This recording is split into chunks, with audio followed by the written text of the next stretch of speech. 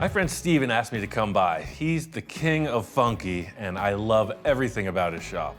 We collaborated on his Dodge Roadster a few years ago, and I'm glad to see he's still plugging away on it. The nice thing, too, is just keep on adding to it. You can always add little things here, just little details. No, it looks perfect. That's the thing, it is aged to perfection. Yeah. Last but not least, Steven is a picture car coordinator, and he's at the top of his game in that as well. Let's just say he's worked on some incredible movies with all the right stuff. You know, the cars are always impeccable. Yeah, this film project I have, it's a period piece, but it's a weird period piece. I can't tell you exactly what it is, but I have an idea. I'll show you kind of what we're looking for. And I like to use my friends, guys like you that are into what I'm into. Sure, and same get aesthetic, yeah. Steven's projects are always this way, hidden in a veil of mystery. You're working with bits and pieces of information, but later when the movie comes out, you say, oh, wow, okay, I see the big picture now. This is how it fits in. Behind door number 6, 7, 8, 9, and 11. You got a lot of doors here, sir. Oh, wow. Can't have enough doors. Look at this thing. Man, this is a real pile of stuff. What is this thing? It's actually a 1927 Dodge. Dodge, right, okay, cool. Walking up on this thing at first, I'm like, whoa, this is like straight out of like a museum or something. Where did they find this? It looks like the real deal. Did you like outfit this? Or? Well, during World War II, during gas rationing, everybody turned their old cars into a pickup truck to get around the rationing. I added everything to it, of course, you know, with all the stuff I collect. Right, right. Almost like was a magnet to it. Everything wanted to get on this thing. It looks authentic to me. This is a perfect example of what Steven does. The director or whoever says, we need something that looks exactly like it would have been there. It's gotta be period correct. It's gotta look like a real thing, not some movie prop. I call it the prospector. Yes. This is what I like about Steven's world. It's not really about making the coolest car, the meanest lead sled. There's always a unique purpose about everything. Traveling salesman suitcase back here, with shoe shiner, shine shoes, boat with his fishing gear here. Yeah, do a little like fishing, a little crabbing. Commercial fishing. No job is too big, no job too little for this guy. I understand now. Here we are. Oh, that's cool. Razor. Little mirror in there somewhere too. Yeah, for the prospector on the go that needs to keep a clean face. I could relate to this guy, you know, the owner of the car, right? He's traveling around, he's got some skills, kind of homeless, but he's got all his gear. Literally, they would have thrown everything on their car, including the kitchen sink. So I think Steven nailed it on the prospector. Oh, what the heck is this thing? That is his lucky rabbit's foot. Ooh, I don't even know what creature that came off. Just happened to come off an otter instead. This is not exactly, you know, what we're going for, but the style, you know, the period of the vehicle, and not so much of this on here, but working man's vehicle. Exactly. I gotcha. These are the loose parameters I thrive on, you know? He's telling me it looks sort of like this, it feels kind of like this, but different. You know, I love the freedom it offers and the direction, so I'm in 100%. Conversation with Steven was pretty interesting. You know, he's talking about antiques, old stuff. I'm thinking, I live on a ranch built in 1940. This place is surrounded, it's full of that stuff. Look at this truck, for instance. This is a time capsule. This has never changed. It's been in service for who knows how many decades. You see, it's got the curved windshield, so that puts it around the mid-50s, I believe. So therein lies the catch. It's definitely too new. The treasure trove does not end here. I got another project that's a truck, and it's much earlier. Might not look like much sitting here, but this is a bona fide Model A Ford. Definitely the right era. This is one of those projects that's been in the queue for years, you know? I got it, I had some ideas, do some work, put it away. It's happened multiple times. I modified it, made the fenders a little wider. Someone had shortened up the bed on it quite a bit. It's kind of an interesting look. It's a real shorty. I just changed my mind about it a lot. That's why the body and bed were sitting in here with the fenders. But this project seems like this might be a pretty good fit for it. One of the challenges with this project and the stagnation of it is it's mixed up of all years and handmade parts. She's a biggin'. Cab is a 28, 29. The bed, I don't know what year it's from. The front fenders are 1931. The rear fenders, I think, are 31, but they're car fenders, so it's been a bit of a challenge to mate all this together. Back in the day, if you're going through the junkyard, this probably could be the same thing you'd run up against. That looks like a depression era truck, for sure. Steven's car was like a 1920-something, 30-something Dodge. This is a 29 Ford. They'd be friends back in the day. If it was my great-great-grandfather or whatever, right? He was a welder and he was in the cars and he's like, oh man, I found this clapped out old 29 Ford. We're not talking about bankers or lawyers. We're talking about the average Joe who's doing whatever it takes to keep his car on the road. And that's the thing, this looks super loose, but that's only half of the puzzle. I got the chassis, that was in storage too, and that's in a different course of development. It is a 29 Model A chassis. Basically been in and out of storage for 8-10 years. I work on it whenever I have a chance or I'm inspired. Pretty cool setup. It's been fully boxed, fully reinforced. Obviously got a V8 in it, brand new automatic trans, and the rear axle's from a Ford pickup. The whole front suspension is from Speedway. It's the drop tube axle with disc brakes, and then 16-inch rims. I was digging these with the old school Firestone tires. And I haven't started the engine yet. You know, this is a good used engine, as I'm told, ran well when parked. All we gotta do is put a bunch of parts together and see if it's actually gonna go. The old does it run quandary. One of the main requirements Steven had is it's gotta run. That way they can move it around the set, different shots, etc. If I can make it work, then it'll fit the bill. Now, a lot of those consummate professionals will say, nothing hits the floor, nothing hits the table. Every piece you come off gets bagged and tagged. This is not the case with this project. One of the requirements of this build is it's gotta look old, so you're not gonna see any of this mechanical stuff. So Ford, Chevy, VW, it doesn't matter what's in there. The old no oil trick. There's no oil at all in there. That's one of the things that a crew has in its benefits is you could always kind of blame it on somebody else, but it's all me here and I never really pay attention to where I left off. So you're gonna have to check out multiple things. This is a custom blend of startup oil. I don't look stressed, do I? Oil pressure, check. Now for the real test. I love those swirly straws. I gotta get some more of them for my high C. As they say, it's tea time. Prepare for ignition. I heard a little something. That was close. Now that's a fire. That'll cook your seals. What we have here is a failure to communicate. It's a good thing the inspectors aren't here because I could see the alarm bells going off in a big way, but I know that's just a simple backfire.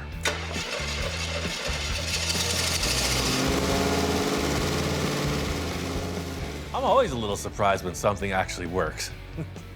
Sweet smell of success. I think Project Dust Bowl is go. That's the green light I needed to see. Hollywood, here we come. This is already looking pretty Depression era. We gotta get rid of all that chrome. It's a little too exciting. Nobody is gonna be depressed looking at that, so I wanna build a full hood. This is the usual full custom start, a laundry list of parts from all over the map. I got a new radiator, a reproduction grill shell, a crusty old hood. Sounds like the recipe for success. All right, let's see how it fits now. Oh, I like it. Pretty cool because it has a pretty sharp down turn in the hood line. Something I wasn't expecting, considering it's all stock, but hey, what do I know? Working my way front to back, this hood rig sets off a good start. It's cool, but not too custom beyond its years. You can see the hood here is overlapping the body, and then it's missing a piece in here. So I'm gonna have to remedy that. First step in this hood rejuvenation process is to add some support. We gotta lock it in place to keep everything in line. So I hemmed over another piece of this steel so it got double thick, and that'll fix this mismatch in the hood alignment. That's pretty much the look. The thing I'm having a hard time with is the value, you know, the rust versus the new metal. I'm just gonna kind of haze it out a little bit. Working with new metal on an old project, it's gonna be a contrast of color, so we're gonna have to come up with a creative solution to blend this all together. So the front end's fine, I'll match the other side to that. That looks good. The black paint puts us in the ballpark, but I'm gonna have to see what happens later to figure out how to congeal all these different body panels. Next piece of the puzzle is this truck bed. You can see why I widened the fenders on the rear of the bed. They fit those tires so good. It's got a good look. I've never seen it with a hood on it. I mean, it's like an airplane fuselage. So I don't know what's happening here, but it looks right. And this particular build has its own parameters, but I'm up for the challenge. This is the Depression era, so materials are pretty scarce. You know, you wouldn't have any of the stuff I usually use, like with the tube bender, a modern tubing, anything like that. So I went over to my friend's house and picked up a bunch of rusty material from out of the back.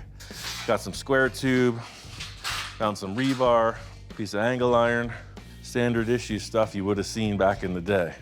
Even though this rack has to be functional, for me it's all about style. It's got to have some character that adds to the vehicle. Kind of like some wrought iron work, but it's a roof rack. You know, if you went and put like a big utility roof rack, right? Like I'm thinking like a welding truck, right? Front to back. Like it wouldn't look like a Roadster pickup anymore, you know? It would look like a box, basically. It looks like it has plenty of headroom. Still has its streamlined appeal. I'd say Operation Roof Rack is a go. Oddly enough, great-grandpappy Roussel works solo in his shop also. It's a great family tradition. Even in the fantasy workshop of the future, there are always technicalities. All right, so I'm gonna make a square and then set it on the car and measure it. My shop is anything but an assembly line of repetition. It's kind of like free thinking, anything goes. The new and the unusual is what I'm looking for. Sign of the times, you know, I'm out of angle iron. I only found one piece in the scrapyard, so I'm short on the front. But I found this other piece that might be kind of interesting. It's got a nice rolled edge on the front. It's like when you're looking at the front, you're looking at this instead of a piece of angle iron. I'm also trying to make all the welds count too. You can see how it interacts with the rust. It looks kind of antique. If I go and sand anything, it's gonna be shiny. All right, let's stick it on that car and see what happens. I like how that visor comes off. Front of it's cool. Back in the day, when you had to get it done, you used what you had. Is this a truck or is it a station wagon now? Let me clean my ears a little bit. Think this through. This is one of the problems with winging it. You know, you veer off the straight path, you make a couple decisions, and then you got to recover from it. Typical stuff around here. I mean, I like it, but I want to really like it. I had a few ideas about enhancing this roof rack, and I was itching to see how they looked. I got this rack in order, and I felt like it just needed more. Just this, it seemed like, you know, what is it gonna be, like a woody wagon? So I went ahead and added this top element to it, stuck them on to appear as if the pillars were coming through, and then this round rod hoop around the top. I think it finishes it off, you know, it really looks like a material rack and not just kind of some abbreviated shape of a body. What I find best with most of my process is just winging it. Go in with one hard idea and let it develop, you know, kind of organically. It's like, look at it and adjust as necessary. Now it's starting to get a little flavor, you know? Starting to feel a little more like a work truck. So typically, like with a work truck, you know, you got a roof over your head. And, you know, I'm thinking about the sunlight too. I think I want to make some kind of shade canopy over the cab portion of this. You know, it's got to look period correct, right? So it wouldn't be anything fancy. And you could just put a piece of plywood up there, but was plywood really around in the 40s? I don't know. I was like, oh, well, tarp would have been around, like a covered wagon kind of material. This looks like it's been laying around the farm a bit. Do a little Honest Ian's custom upholstery on this jobber. You know, this is definitely a first, doing the old covered wagon. It's a sewing table. It's a chassis jig. It's a layout zone. It does all the things. I like that stain. It's like it's had some use in its life. It's had some stories behind it. You punch a hole in the material, you put the bottom of the grommet in, put the top piece on, and whack it into place. And voila, instant covered wagon material. Got my cape. Let's see if this thing flies. You know, this movie prop is period correct. It's as if it was built back in the day. But hey, don't get carried away. This is my fantasy. Back in the day, I had a cordless drill. Nice and taut. It's like old Pappy Roussel took his covered wagon skills and transferred them right over to his work truck. I think he'd say it was custom yet affordable. Been thinking of like accessories to, you know, dress this thing with that would be sort of period correct, you know, and this property is super old. It was here since 1940 and all the old man's tools were here on the property also. So there's one thing in particular that I just could never part with. The interesting thing about this property was it was truly an estate sale. They never got rid of anything and it all came in the package. This is one of the artifacts that came with the ranch. Look at those wagon wheels, super cool. It's the old man's welder, and it looks very authentically old. This in the back of that truck would be like, oh, it's an old antique welding truck, right? Just stick it on the car and see if it looks right. It's like Ben-Hur and his chariot up in here. It's pretty crusty. Starting to look older already. You know, that's the thing, like with a movie prop, you know, anything goes. It's only the limits of your imagination. Now it's really starting to have a personality, you know? Old Grandpappy Roussel, he was a welder, a craftsman. I mean, what do you think? He was a pro tennis player? I'm gonna work on this a little bit, get it to fit in there. Let's think about like how to enhance this, you know, what accessories, what really sells it as an antique welding truck. This welder was exactly the spark it needed. It's almost ready for its time on the silver screen. Even though I'm building this for Steven's movie project, I want to be able to use this later also. Got me thinking about that piece that I unbolted from the back of the welder. If I was a scavenger, I wouldn't need a tubing bender. I would just use this thing that was on the back of the welder. So that's half of the equation. This will do the seat back, but I also want some bends for the seat base. I got this old hand truck, and I'd say there's 2 good bends on there. Oh man, we got steering wheels. Definitely not the right era. This is a keeper though. I think this is a perfect lesson for up-and-coming fabricators. It's like, hey, if you don't have a tubing bender, grab a piece of bent tubing. Start that way. You got the front of the seat, and you got the top of the seat. Now you gotta fill in all the parts between. Creating something from used parts has its own set of challenges, of course. You know, if I was working with fresh stock, I'd be able to lay out something dimensionally, make it all nice and tight, 4 bends out of 1 piece. So this is kind of the opposite. You gotta make things from the small bits of material you can scavenge. My whole concept here is, you know, the edges of the seat that you see will have these nice radius bends. I'll miter the attachment corners under the seat where you won't even see it, you know? It'll be our little secret. I gotta say it's a natural fit. I love the way that this fits the original seat base, and then this just looks good. It works. To figure out the angle of the seat back, I'll tack it together in the car, gusset it, and then pull it back out and finish weld it. This material isn't super strong, so being that it's a backrest, could have a lot of leverage on it potentially, so by grabbing it like that, it really structures it. That'll work. The metal seat frame is only half the puzzle. You know, great-grandpappy's a man of supreme luxury. Lastly, I'm gonna put a cross brace of steel rod in there. All right, so I had a little structural webbing in there. Plenty of room, plenty of headspace. I just need something over here. You could always just put a Model A steering wheel on it, but if you were gonna be a customizer, wouldn't you be looking around for that unique thing? I was looking at these steering wheels that were out there, and I'm like, yeah, a little too modern. And right next to it was this tricycle. Look at this thing. I don't think this is seriously vintage, but it looks like it's vintage. Tell me it's not a full custom steering wheel. These weird ideas of mine don't always work, but you never know till you try. Off with the wheel. You know, nothing says class like using a tricycle on your Model A Roadster pickup. Once again, I'm truly making my 7-year-old self proud. If I could only see me now. I think a little spacer, and a little steering wheel. Got some sitting, we got some steering. I don't know if Pappy was into tricycles, but if he was, I know he'd be proud. I've never had a tricycle wheel steering, so this is a first. This is a momentous occasion. Sometimes you take a detour to get to where you need to go. Piece by piece, you know, I don't really know what this thing's gonna look like in the end. I'm just picking at it. All of a sudden, it's a work truck, right? It's a welder's truck. I hid the modern engine with the hood, but still looking in there, you know that that's a nice brand new aluminum radiator. So I wanna put some kind of a grill screen in front of it, and I came up with two options. Yeah, we got these two cool screens. One was the front screen door of the house, and one was the rear. They look very similar, but I think this one's steel and this one's aluminum.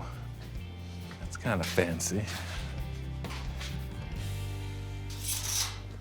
Try a little rust. That works. Put a little bit of a puff in it as I welded it too, the heat. Just a little something that adds a shroud of mystery to what's going on beneath. That's what I was going for. It's old-fashioned, but it looks cool.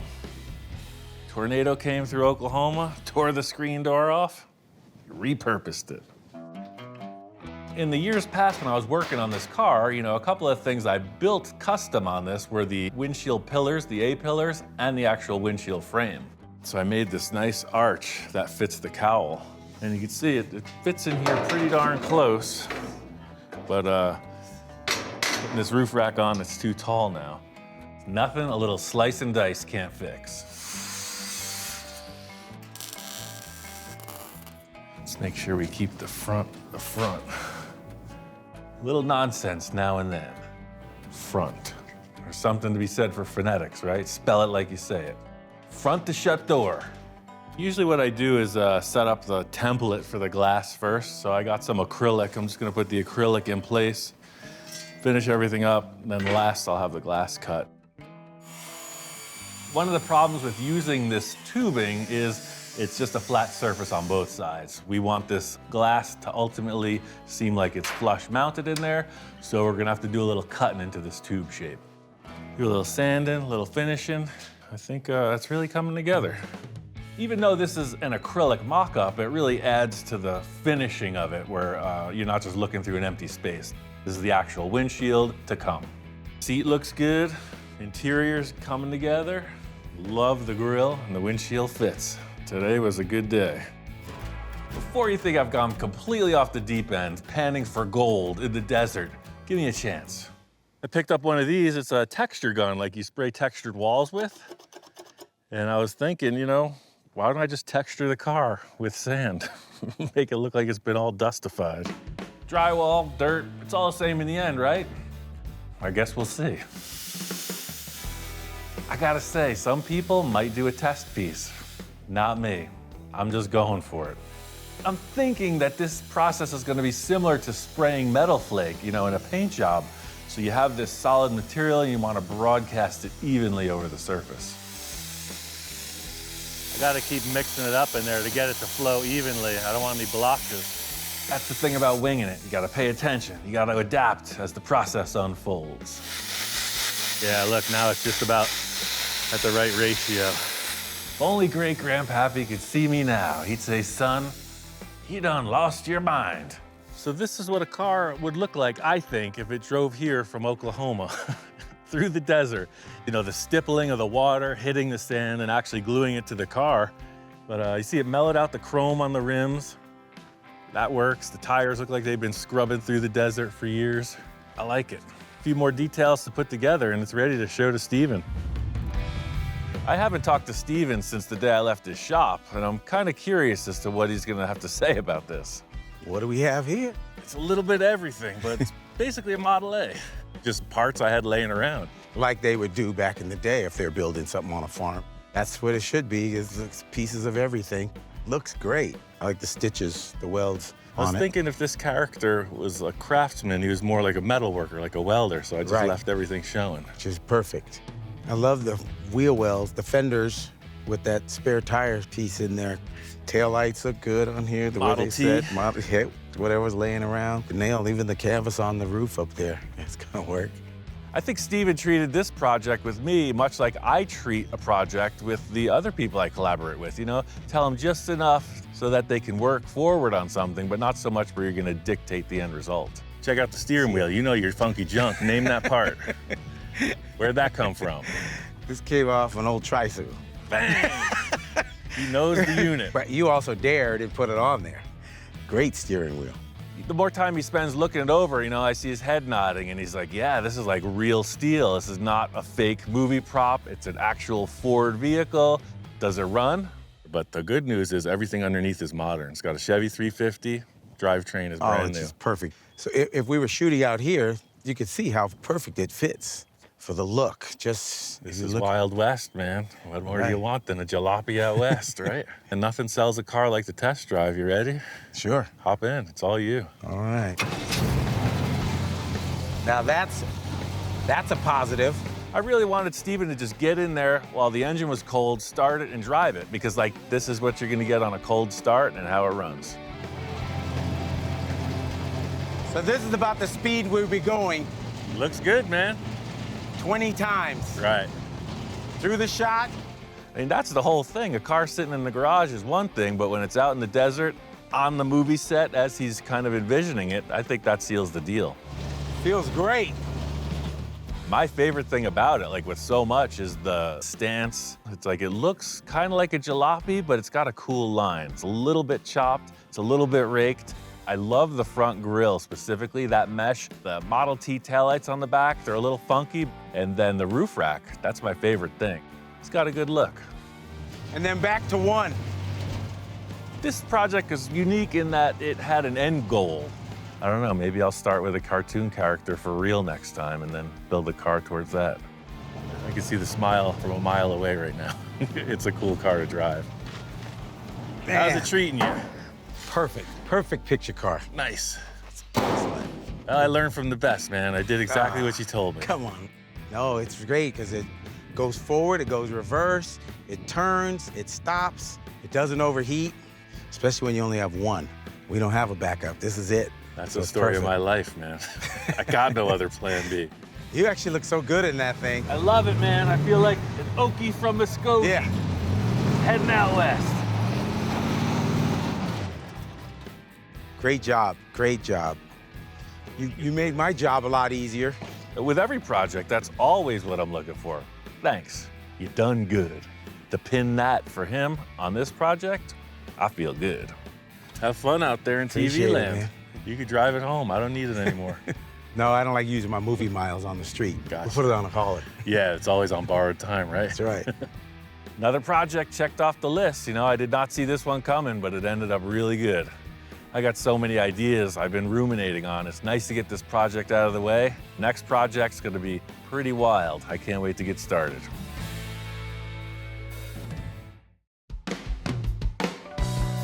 Victor started off as his client. I would do random modifications on his cars, and he's become my biggest patron.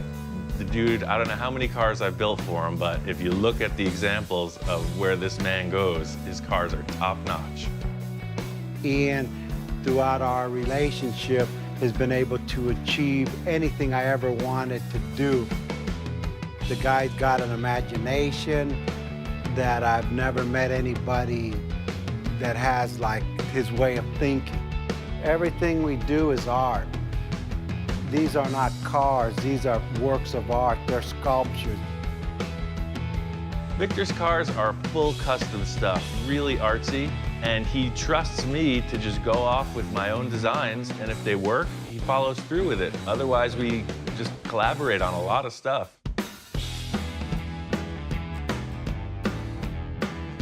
Victor and I are up at this car show up north, and this dude's got the king bubble top of all bubble tops. Apparently, it's the biggest one in the world.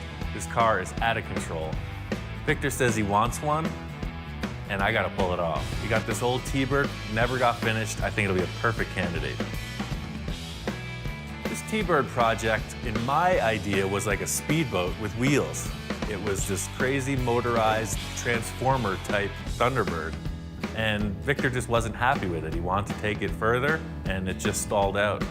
The reason why I picked the Thunderbird, looking at the car, I knew I wanted to do something crazy with it. The cool factor about this car is it's radically customized. The whole rear has been cut off and remade. It's got a wild lift-up cockpit. The hood is reversed. It's on air suspension. To take this car further is really like out of control. I got a couple ideas using some sheet metal, some plywood, and angle iron with a masonry board as insulation. I need to build an oven big enough to heat this thing. So what I ordered was 2 different thicknesses of plywood. The heavier stuff will be the form for the Lexan when we inflate it. The thinner stuff is for the walls.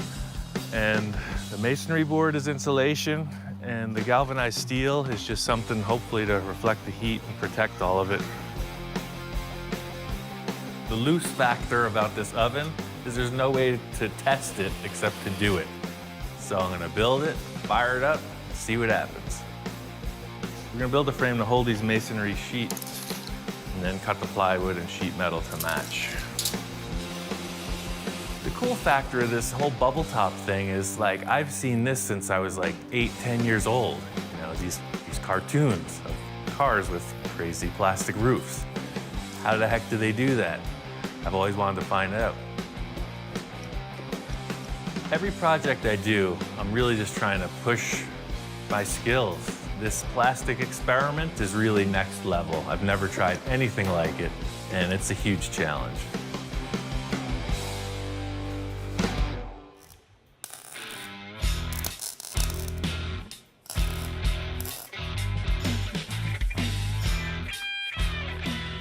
Next step is to take the rest of the angle iron and create a perimeter frame that'll be for the lid.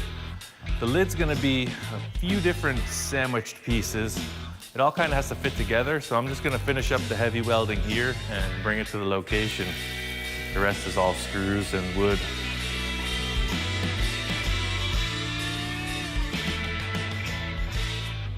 I used to work in a foundry, and they had this huge kiln, and it had this perfect porthole that you could look into it. So I'm just gonna cut a hole in the box and make the same little door that I saw on this kiln. Got a couple portholes cut in the thing, got a couple barbecue grills. We're just going for it. It makes some heat. Let's put the lid on. In keeping with the low-tech approach, I've got some plumbing pipe, simple gauge, and some air fittings. The idea is to just create a controlled air source to inflate this thing. Target temperature for this is 375 degrees to get the plastic that hot. I had the idea that this laser thermometer would be a perfect way to check out the temperature, and yeah, the readings are consistent. It's heating up, and it seems like it's gonna happen. Pretty weird. This huge sheet of plastic, as it heats up, is starting to deform. It's getting like all wobbly looking, and just putting a little bit of air pressure in it. And just strategically putting the air in and heating it up, and I walk up out of coming from a project that I was on, and I said, Ian, crank it up, let's take it to the limit. Yes, Captain, taking it to the limit, Take it all as requested.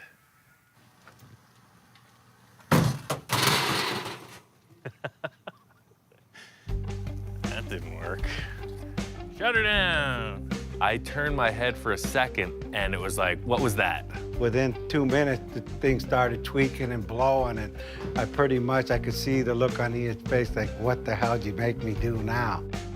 Shut everything off, it's gonna melt the plastic real bad. I quick turn around, peeking in the hole. I can't even see what's going on. I'm seeing sheet metal. I don't know what's going on because the whole thing appears to have collapsed. The whole thing's collapsing. I don't know what to do. I stuck my arm back in the oven to hold the thing up and kind of get a look, and it's just destroyed. We gotta lift the lid up and see what went wrong. It looks like the metal and everything tore right out of the roof of the box. It tore off the lid. So we actually damaged and warped the first mold. I said, you know, just crank the pressure on it. That was the wrong thing to do, but hey, it's a good story. This thing was twice as big before this broke. So what happened was he lost air pressure and it shrunk. What a bummer. To most people, this thing looks like an utter failure. I'm gonna work through it. This directly relates to my process because I don't know what I'm working with. Most of the time, I don't know where I'm going. So this is where it failed. It ripped off of the backer board. You can see it's all jacked up on one side. But what this does is it proves that the theory works. This whole process is pretty mysterious. The only guy I can think of to talk to about it is Gene Winfield. One tip that Gene gave me, which I have seen, is keep the temperature even, you know? Be really careful about how this thing heats up because if you get a hot spot, it's gonna deform. So I guess it's keep the air pressure low, keep the temperature up, Yep. and just put be cool with it, put your right? manila folder in there so it doesn't hit directly on the hot plexi. I use a manila folder and I cut it into kind of a diamond or star shape and staple it down so when the air hits it, it distributes the air evenly in all directions. Everything I've done was really by the seat of my pants.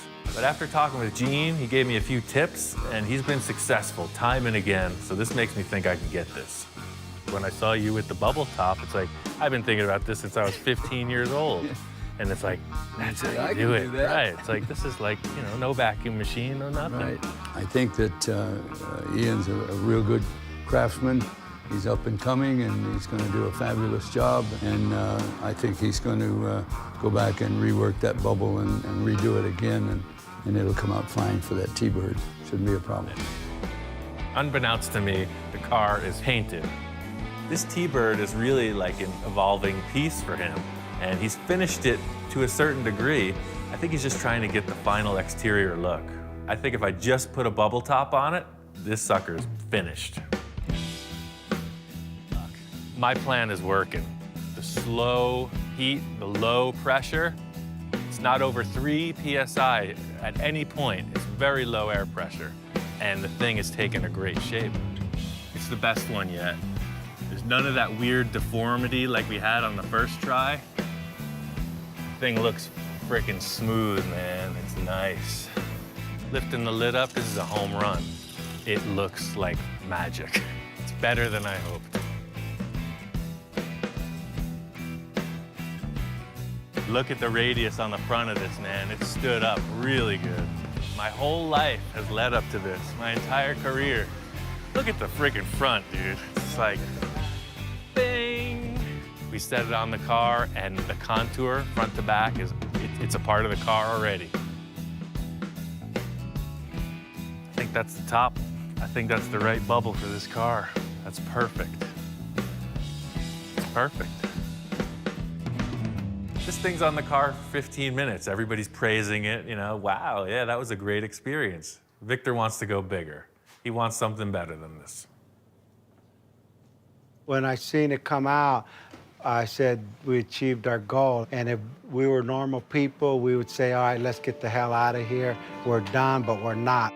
Technically, bigger means more heat, more air pressure, a little more time in the oven. And we've already proven that that amounts to disaster. But Victor wants more. We were really successful with this last dome we inflated. The proportions are dead on. Talking with Victor, he wants to max it out. That's how he rolls. We're gonna just push it hotter than ever and more pressure than ever. We're gonna get the biggest shape we can out of the box that we have. I'm following the same procedure as the other times. This time, though, I'm gonna let it cook a lot longer. The way this one's coming together, this one seems to be coming out the smoothest of all of them. I just don't want to get it too close to the flame because that's certain death. It's still pretty nerve-wracking. There's uncharted territory. How hot can you go? How much pressure can you put in? We'll see how hot it gets.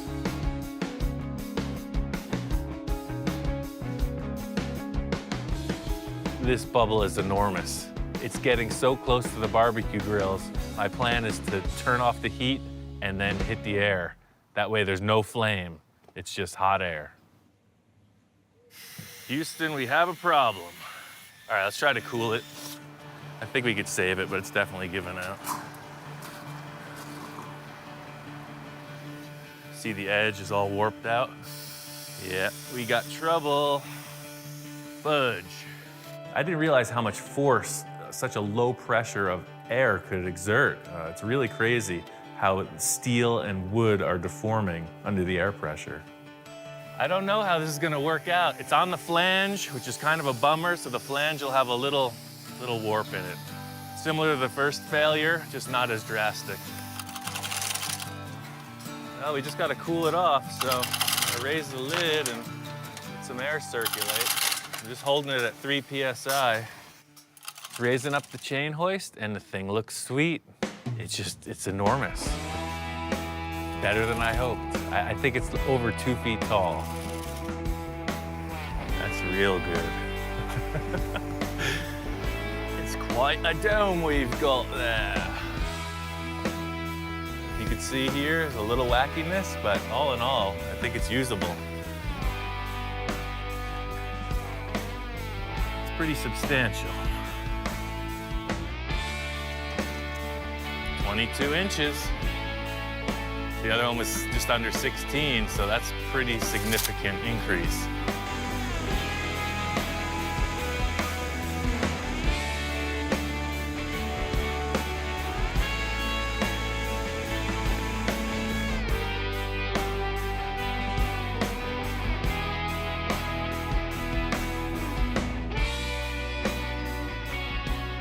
So we're putting this thing on the car, but it's big. I mean, stand back and look at the thing. It's for a different car. It's too tall for this one. When I seen it come out, and I went back to like, we could do anything, and we're gonna try to stretch it even further. So this whole mission of heating and inflating the plastic, that was like a fraction of where we're going with this. We got the bubble top, now we're gonna build a car that's suitable for it.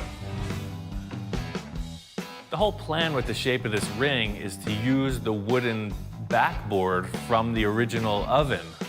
That way I'm sure that the contour matches this plastic bubble.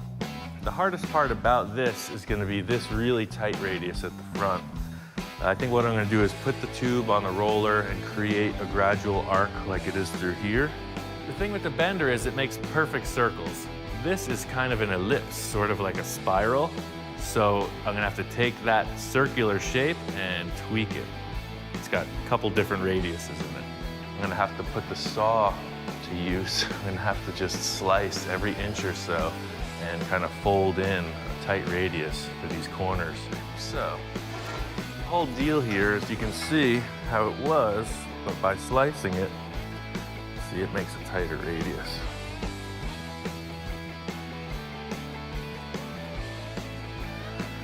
The whole idea is to just keep trimming it to fit. I'm gonna TIG weld all of this because it's gonna be a lot less finish work. It doesn't have a big built-up bead like the MIG welder, so it takes a little longer, but the finish time will be reduced because you'll see there's gonna be a ton of welds on this.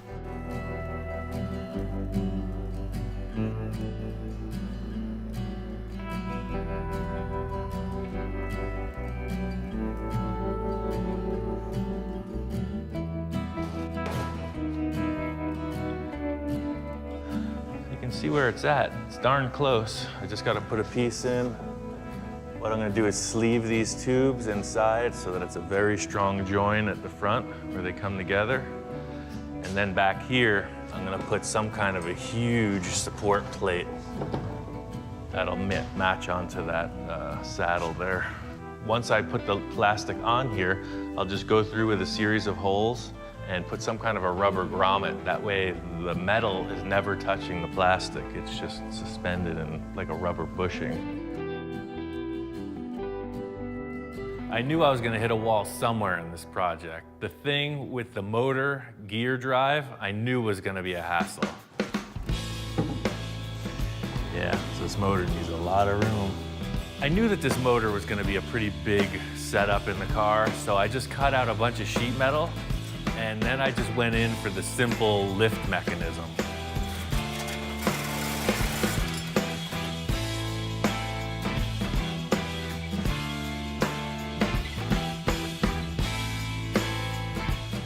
thing is working. You know, it leaves room for development, of course, but hey, look, it's happening, right? It's a little loose, but it's working.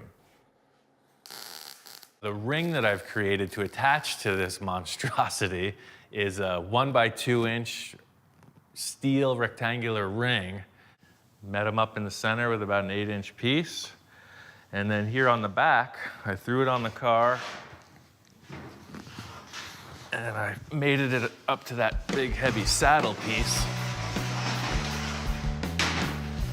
This is the part with the pivot, and then I threw some supports along the side of that, and then a couple outriggers so that it's got a little more grab on the tube.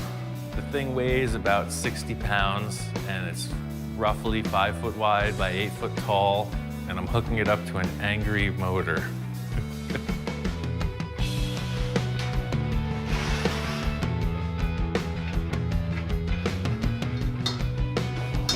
Victor and I have done enough projects to know that his cars are gonna get cut up. It's just what happens. I'm just gonna chop a hole in the doors, modify that, set the ring down. You know, it makes it part of the car instead of just stacked on top of it.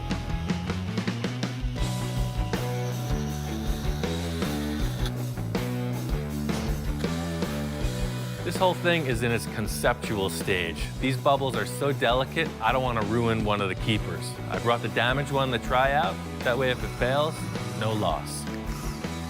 So it's still not perfect, but it's working.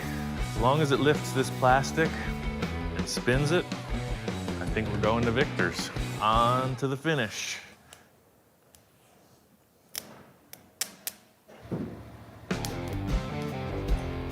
Literally, this car lifts up and spins around. It's awesome.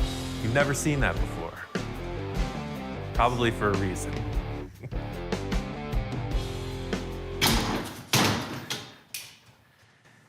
Oh, it spun itself off of that block. It's kind of half carnival ride, half Thunderbird. I got it working. It's still kind of loose, but it definitely demonstrates Victor's concept perfectly. So it totally works. I'm gonna take it down to Victor and see what he thinks.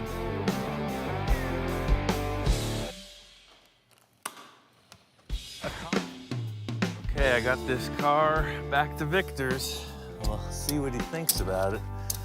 There's a couple small issues, but all in all, I think we're gonna work through it.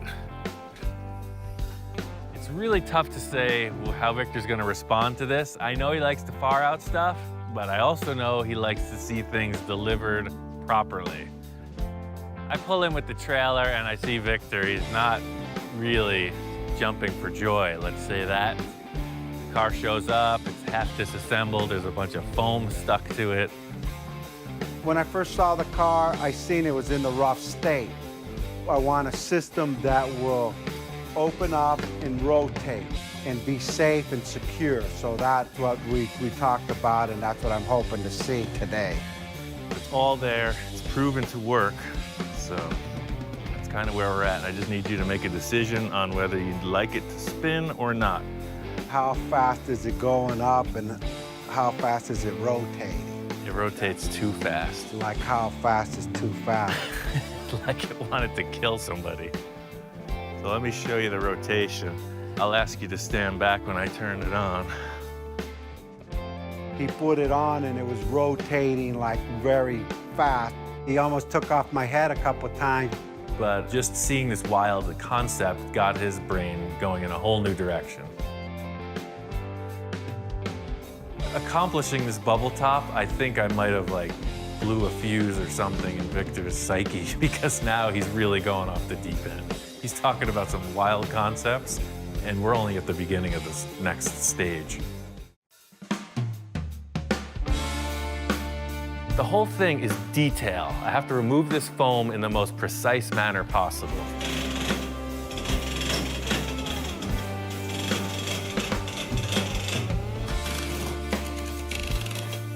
This whole car is conceptual. The ring that holds the bubble was looking good. Victor wanted it lower. All right, so Victor changed his mind a little bit, or Victor changed my mind. It's not gonna spin anymore. It's just gonna be a simple up-down motion. It's way safer. Primary issue is safety. This thing is coming around to the car show and does, as it's been doing, it's gonna take somebody's head off. This whole thing I was setting up with the body being raised up and contoured to the ring, he wanted it to be lower. We're gonna cut this whole area out and then lower the ring to the same height as the door. Refitting this metal ring, it's a flat base that the bubble sits on, and the car is a curved surface. So I created this series of steps that allow the ring to fall down into the car and still look like a finished part.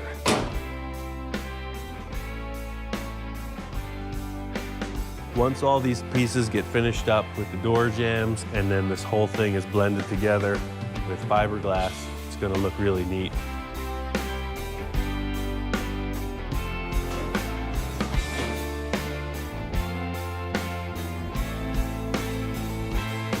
We really refined the way the whole bubble opens. I was trying some crazy stuff with the weight of the car lifting the thing, and it just wasn't safe. We just went to a simple hydraulic ram. It's tried and true, works perfect. He's already got the pump here that used to lift the rear of the car. So we're gonna tap in with another switch. You can see it's big enough for a tractor or a snowplow. It matches the ram that used to actuate the back lid, and they'll both run off the same motor.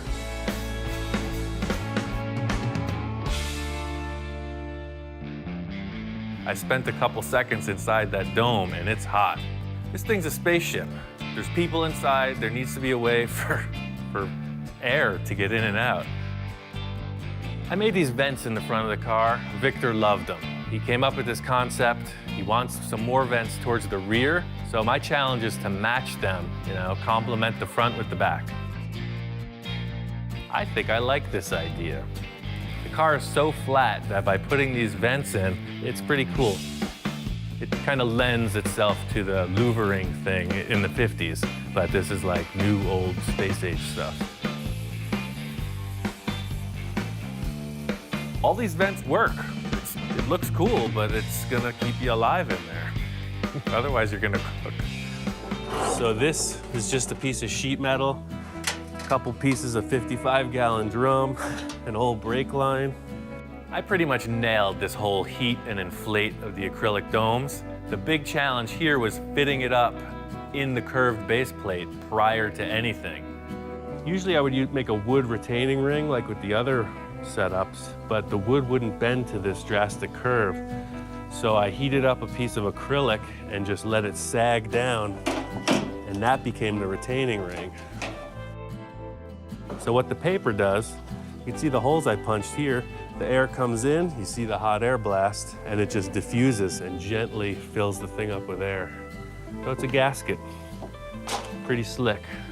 These two got overheated, but it's still the center that I'm looking for. So I'm gonna cut this center out and I'll put it in the car and you'll get a look at it. By building this cool metal backboard, it puts an S-curve in the base of the bubble and it makes a perfect transition from the horizontal dashboard down into the center console. So this is like your center console here. And then to get to the switches and stuff on the gauge, this will lift just like the roof on some kind of a air ram. And then you can turn on your lights and all the other stuff. So it's just like dimensional plastic shapes. You got 1, 2, and then 3. It's gonna be like a real fishbowl in here. This whole thing is really my greatest achievement. It's something I've thought on for years, and here it is. This is a perfect curved base bubble that is gonna be the centerpiece for the whole car. The whole concept of the interior, especially the look of the dashboard, is just like alien technology. It's got to look kind of spacey, kind of organic, and I think fiberglass is the only way we're going to get that really curved compound surface. I have very limited fiberglass experience. I was able to lay up a ring on the bubble for the roof, and so far so good. We created a ring that lifts off that will hide all the screws. That way the bodywork comes right in and it looks like a headlight bezel. It's a nice, clean, simple ring. So you can see here, you got your steel frame. You'll have your fasteners with rubber rings to hold it down. And then this nice, clean ring will snap on top and it'll be perfectly smooth. It's fiberglass with a Bondo cap. I got the foil in place. It was pretty simple to set up. The next step is to trim out the fiberglass and mix the resin. So, we'll lay a little of that in there. This next part's like making a lasagna. You just throw your noodles in there. Toxic lasagna. The whole process with the fiberglass is to mix up the resin properly, cut your mat to size, and you basically just soak it, screed off the excess liquid, and then put it in place. The idea with using the fiberglass on the inside is that it will give us a really organic, multi-dimensional finish that we can paint. That way the outside of the car wraps over the top and comes right in.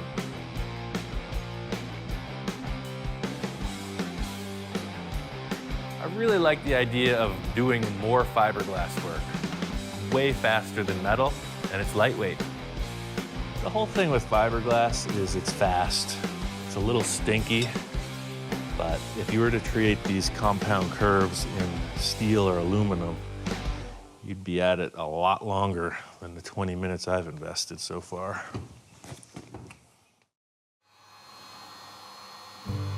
The whole thing with fiberglass and the rate at which you work really is determined by how much catalyst you use and the temperature. It kicks off from a chemical reaction, and the hotter it is, the faster it goes. So it's a little chilly today, but my laser, I will activate the catalyst and be on to the next step. Fiberglass finally kicked off. It's nice and solid, so the next step is to pull the whole piece and then take out the excess tape, aluminum foil, whatever you don't want. Aha! Pretty sneaky, sis.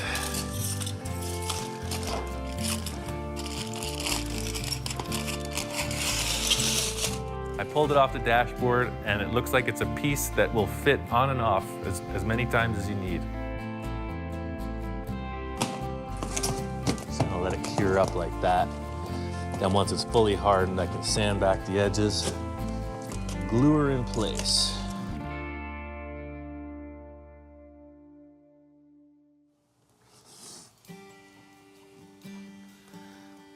The last step in this preparation is to just bulk it up a little bit with some Bondo. Fiberglass is good and strong, but there's some surface imperfections that I don't really want to sand out because that would make it a little weaker. So I'm going to build up the surface with some Bondo while the resin's still fresh. That way the initial block sanding of the whole piece will really cut back the Bondo instead of the structure of the fiberglass. Cool factor is the Bondo and the fiberglass are friends. They just bond to each other like the same chemical compound. The whole thing with the original concept of the dashboard was more of a waterfall effect, a typical Art Deco element. I came up with this thing with a center rib, and it's still that flavor, and the sky's the limit at this point. This is where the sculpturing starts. It remains to be seen what Victor thinks of this design. He explained something that was exactly the opposite of what I've accomplished. So we'll see what he says. I have two concaved panels meeting at a rib.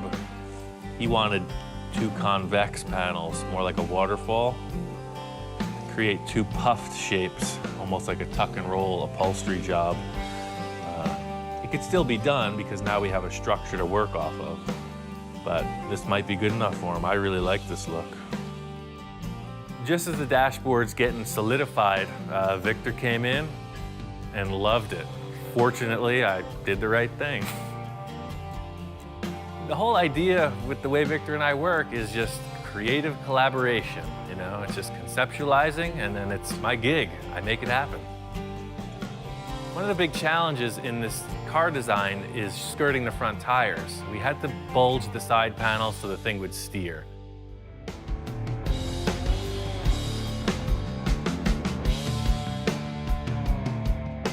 All that matters with this project is the end result. I mean, once you pull the bubble out of the oven and see this apparatus attached to it, you know it's pretty intense.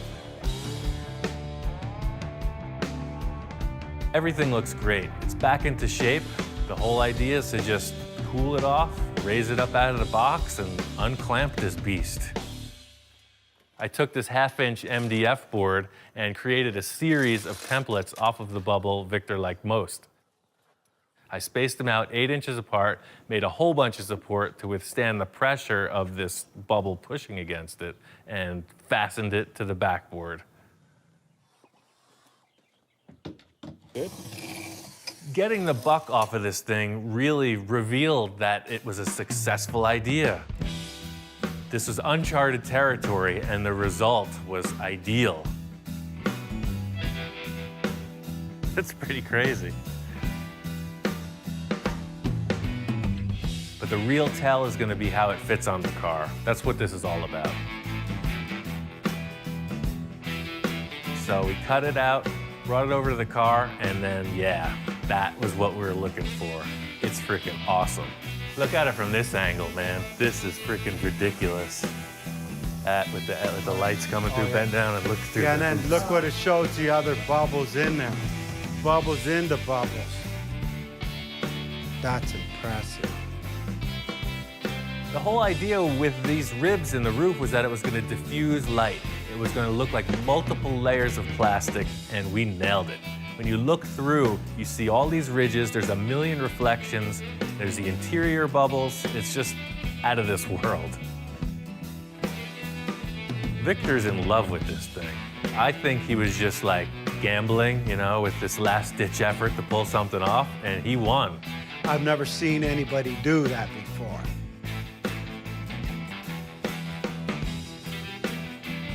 The creative process on getting this bubble top done is there, but this is the whole car.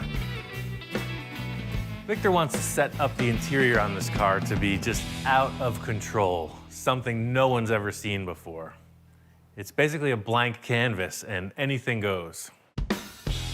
My whole task here is creative metalwork and mad scientist inspiration. He's got a pro body guy on the job, he's got a pro interior dude, and he's got a mechanic. I finish my work on Victor's vehicles, and I don't see him for months. I come back, and like there's these amazing paint jobs, incredible interiors, and I've actually never met the people he works with until now. Victor's interior guy is here. I don't know where he learned his craft, but he is like top-notch. This is my upholstery guy, Lino, which is fanatical about inches, and this car was hand-built, and nothing is precise, it's close. And we're trying to just figure out the details on filling in gaps where we didn't anticipate, you know, area that need to be filled in or something added to it. You give him an idea, and if it's not right or flows, he'll make it flow and tie into the concept of what we're trying to achieve. He won't do it unless we could do it right. I meet the guy, and it turns out he's deaf. And Victor's like moving around, flailing his hands, this and that. And it's really how they hash out these ideas. It's pretty crazy. There's like no verbal communication. And the results are outstanding. Right here's gonna go rubber. I got it. Yeah, no. We got.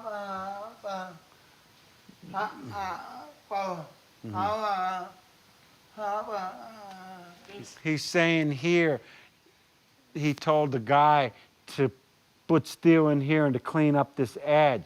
But I told him I got a rubber grommet gonna cover all this stuff, and he says no. I understand what he's telling me. Same with he looks at me, and you know what? I move my hands, and I'm a hand talker, if you could see.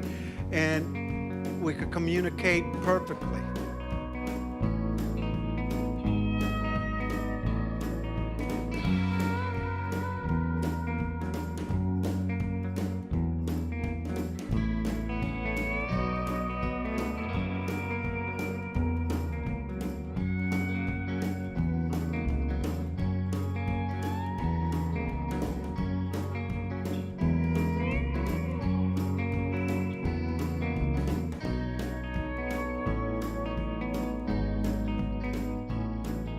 He understands what our goal is to make an awesome vehicle that we could share with everybody.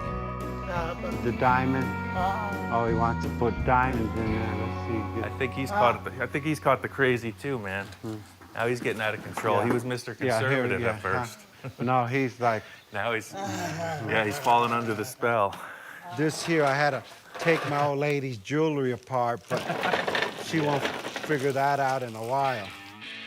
The whole concept with the center console is to move air through the cabin. And Victor comes up with these crazy ideas. He's got all these clear crystals. He's got LED lights. He's talking about making it look like this is like the main power source for the entire car. It's crystal-powered spaceship.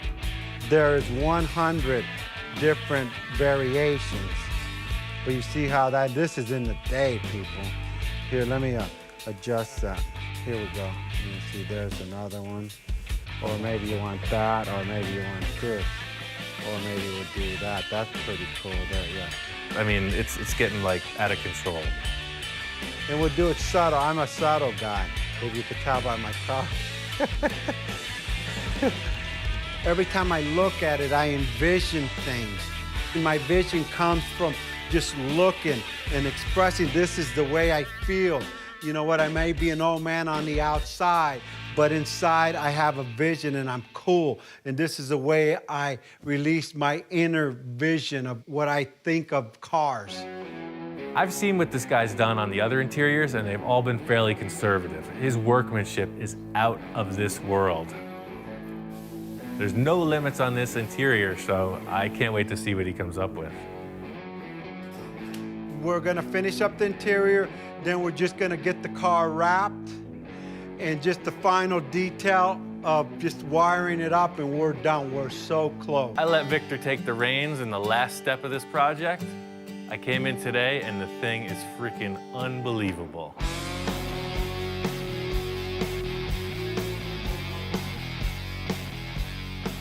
This car has been in the works for a long time. It is a concept car. It's gone through so many phases of development, and now to have it finally wrapped, I'm stoked. The car came out amazingly, beyond my expectation. On the bubble top, the interior, this is a total custom build. The bubble top is next level. The car is, like I said, a piece of art. I mean, the car is a masterpiece. I saw Victor pull in the driveway with this thing. It's like, get out of the way, mister. I want this car. Well, Ian, when he came in and seen it, all of the ideas all came together, and he was impressed. The thing drives up, and it looks like a spaceship. I wish it didn't have tires. You open the bubble top, and the interior is just going off. There's all kinds of crazy stuff going on in there. I'm ecstatic, he's ecstatic with it. Everything flows just perfect. At the end, I got my interior guy, Lino, and he was saying, you know what, enhance the bubble by putting chrome around the bubble and putting chrome on all the ribs. They're perfect. They really highlight the ridges in the bubble.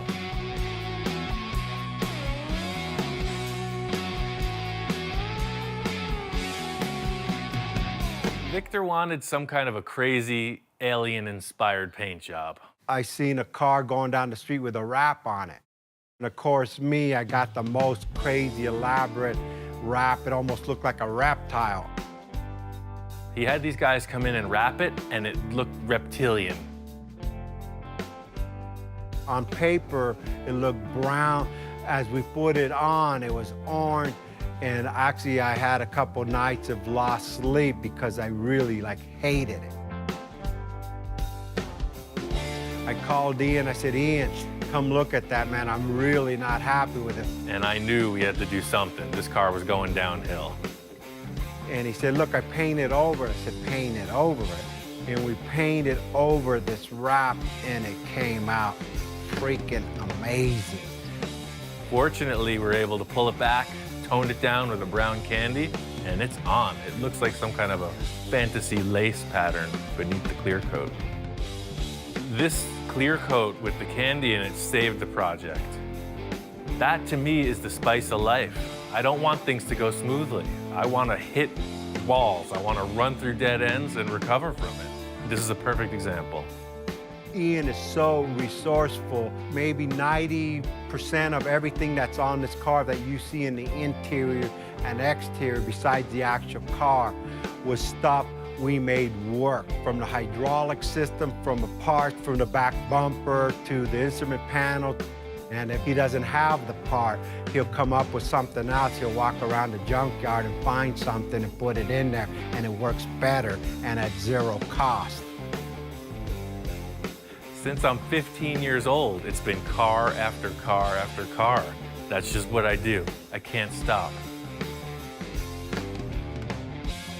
All of the projects I've done so far have really just expanded my skill level, my creativity, and just the idea of what's possible. So whatever's coming up next is gonna be big. I'm up here at my friend Bill's property today. He says he's got a couple Ford Falcon projects and he wants me to check them out.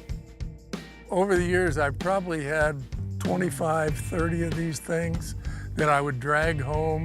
Some needed things, some I just flipped, some I just fell in love with and had to have. Falcon?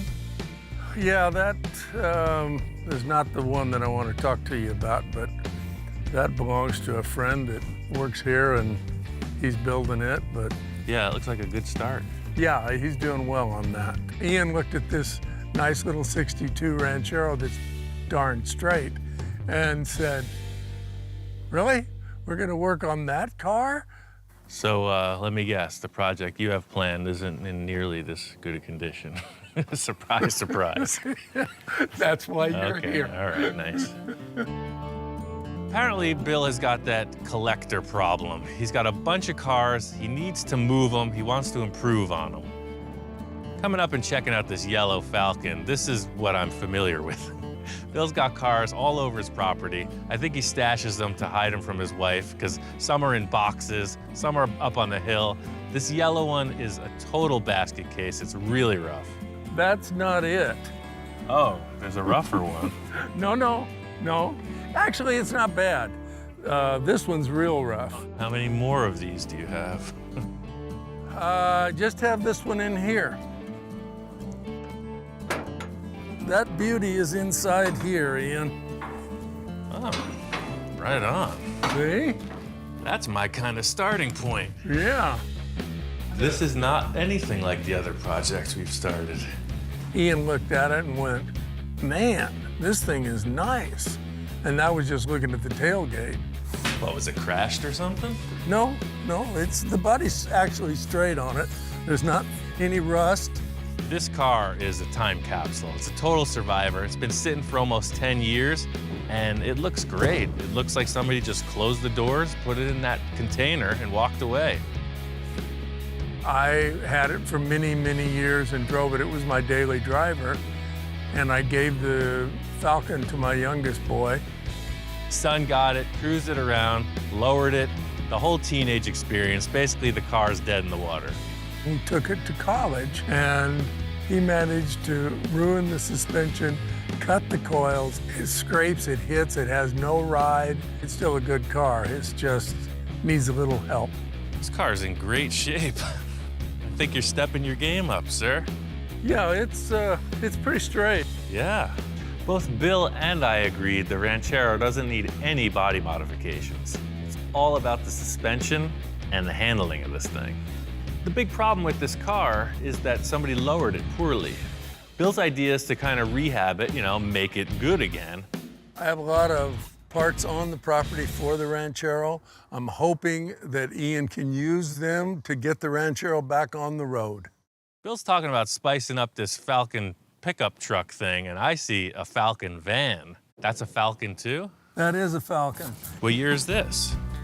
This is a 1962, as I recall. That's what I'm talking about. I guess it's an early 60s Ford Falcon window van. It's a short wheelbase. Looks like it was maybe from a utility company or something. It's bare bones inside, but it's a pretty cool looking ride. I'm really thinking about that van. But Bill's priority is getting this truck set up. Well, I'm gonna go back to the shop. You put this on your truck and bring it down, and I don't want to see that yellow one showing up instead. This car is the one we're I working can't do on. a switcher on you? Yeah, right, yeah, you show me this one, and then all of a sudden that yellow thing pulls into the lot. Well, I got this car over here and just did my assessment. I told Bill he's got to come by. If this engine will start, then we're going in a different direction than what he had previously thought. Wow. Last time I saw this Falcon, it was black. Ian went right into it, of course. I've been busy. How are you? It changed color. Yeah.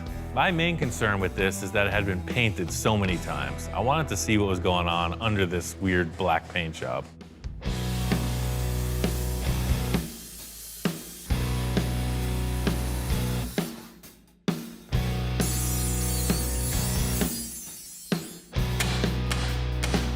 First order of business was to remove all the old suspension and cut out the strut towers to make room. The whole thing with this project is all the suspension's getting updated, so I'm just looking to get it out of the way. This is really exciting to me because it's going in a whole new direction. I want to get all these parts and put them together and see how it works.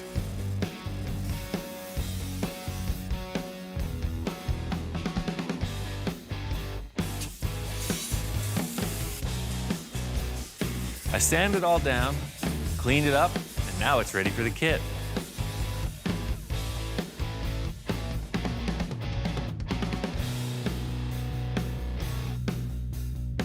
It was messy. I used the torch, the plasma cutter, the Sawzall. My job is done here. I got all the TCI parts in, and it's like Christmas morning. It's boxes and wrappers and laying out all the stuff. This stuff is totally pro race car looking suspension components. You got disc brakes, lowered spindles, adjustable coilover shocks, the whole 9 yards.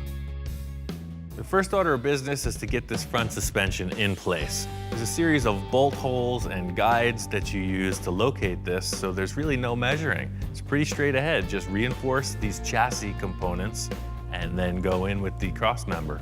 The whole thing that's going on here is these plates are boxing over the existing chassis, and it's gonna make it super strong.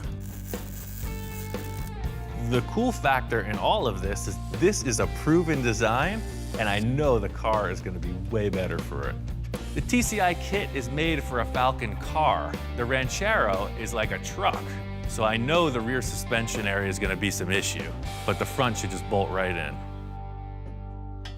So the cross member that holds everything just slides into place, and you just follow through with it. Tack that together, onto the next. Having the cross member installed, the next step is the upper shock mounts. They locate with a little index mark. You square them up, weld them on. After that, the front sway bar mounts go in, and it's just a simple measure and weld. I'm used to working with old junk that I have to make fit. This is all brand new and fits perfectly. The most challenging part of this is the welding and setup. Every other component just bolts right into place. So this is the lower control arm. This is for the driver's side, and that's what goes in first. These mount the sway bar, which is those tabs I just put in. And let's do the passenger side. Everybody who has an old car wants it to drive better, add more power, right? That's hot rodding, and this is the same formula, 21st century style. The whole thing about the TCI suspension is it's completely custom. They call it a Mustang 2, but every part is custom. The coilover suspension ride height is adjustable with this dial here, vented and drilled brake rotors. Of course, a power rack and pinion steering.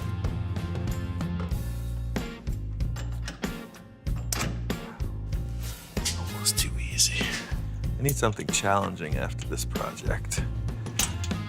So the rack needs to be centered, alignment needs to be established, all that good stuff. What I'm doing is just assembling it enough to get it on the floor, and it's gonna go to the professional. I have other issues to contend with in the rear. There's a couple unknowns for this whole rear suspension. TCI sent over a whole bunch of different components from 2 different kits, so I have to figure out what to use and how to modify them. Knowing Bill, there's been a bunch of different upgrades to this car, and that adds to the big question mark. You know, the axle may be different, the transmission, who knows what's gone on under there. So here's the deal, here's where they went wrong. Lowering blocks are okay, but not hollow lowering blocks. It's no wonder this car handled terribly. Aha. So, there's your lowering block. There's a bunch of stuff holding this rear suspension on. The bottom line is just take it all out. Drop the axle, pull out the leaf springs, strip it down. Only one more to go. That is stuck. What happened is the bolt has rusted to the collar inside the rubber. So see, I'm getting flex, but it's locked in place. This is really bringing it home for me. This is the type of stuff I typically deal with on a project. The whole front side of this car just got me spoiled. But, you know, I got my ways. I got that thing eventually, but it took a while.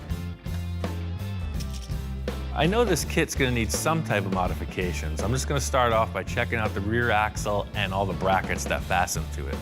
Right off the bat, I can see that the Ranchero has a completely different axle than what the TCI kit is asking for. So there's a huge mismatch. The Ford 9-inch is your typical go-to axle for a race car. TCI specs this because it's bulletproof. They're hard to break. I could modify these parts to work, no problem, but knowing Bill, he's got a 9-inch Ford up at his place. There's also something that I've been wanting to talk to him about. So, enough about these Rancheros. I wanted to talk about your other Falcon. Aha. That van thing over there. Okay. To me, that's the real jewel on the lot. So ever since I came up here last time, this thing's been on my mind. I got to looking at the van, and I'm really into it. I think if we could fix this thing up, we'd probably sell it and help finance the Ranchero.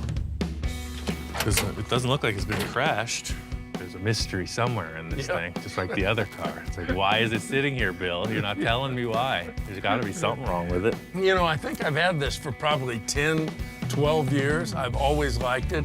It, of course, is a Falcon, too, and you know me and so Falcons. I bought this van from a farm up in Bakersfield many years ago, and I don't think Ian noticed it at first, but there really is some rust damage.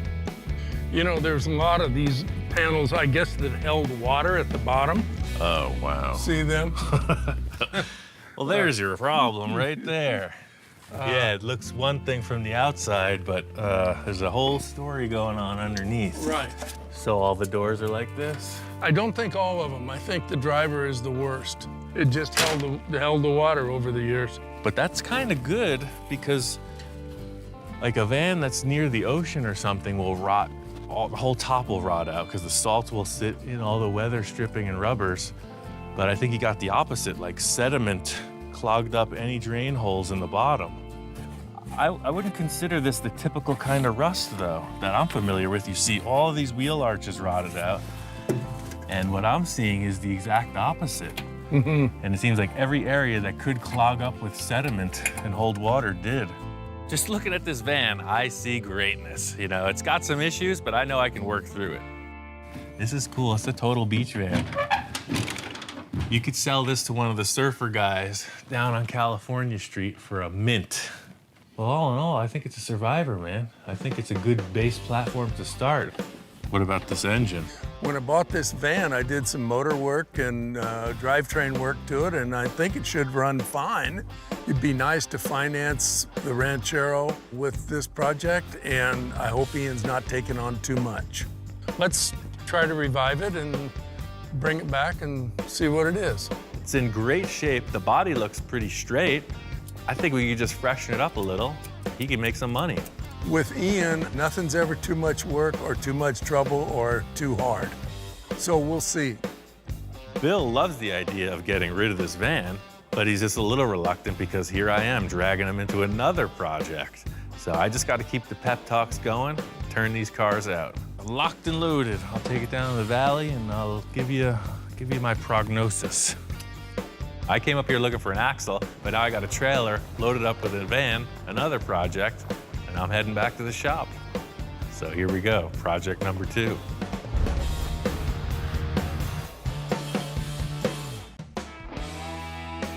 Got the van down to the shop. What's not to dig about this? It's a 62 Falcon van. And this thing is, it's very cool. It's a short wheelbase, so that's desirable.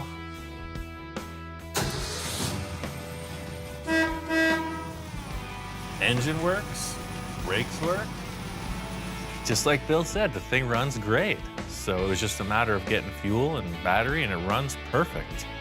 Everything about it looks decent, except it's got the cancer. It's got some bad rust issues in it. To me, that's the scariest part in the whole vehicle, because I know what we're looking at is just the tip of the iceberg. I got a couple good ideas on how to get this thing back in action. The question is, how bad is it? All right, so I'm gonna start off on the front, because to me, it looks like it's hiding some secrets. Pull off the front bumper, turn signals, you know, trim stuff. Start sanding it. And that's where the story begins. There's a ton of filler in this thing. I'm doing the excavation here, you know, this is down and dirty. I thought I could sand it off, but it just got thicker and thicker. I ended up just cracking it off as brutally as I could. Yeah, it's all pushed in right there.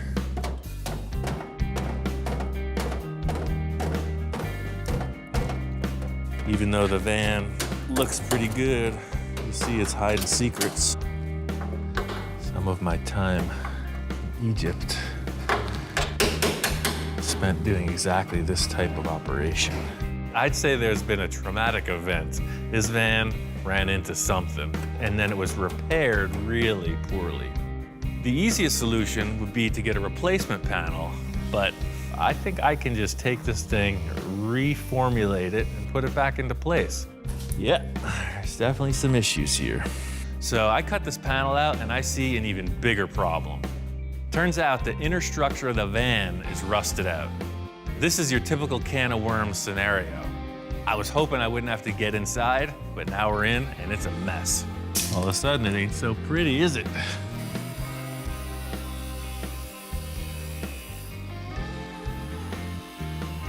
I'm gonna cut the top panel above the headlight and try to reform that too, but first I'm gonna fix this internal structure.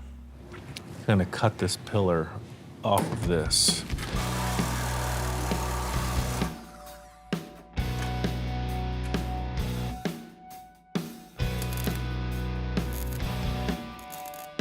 Not only did I just replace this bottom plate, I gusseted it up into the floorboard. It never had this structure, and I made this bottom of the A-pillar just bigger. You see, it's all triangulated, so it just creates this big shape that's super strong. Once I got the inner structure built, it was on to straighten out the panels. So the challenge here is to try to put this back into shape. I cut it off pretty simply so I can reinstall it, but if you look at it, it's totally caved in right here. You got a nice crunch here, and then of course there's rust in this corner.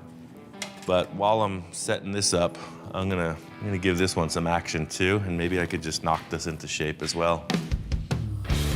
The cool factor about this is that you're not your typical auto body procedure. I'm gonna fire up this torch and get medieval on it. This metal piece was created in a certain shape. The only thing that changed was the collision made it into a different shape. I want to bring it back to the way it was, and that's just done by a series of heating and hammering. The whole idea with annealing the metal is to just evenly heat it so that all the molecules kind of relax. They're all shrunk up and rigid. So I'm just trying to get the whole thing as red hot as possible, then it'll be softer.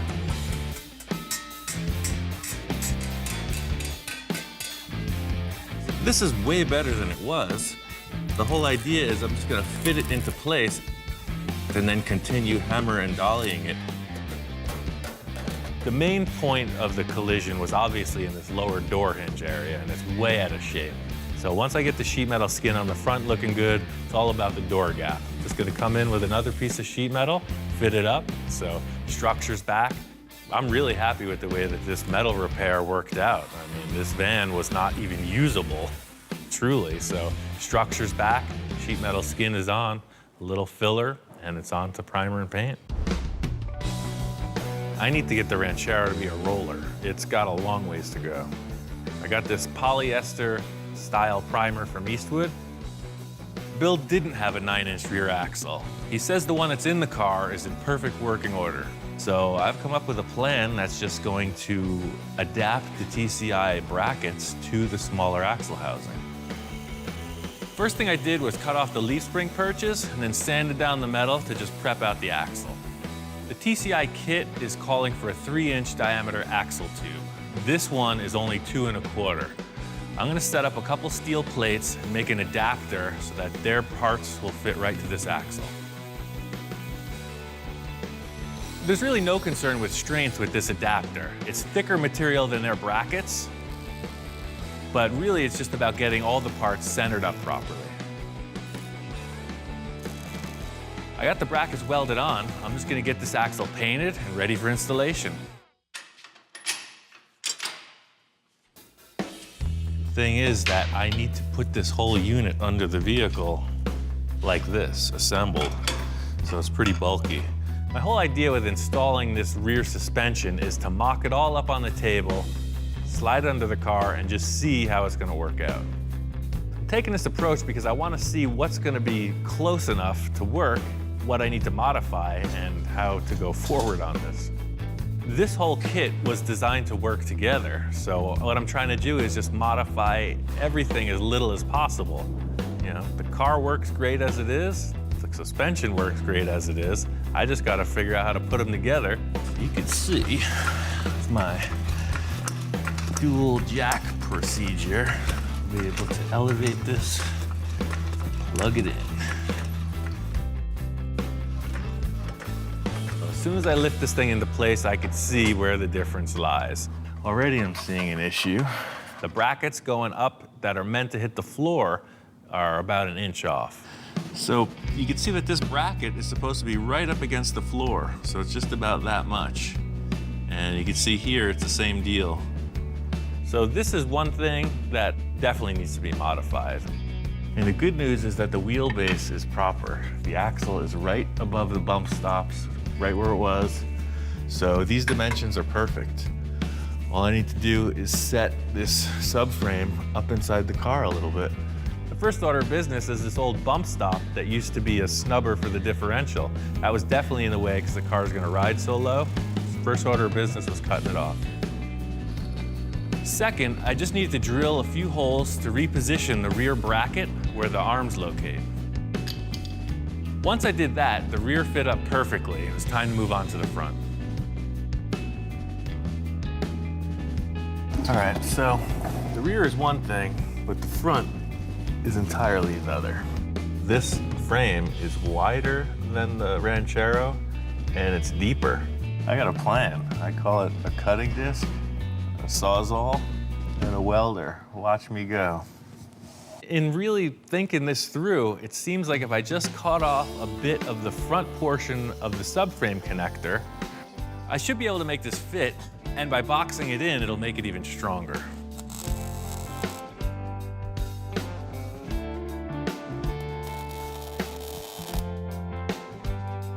With all the suspension in place, it's ready for the engine and transmission. Bill really had a concern about the transmission on this car, so we got hooked up with Monster Transmission, got a brand new, fresh transmission put in there. It's an AOD, automatic overdrive. That's what Bill upgraded this car to, and they had a direct replacement. Doug's headers, these guys obviously know what they're doing. It's all ceramic coated, super nice stuff. But they set it up so that just comes in and the steering rod clears. It's got just enough room to operate, so that's cool. It's really satisfying to get this car in an assembled state. I can't wait to show it to Bill. Last time he saw it, it was a bunch of concepts and a half disassembled vehicle. All right, well, are we ready for delivery? No response. I'm getting a chimp, that's it. You're not holding up your end of the bargain. No, I'm gonna go get a small monkey. It's gonna be way more charming. No, I'm sorry.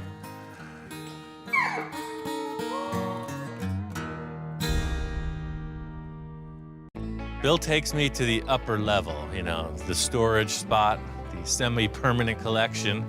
And first thing, cresting the hill, I see a table. It's very fast food.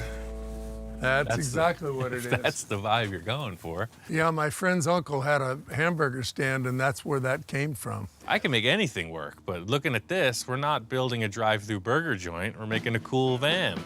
Good thing is, Bill says he's got plenty more things. He's got a couple shipping containers just full of stuff waiting to get put in this van. The old box of treasures. Yes, there's just everything in here. Digging around through this storage container, I'm seeing a washing machine, a space heater, a bunch of car parts, and he's got these 2 tabletops.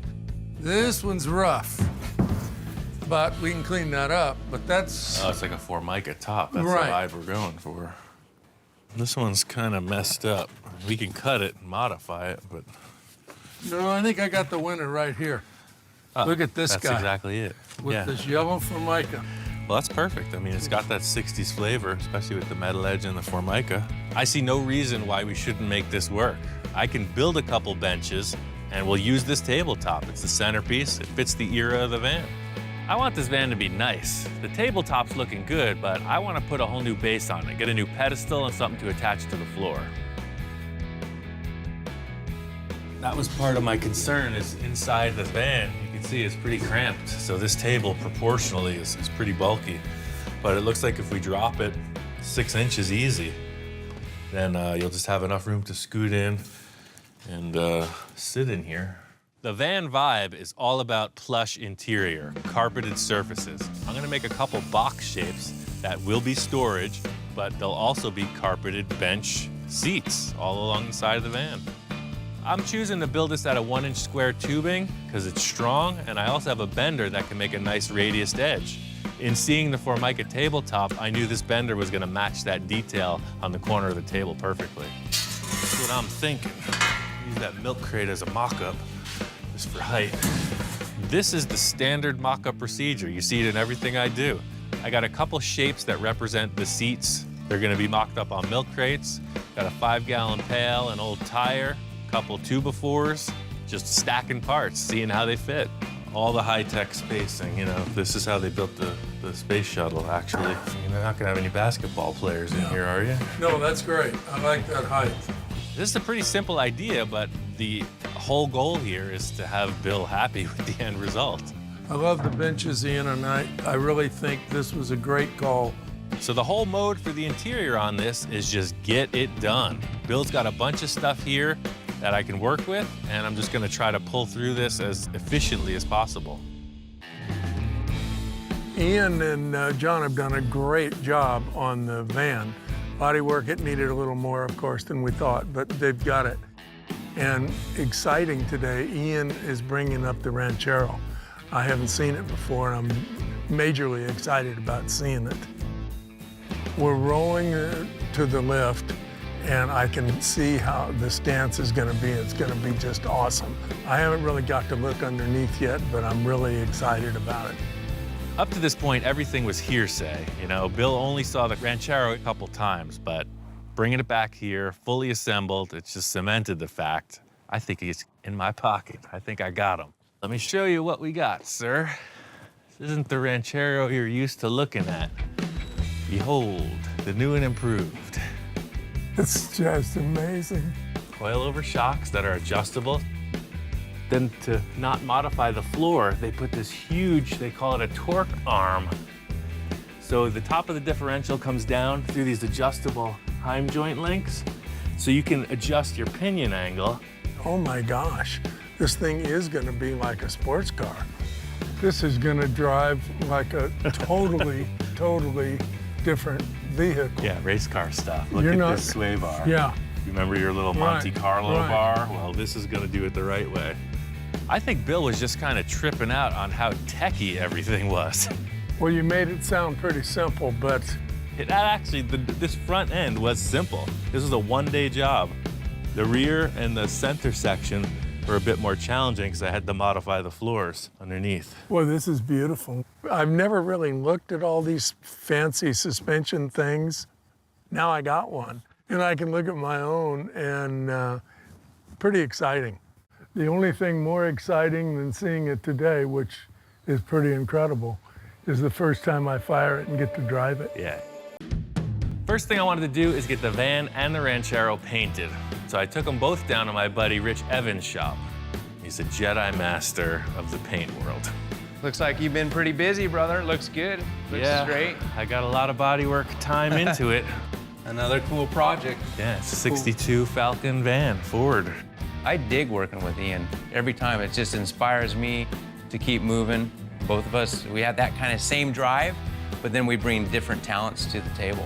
He is Mr. Meticulous, and I am Mr. Ridiculous Creative. The main thing about Rich's work is that it's super clean. It's probably the most refined finish I've ever seen. This van was white, so I think if we go with a white tone, it's exactly how it looked. It's just gonna come back to the client looking refreshed, so. I think it's gonna be a little bit more than that, dude. I knew I wanted a fine finish, so I came to Rich's shop. And Rich has this paint line called Vintage Flats. I know everybody cringes when they hear flats because it's hard. It's like walking on eggshells to get it to come out right. But I got the perfect product. You know, Ian, he knows if I'm telling him something, it's gonna work. Get it in the booth. First thing, you gotta get all the dirt off. It's time to clean it. And clean it. And then we're gonna clean it some more before we clean it again. And then he'll check it. He'll give it the white glove test. Dirt to me is something you pick up with a shovel. And Rich is talking about this dirt he's finding all over the car just because the rag is discolored. We cut the quarter panels open and it was literally like a whole farm fell out of the freaking thing. It was crazy. A farm on wheels, It was so, it had to be probably raised up an inch in ride height. It was so full of dirt, it was crazy. Every little bit of dirt we can get off of that all the way to the process into the booth is gonna help that end result of the paintwork. If you're pulling off these world-class paint jobs, the operative word is meticulous. And this guy's got that. It's like washing the car 20 times. And we're ready to rock. Just like I step into my shop and start working metal, this guy steps into the paint booth and it's showtime. This is one of the first big canvases that I've shot with the whites. So I was excited to see, because white shows everything. The main thing for me that was revealed was how you get a surface this big to have an even coat of paint.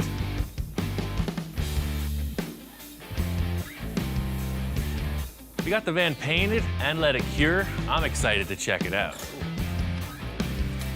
Aha. There it is. Opening the doors, the van looked great. I was pumped. Ian was pumped. It did totally mellow out. I thought it was really glossy, but that's perfect. This is exactly what the van needed. It's a perfect finish. This thing is looking clean. Kind of makes it look easy. I'm gonna bring in that Ranchero and see if I can't do something about this good. Rich was kind of wondering what I was doing with a stock car, but showing him what's going on underneath, he understands. If Ian's been under a car for a couple weeks, there's something trick going on, for sure. I looked under there and that suspension looked like it was set up for the track. I was blown away. I'm just like, man. Rich recommended I put a sealer on before the top coat just to keep everything separate, keep the automotive paint away from the old base coats. I picked out a color that I think Bill's really gonna like, and I'm excited to paint it. What I'm doing is pretty tricky. I got the idea of using this base coat that has a pearl in it. It's a metallic finish. By putting the vintage clear on it, it's gonna kind of make a frosted effect. We're knocking projects out. We got the van sitting here, we got the Ranchero sitting here. It's a great journey with Ian every time. I didn't tell Bill when I was returning or what I was doing or what color I was painting it. I took it up to his place. It was like a surprise reveal. Howdy, Wow, I've returned. very cool. This is the cool finish. Very similar to what you did on the big truck. Well, I knew how you liked that, yeah, and that's the thing. Wow, and that's just great. I knew that how hard Ian worked on this thing, and the body was so straight and it looked so nice. Ian did a perfect job. I was relieved. Kind of took a chance on this. I didn't tell him what was up, but when he saw it, he really liked it. Beautiful. Bill was happy to see the Ranchero, but I could tell all that was on his mind was getting this van ready to sell.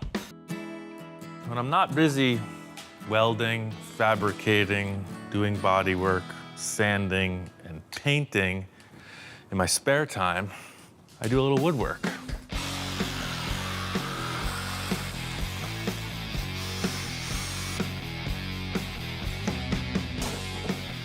So the door panels aren't rocket science. You just measure them, trace out a template, set up your fastener holes, and cut it to fit.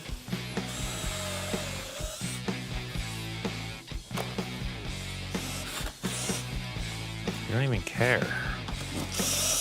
Lost interest after 30 seconds.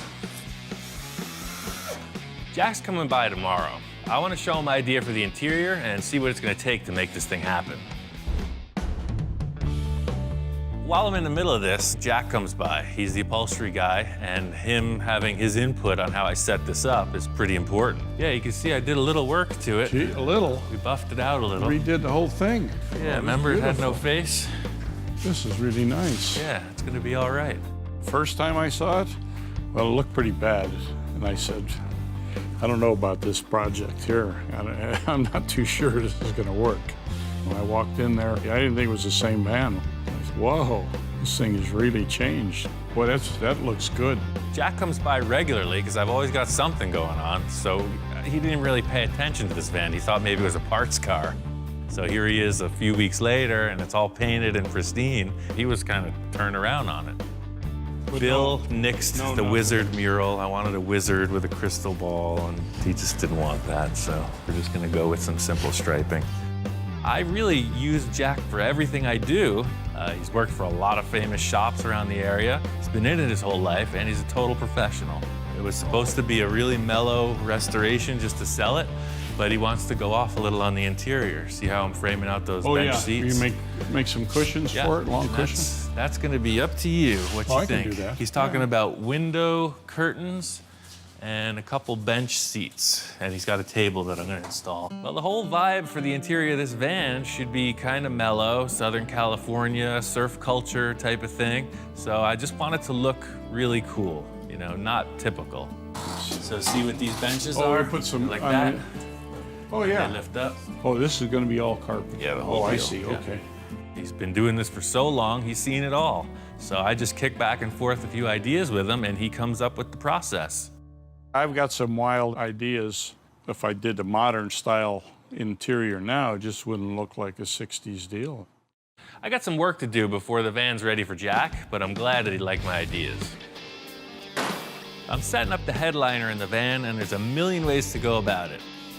The plywood is just a surface that you can attach something to, and that's really how I start off all the headliners I've done. My whole task here with this van is to make it look as cool, as creative as possible without breaking the bank. So you could go to town and stitch on this headliner for a month. I think I could do something in an hour and a half that's gonna look just as cool. So, all the interior upholstery panels are going to Jack, but the headliner is not. This is gonna be the headliner, a 6-foot reed fence with natural finish. My plan here is to take this fence and stick it on the roof and make a nice headliner out of it. I just set it up so there's an even foot hanging off each side of this 4-foot table. I need a 5-foot piece, so I'm just gonna cut 6 inches off each side, and that'll get rid of all these crazy ends.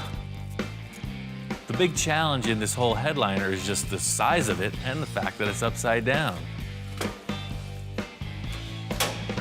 I've never done this before, so I thought staples were gonna be a good idea.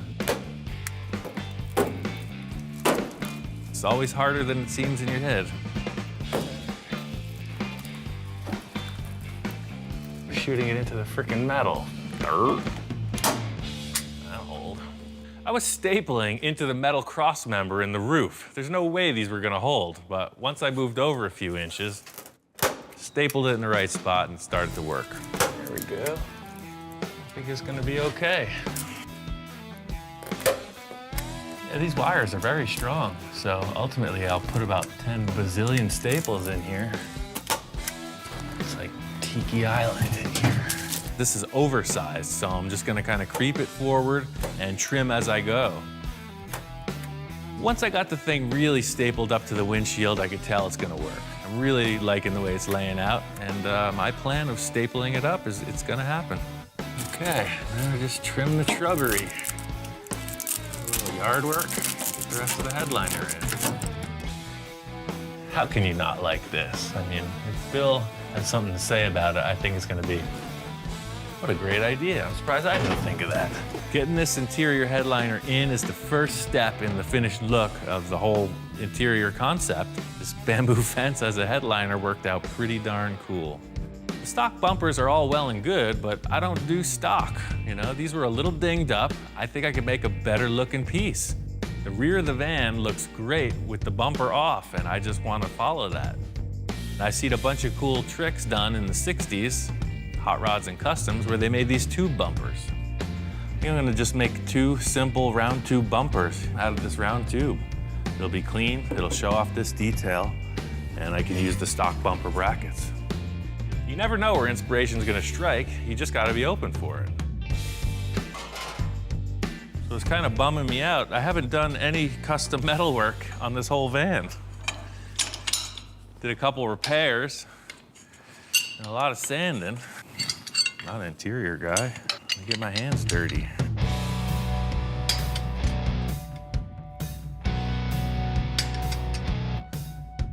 This van is a nice finished piece now. It's coming together, so it's not like I can just weld a piece of plumbing pipe on here.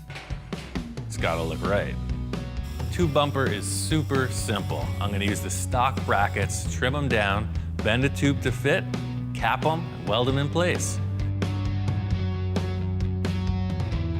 It'll just be as wide as the van. So I'll cut it off right there and weld it on, so it'll just be complementary to this center detail. Like everything else, did a mock-up, held the tube, looked at it, kind of thunk a little, and I came up with this dimension. I just put end caps on the tube and sanded them down nice. And that's the story. Fender pulled a bunch of scratches all the way through it, so I had to smooth all that out. But see, the end caps look super clean. It's gonna be all right. I'm gonna set up a little blast shield so we don't ruin the fresh paint. The whole concept with these bumpers is not like off-road Thrasher tube bumpers. These are just little details that make it look like it's a finished piece.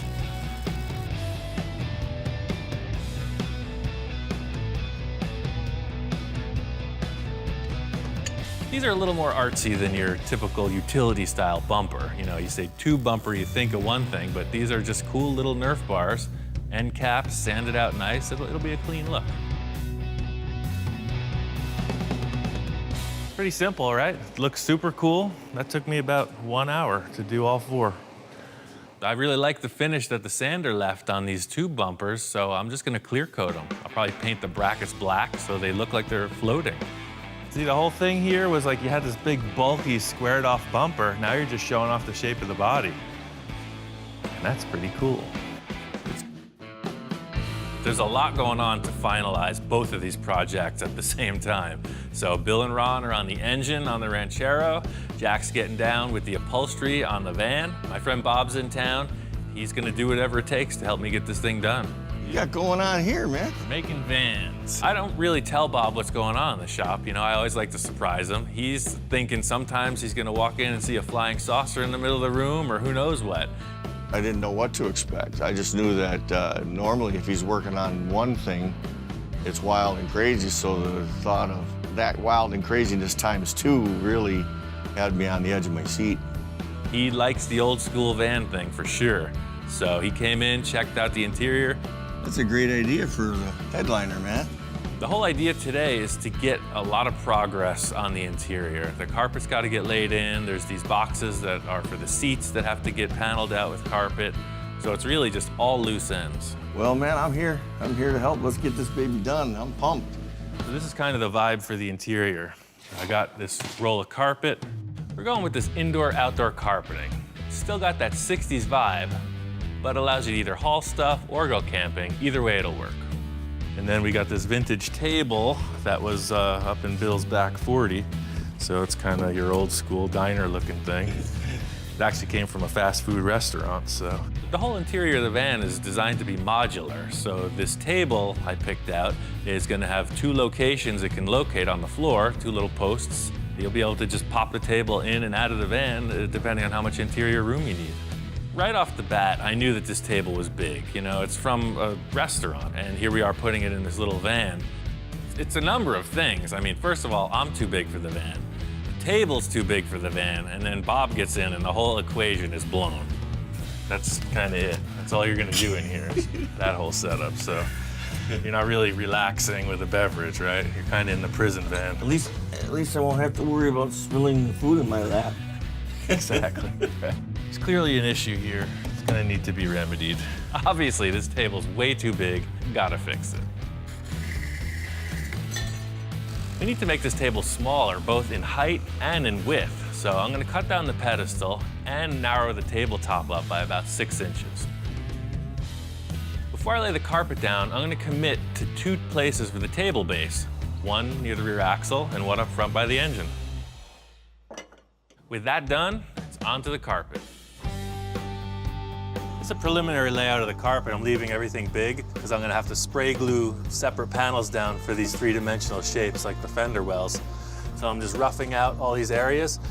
That way I could pull this back out and then put the padding down. My design for these boxes was very simple. It should be super quick to put together. You just lay it in place, screw it down, fold over the edges, and install it. Yeah, see, so that's the general layout. Gives a nice plush finish right in. Watching Ian do something different, I was really impressed with his abilities. It seems like there's nothing he can't do. Hey, Ian, how are you? Wow, you got some upholstery. Yeah, Sweet. Button City. Jack is an ace with this upholstery game. So you're right on time. These are freaking great.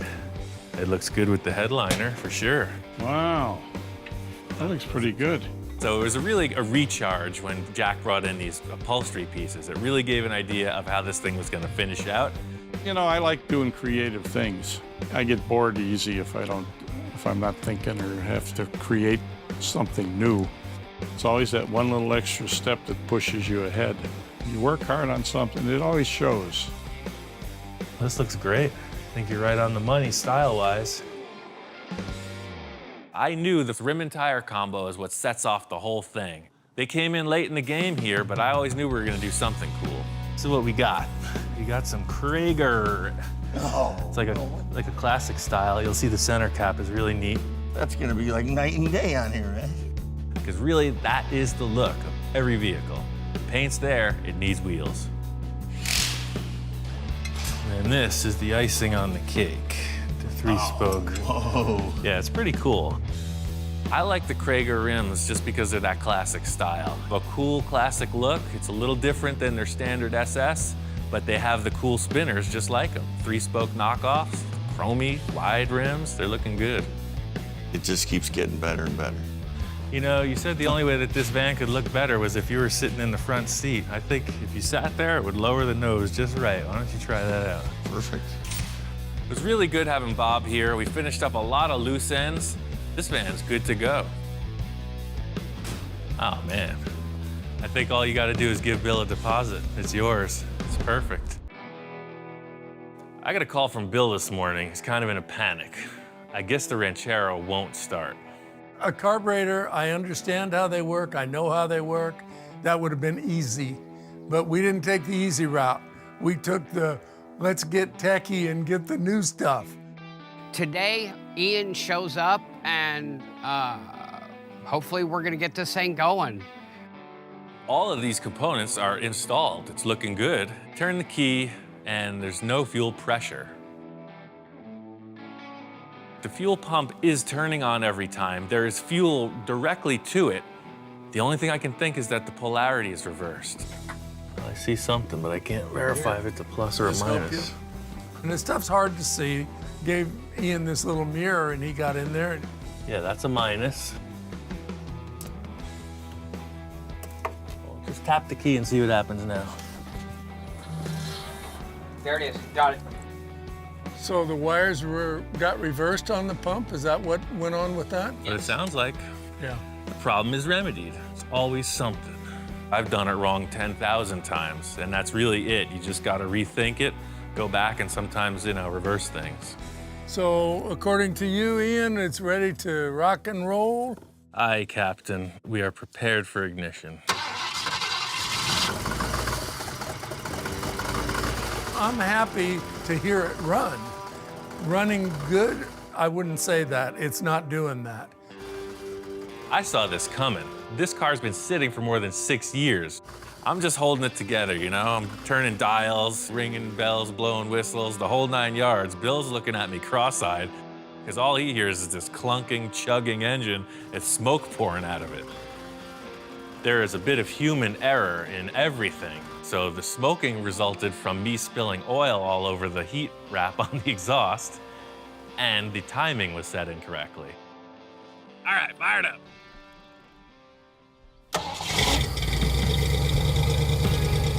Once we remedied both of those, the thing ran like a brand new car. With Ian, he's always got some tricks up his sleeve, that boy does. There's a few more things to wrap up. This Ranchero's almost done. I can't wait to see it on the road.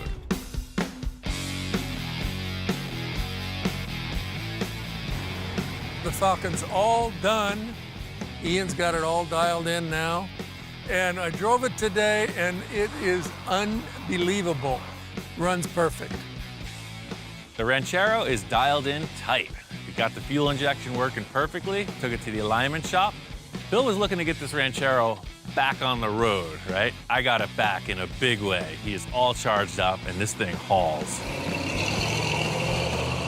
The thing handles like a slot car.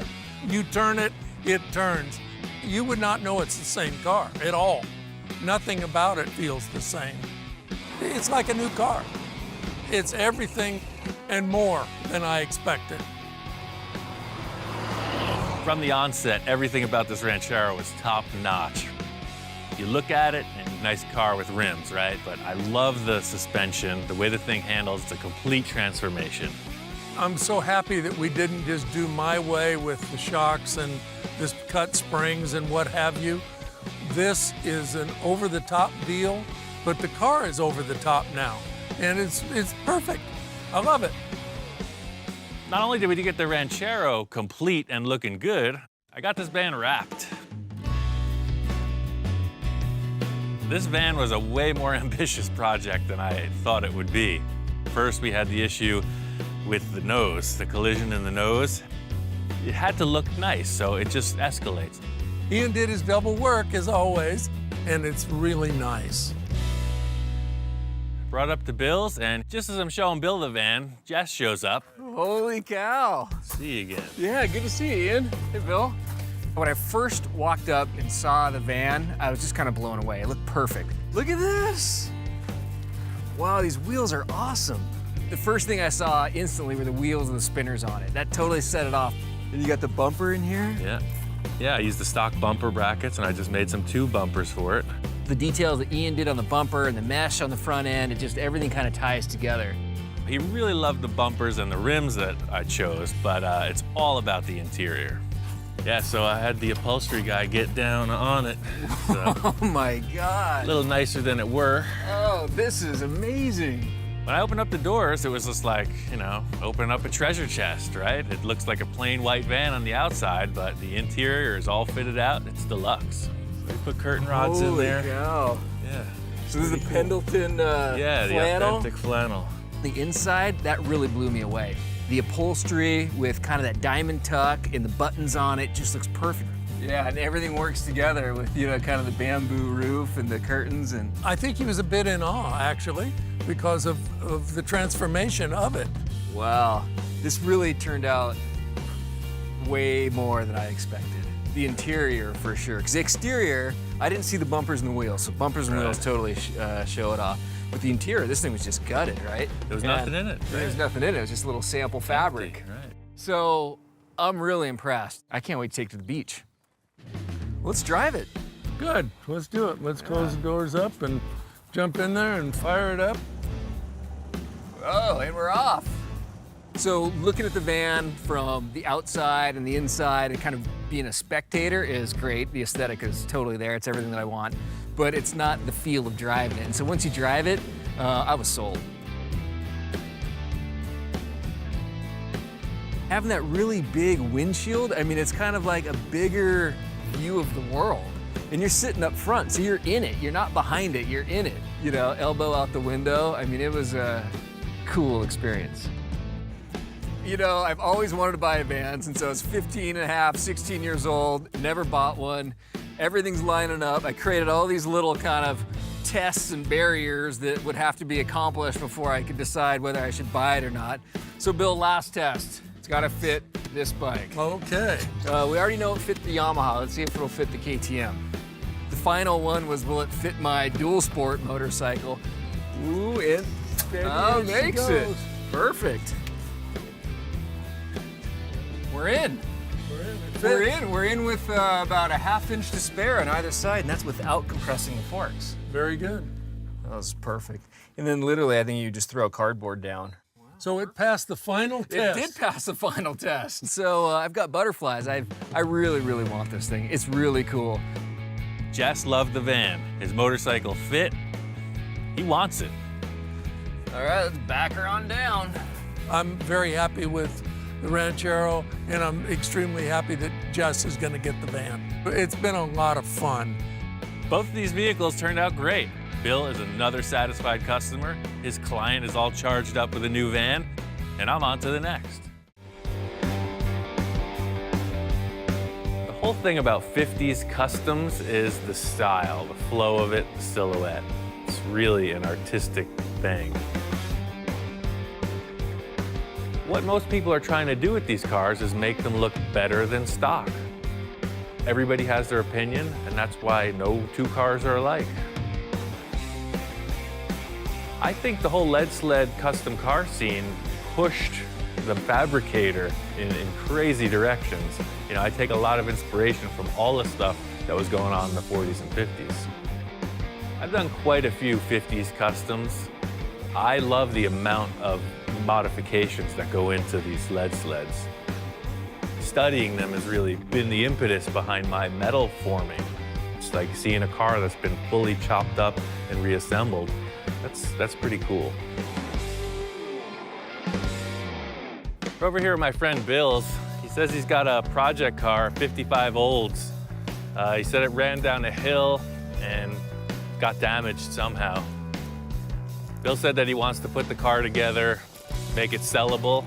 I guess he's having trouble moving it and he doesn't want to scrap it.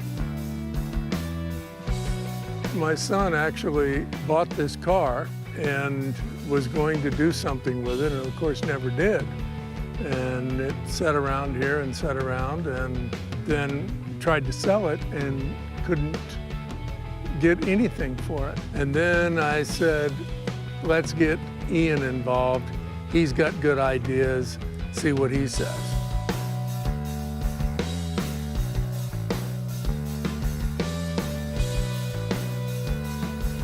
As I understand, Bill's son abandoned the car on the side of the barn.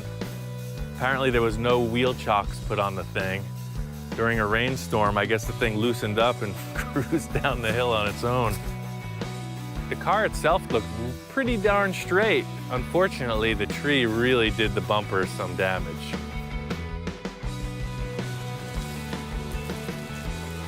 Hey Ian, how are you?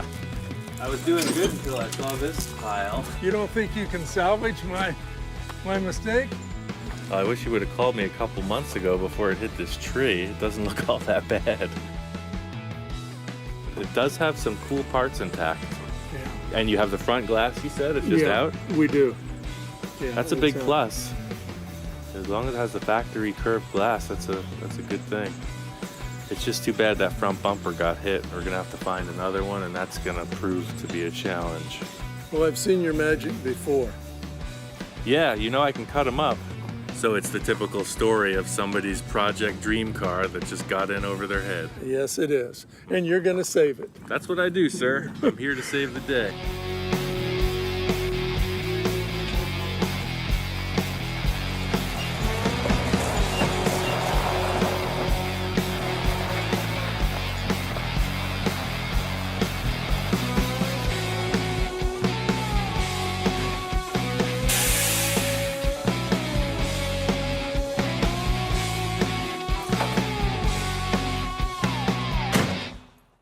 See the difference here? These are the same car, it's just this thing looks radical. It's just chopped 4 inches, and then I put airbags under it. After I checked these two out side by side, I knew what I was gonna do, so it's time to just clean this up and get it in the shop.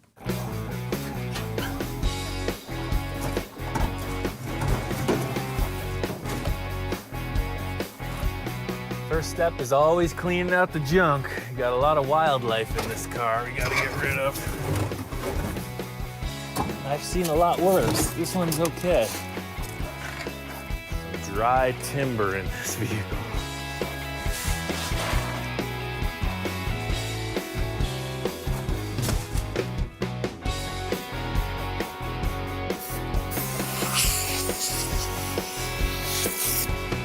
I don't think this is adequate. Do we have any bigger guns?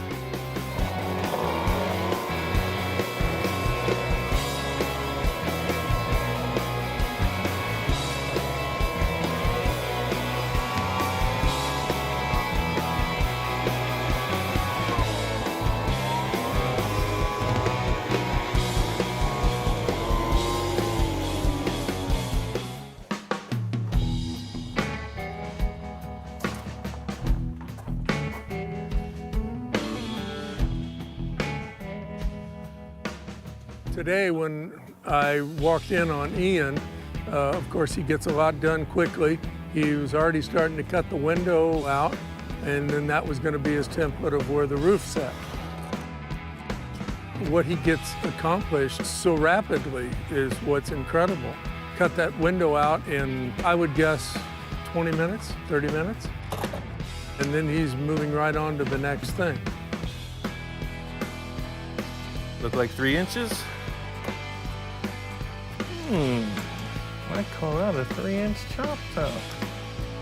See how it followed this line straight down and it sunk in? I'm not even gonna have to cut into the doors. It's awesome. What I'm gonna do now is brace up the car because I love the way this works. We're gonna commit to a 3-inch chop in these pillars, and then I'm gonna figure out the rear window next. It's gonna be awesome. I really like it after I see the glass in there, and I think the 3-inch chop is the right thing. I'm gonna go with it.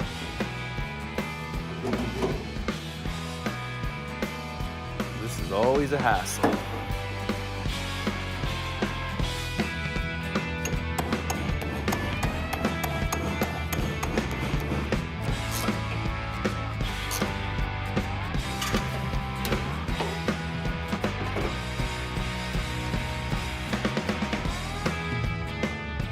Big part in chopping the top is supporting the body. It's got to be real strong when you remove the roof.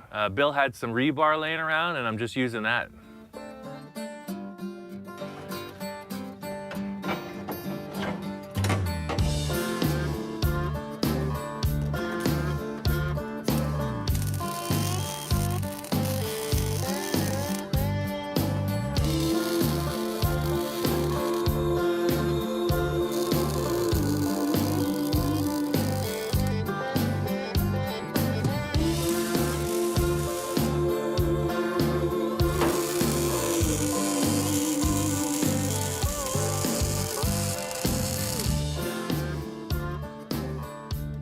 What I'm gonna do first is get this rear glass out of the way. It's fragile, I don't wanna mess it up. But what I wanna do is leave it in its little seal with the chrome trim, that way this shape surrounding it doesn't distort.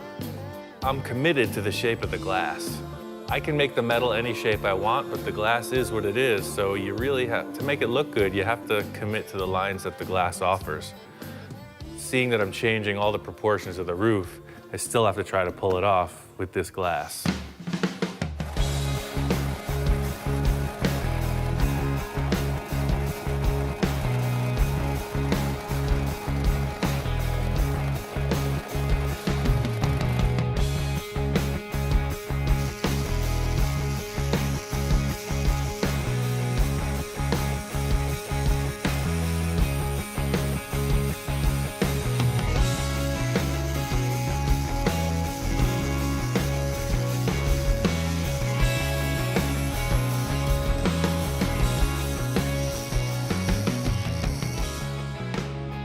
I'm definitely chopping the A-pillar 3 inches. I cut the B-pillar all the way off. If I do use it, it's gonna get repositioned. Either way, it's gotta be out of the way so I can get the A and C pillars fit up right. I got everything cut out. It looks like it's ready to come off. It might still be attached, we just gotta check. It might have 1 or 2 little places. No, maybe not. I left for a period of time, and I came back, and the roof is off the car, and it's like, oh my gosh, we're in trouble now. You have to understand when you walk in and you see a car that was whole, and all of a sudden the windshield's cut off and the top's cut off, you go, wow, what are we gonna end up with here? Is this, you know, I've junked cars before. That was not what I wanted to do with this. I'm anxious to see how he leans this window. I'm anxious also. There's two anxious people. I'm not sure what's gonna happen there. Get that special thing, you can't plan it. You just gotta keep trucking through and hope that it comes around. You know, this wouldn't make a half-bad windshield. Maybe I'll just turn this thing around. That's my process. I don't know where I'm going. I'm committed to the front window at this point. I know I want the back glass. I'm just winging it. This is a really critical part. I solved the windshield issue. The back window is kind of tough also. The issue is that the trunk hinge structure, it's all welded together with the back window frame. And I really wanted to keep the springs and everything in the stock location that hold up the trunk lid. That seems to be becoming increasingly difficult. You'll see, I got a plan. All we have to do is take the entire car apart to chop the top. It's gonna be great.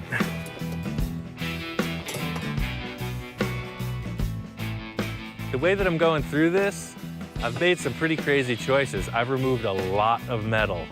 It's only because I want to come up with a really nice line. I don't want point A to meet point B.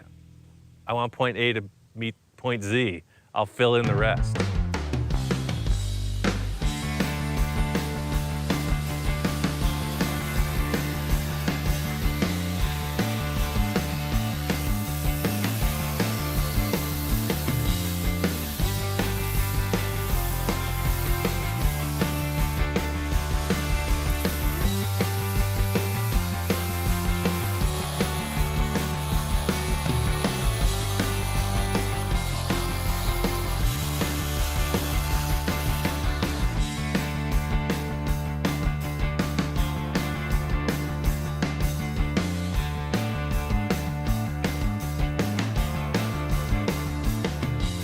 The coolest thing about this is that the trunk hinges are unmodified.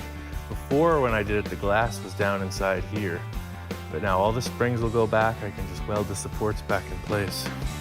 We're in deep now. A buddy of mine found a 55 Chevy that he really wanted real bad, and so I helped him get it. We went and picked it up and everything, and I noticed this car. So I made a deal with him on the car, and I just picked up that one too. Right on. I think that'll work. Cool. It was just a little too far gone, a little too far, a little too much rust, so we decided to sell some of the parts, recoup my money back. And this looks usable. Shoot, I almost wonder if we're starting on the wrong car. This one's in good shape. Oh wait, the floors are done. Yeah, this car would be good, but look, it's got secrets. Junk. We searched around. It was pretty hard to find a two-door donor car because they're so valuable. We were able to locate it. We got out here and found exactly what we needed. We had all the parts we need. We were able to cut off the backside of the door pillar and get the two doors, and also scored a new bumper.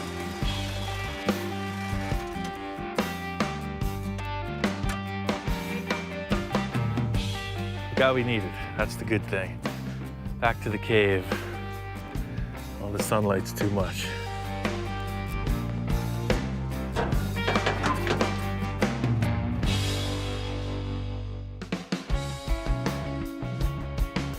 Got the doors back to the shop. Today's the day I gotta make it happen. 4-door to 2-door conversion, it ain't easy, but I gotta do it like right now. I just gotta prove to Bill that this is gonna work. Fortunately, I got the door jamb from the parts car that matches these doors. I know some of the dimensions are a little bit different, but I think I can pull it off. A couple bolts and the door fit. If this door didn't fit, I think we're going back to a 4-door. I just assumed it would fit and we lucked out. Because there is no B-pillar here to support this to the roof, I have to build a very strong structure off of the floor pan so that this panel doesn't wobble around. I was checking out the quarter panels on this parts car, the 2-door. I thought I might take them, but really for me it's gonna be easier to put the door skins from the 4-door back in place. They already fit, it's gonna be easier to piece it back together and just splice in the door jamb.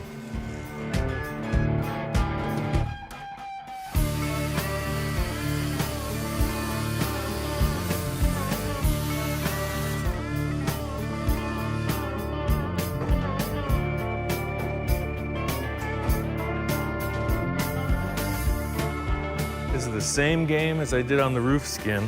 I just marked on the outside of the B-post here. I'm gonna cut that, fit it, probably take about 16 or 18 times to get it right.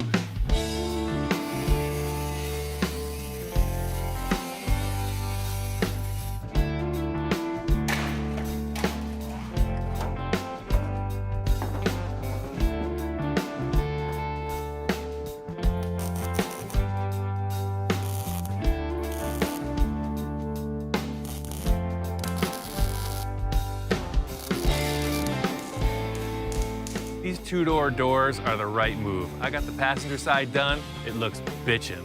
I gotta get the other side done before the end of the day, show it to Bill.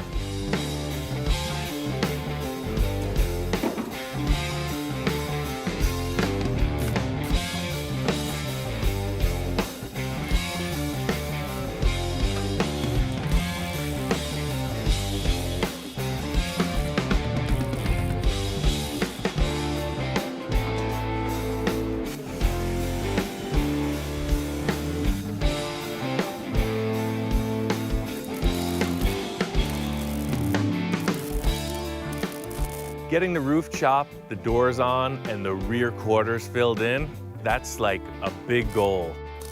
He did a great job. He did it in one day. I'm thrilled. That's the most satisfying part of it, is seeing that it's gonna work, but now the real tough part comes, just finishing everything. It's still a ton of work. The whole car is basically laid out. Yesterday I got the doors on. This morning and all day today are stuff you don't see. This is the non-glamorous part. It's all underneath, it's all bracing, inside, just a lot of grinding and welding all day. The main thing today is the inner structure and the sheet metal around the windows. That's pretty much gonna complete the outside of the body. Got this door off, I'm gonna fix this dent real quick and get it to John so he can sand it down and get it into primer.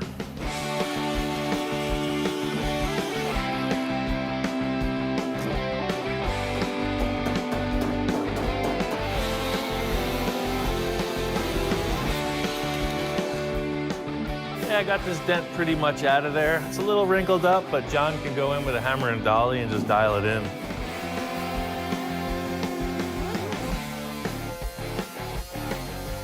gonna lay in this centerpiece now that I got these two side braces in. I'll lay this in, and then I'm gonna pop all the chrome off and the glass, take it out.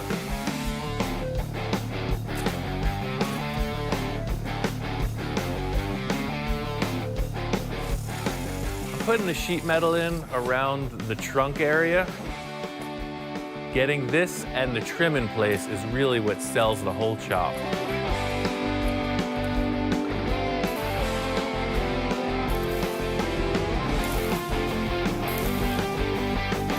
I was working on the back window. Bill brings in this kid to help. All of a sudden I turn around and Bill's under the car with a torch. A friend of mine's son heard Ian was working here, working on a project. He wanted him to get involved. I said, yeah, okay. Spencer's his name. I have this much experience with cars. We needed to remove the front bumper, and the bolts were rusty, been on there since 1955. Needed to be cut with a cutting torch. I asked him about a torch, if he had ever used one, and his comment was, I mean, I have used a torch before, but I didn't do very well, and I shot sparks into my shoes. and I said, okay, that's enough for me. We got the torch out, coveralls, cut the bolts, bumper came off, life's good. Well, Ian would be much better at it than I am, but I can get it done. The way the rear glass is sitting now, the chrome trip is dipping below the body. I gotta pull that off, figure out how to reattach it higher up so that it looks like it belongs. So ultimately the plan is, trim's gonna go just like that. That's what I did with the other car. So I'll build the body right up here, hide the glass, voila. Yeah, I'd ask him a question about the way the glass lays in the back, and he was drawing it on the glass, and he said, there's my blueprint.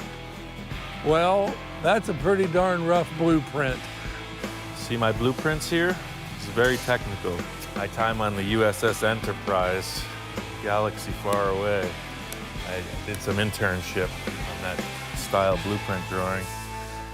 The height of technical ingenuity. Perfect. All right, now as soon as I get this ½ pound of potting soil out from underneath the window, I could probably get back to work. There's still 2 big holes in the car, around the windshield and around the rear glass. I gotta sheet metal that in. It's pretty tricky because the glass doesn't fit there. I have to make it look like it does. So it's pretty challenging. So with the glass out of the way, I'm just gonna grind this seam down and follow this right through. I'm gonna end up clearancing it a little bit so the glass can set on and off, but the chrome trim will hide that gap.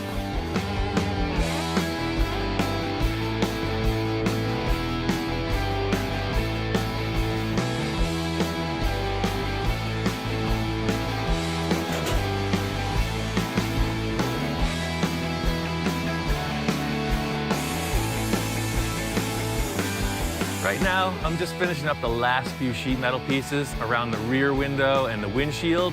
Fitting in this sheet metal is gonna make the whole thing fit right. It's just gonna look like it's factory.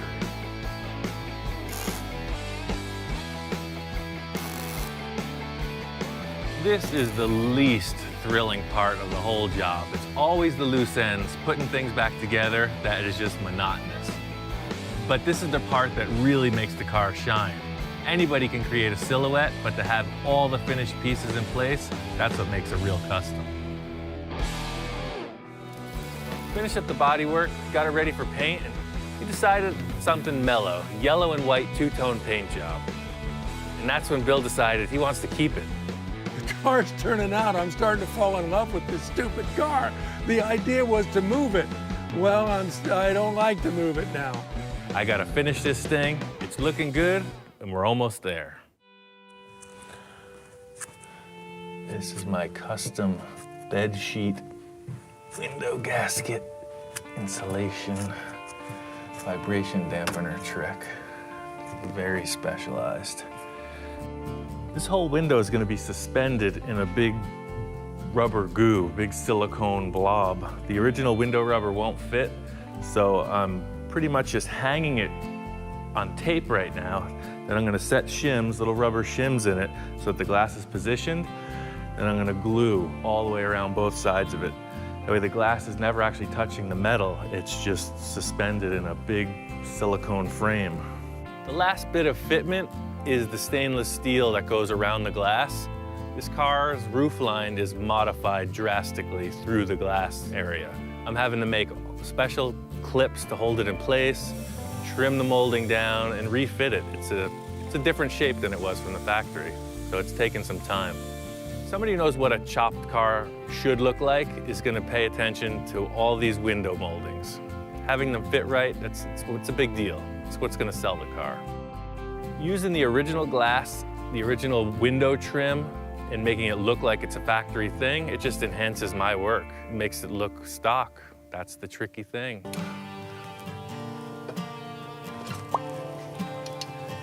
Voila. All I gotta do right now is put in the radiator, fill it with fuel and with water.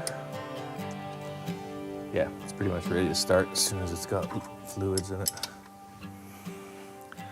That's a little bit better. Let's feed the pig. Sometimes the old guys know what they're talking about. Bill had a hunch that this was a good running engine. Sure enough, man, it sounds tight. Really good. The whole problem was that vacuum leak. You can hear how it's like hands off, it idles. Totally good. Started right up. Just had to bleed the brakes and it's time to run it.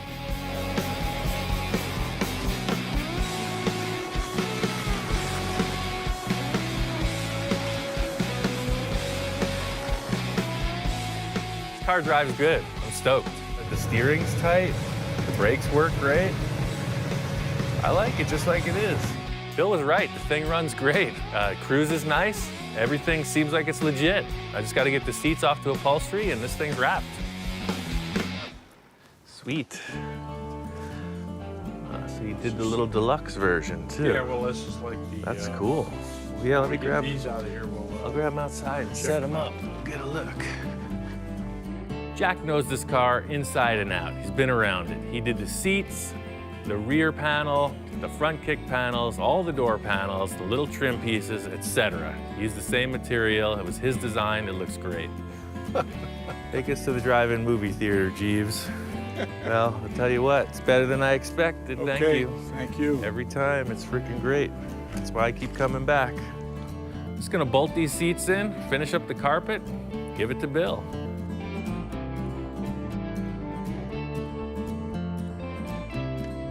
Hey.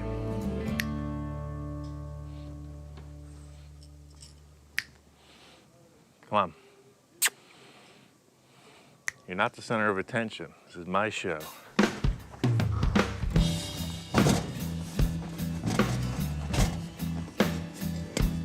I thought the seats and the interior came out great, and it was a big, big improvement.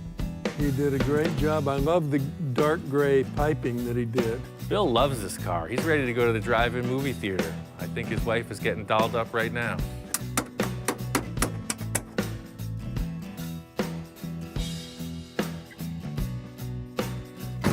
Pretty classy, huh? Very classy. Well, like always, Ian, it really looks nice. Nice job. Thank you, sir. Glad you like it. Nice job. You've carried this project clear to the end. Yeah. The people who see this car finished on the street, they'll look at it, they'll dig it. But once you understand where it came from, that's the wow. That's the wow factor. This car was a mess.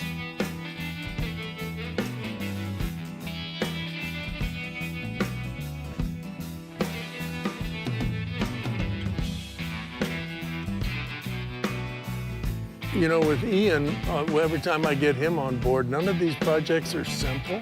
This was a huge, big undertaking. This thing was really rough, and he did a marvelous job on it. Just take a look at it. He really walked the last mile on it. He did the paint work, the body work. He did it all. At the end of the day, 2 more projects down, 2 happy customers. That's just how I roll. I'm over here at my friend Kai's house. Kai hasn't told me much about this project, but I know he's always collecting. He's buying and selling bikes all the time, so I'm sure it's gonna be something cool. Well, you know my 58 Sportster? Had it for years. A little worse for wear. What's going on with this thing? Well, I got it a long time ago. Had the bike for about 20 years almost, I think. It's a 58 Sportster. I tried to restore it at some point and got to a certain degree and then finally gave up because I ran out of A, money, and B, time. You're not even gonna ride this, who are we kidding? I'll ride it. You ain't going nowhere. I'll take it to a bike show, how's that? I see what you're riding. Look at that thing. You're outed. Well, that's not mine, that's a test bike. I've been with Easy Riders or Paisano Publications for going on 30 years. As an editor, as a writer, as a photographer. It's all about motorcycles. I get to ride brand new bikes almost every day. That's an Electroglide. It's got GPS, AM, FM, the Weather Channel. And the Weather Channel. Everything you want. I don't think this has GPS. No. Or an AM, FM stereo. And I wouldn't want it to. Yes, right. That's what it's all about, 1958. Yeah. The cool factor with this Sportster is it's legit. Any part of the world, this thing is like world-class, old-school Harley-Davidson. So obviously it's been changed to a hardtail. That's pretty much what you're looking to do. Just simple, slick, bar hopper style. Yeah, just something very simple. Looks just like a lot of the other projects I get involved with. It's just a pile of parts. Well, that's why you're the man for this project. Yeah, there's more here this time than the last one. So do you have anything else for it? There's some parts in the corner there. Kai knows what motorcycles are made of, and he's made a point to collect a bunch of stuff. He's got like 3 or 4 different carburetors. Looks like a bunch of different years. He's got a seat. He's got a few other things, but I think this is gonna be more of a custom bike than a restoration. I just don't want a whole bunch of junk on my bike that he finds wherever, you know. I just wanted this period correct as possible. This is cool. It looks like that engine is definitely seen some love. Well, when I originally got the bike, it was a runner. And so after sitting around for a long time, I wasn't sure if the engine was gonna run again or not. Ian kicked it over, there was compression, so it's a good sign. So, what would you want for this? I want that. You want that? Yeah. That. You want that? Yeah. Okay. Naturally, I'm entranced by this early Harley, but just over my shoulder, there's a police motorcycle. KZ1000, that's a hot rod. I've never really ridden it. I've had it for a little while. Apparently Kai got this in a trade or something. I guess his buddy picked up a few of them at the auction. It's a typical scenario. These police bikes get decommissioned after a certain mileage, and somehow Kai ended up with one. This is a KZ1000. Did you ever see Road Warrior or Mad Max? Yeah. Well, that's what's going on underneath here. Right. I'm just not a big Kawasaki guy, you know? I'm not a big Kawasaki guy either. Well, look at that engine. When Ian said that he was also interested in the Kawasaki, I was a little surprised. I didn't think Ian would even want it. For me, I appreciate the aesthetics of a Harley. Yeah. You know? Well, there isn't right. much aesthetics going on here. No? What do you mean? You got a utility box? It's almost like your Harley. You got 2 on the side, 1 in the back. Okay. You've got the Harley mentality. This police motorcycle isn't in your interest at all. And I'm thinking, this thing's got potential. I could get to work on this. This thing's groovy. It runs, though? Yeah. Start her up. It starts right up. Yeah. It almost starts right up.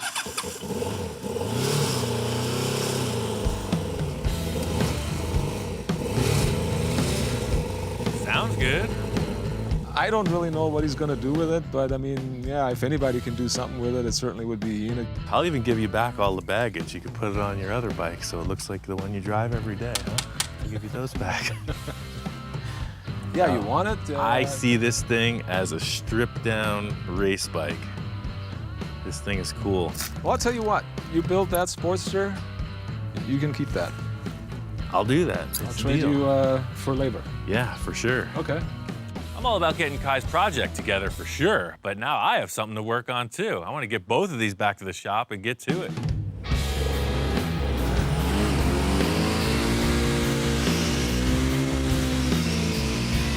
Got both of these bikes back to the shop, and I just wanted to be sure that this thing Kai gave me was a runner. I'm all about this deal we made, but I want to be sure it's a driving motorcycle. I figure if it doesn't detonate in the first 1 minute of torture, it's a keeper, so this is the test.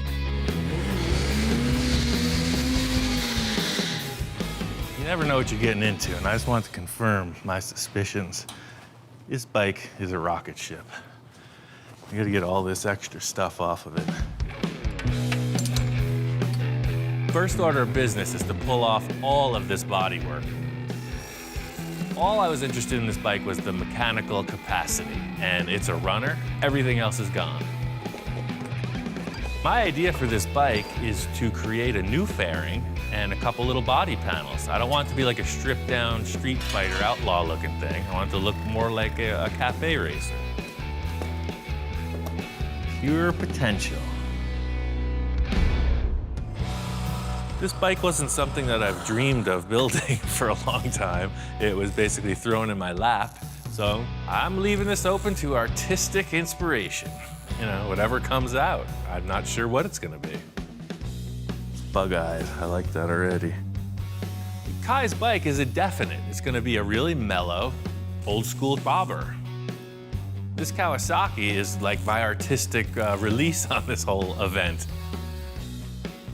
I like the loose stuff, you know? This thing is nothing but potential. It could get crazy. I want to create a new front fairing, so I'm creating a metal structure that I can fiberglass later. I'm not sure how this thing's gonna end up, what the final shape will be, but I know I've got to hold some material in space somehow. Aha! Ian, Cue the applause. your guard dog here. Kai walks in and it's like a beeline, straight to his bike. Oh, there it is. Wow, look at it. Wow, it looks nice, man. Yeah, it's getting close. To see the bike sitting there on his workbench, I mean, it looks great. You know, it actually looks like a bike at this point. You know, there's still a lot missing, but you can see what it's gonna be. Kai's looking the bike over, you know, it looks a little different than he saw it last, and the first thing his eyes go to is that oil tank. I'm just sitting back waiting for the response. I really like the oil tank, man. This looks really cool. Kai's first reaction was that I went to a swap meet and picked up an old chopper oil tank or something. But upon more developed conversation, it's a little canister that holds a water filter for like a purification system. He was slowly eased into the fact that I took some junk water filters and welded them together. It's kind of weird because I told him I didn't want any junk on my bike, and then he basically put junk on my bike. But I gotta admit, I mean, he did a good job. It looks great. Check this out. This is cool. That's your little filler. I'll polish that so it's just aluminum color. Yeah. Knowing Ian, I kind of figured he'd come up with something like that. Damn, looks good. Kai's bike is missing a number of parts. This is the basket case you heard about. So we're just going through all parts lists, just figuring out what he's gonna have to get and what I can make. We're going over my bike and talking about different things that are still needed. I sort of glanced around to the other side and there was his Kawasaki standing there, and I just kind of thought, what the heck? It doesn't look anything like I remember it. I barely recognized it. It was completely stripped down and he had some weird stuff around it, and it didn't even look like the bike that I had in my garage. So I stripped off all that unnecessary stuff, and it's half the size it used to be.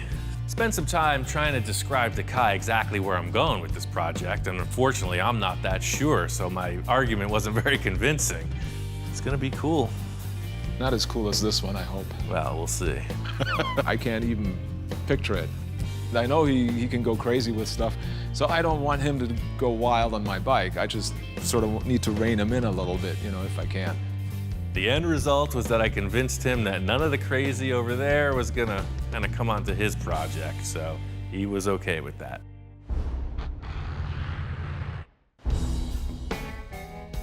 So if you just tuned in right now, you probably have a big question mark, like, what? Is he just wrapping his motorcycle like a lunch sandwich? The answer is yes. Fiberglass will not float in space. It needs something to lay on. That's all this is. All this gets torn out later. All I'm doing is creating a pile of stuff to lay the fiberglass on. The way I'm laying it up looks like a disaster. A professional would not go about it this way, but I take my inspiration from Ed Roth. This is the way Ed Roth did it with his cars. He didn't do it with foil, he did it with plaster. He roughed out a big blob of something, and then he refined it repeatedly with fiberglass. And that's really where I got this idea from. No fiberglass for dogs. Beat it. You won't even wear safety glasses. How am I gonna let you near this stuff? So this will be a first layer, and the next ones will be put on a little bit more precise. Pretty rough looking setup, but if you look at the exterior surface of this, it'll just get more and more refined. The whole idea with this is that it is a sculpture, so just like you start off with a big ugly piece of marble, you end up with a thing in a museum. This is the same thing. This is raw potential. So I'm in the heat of the moment, you know, I'm getting down. This is like arts and crafts hour. And Kai shows up on the shining steed. And I'm like, wow. I'm there working on this junky old bike, and he pulls in like Mr. Rockstar. Hey, hey. Say, that's a nice bike. You like? Yeah. I have this Harley Heritage Softail because I do a lot of test rides for Wrought Iron magazine.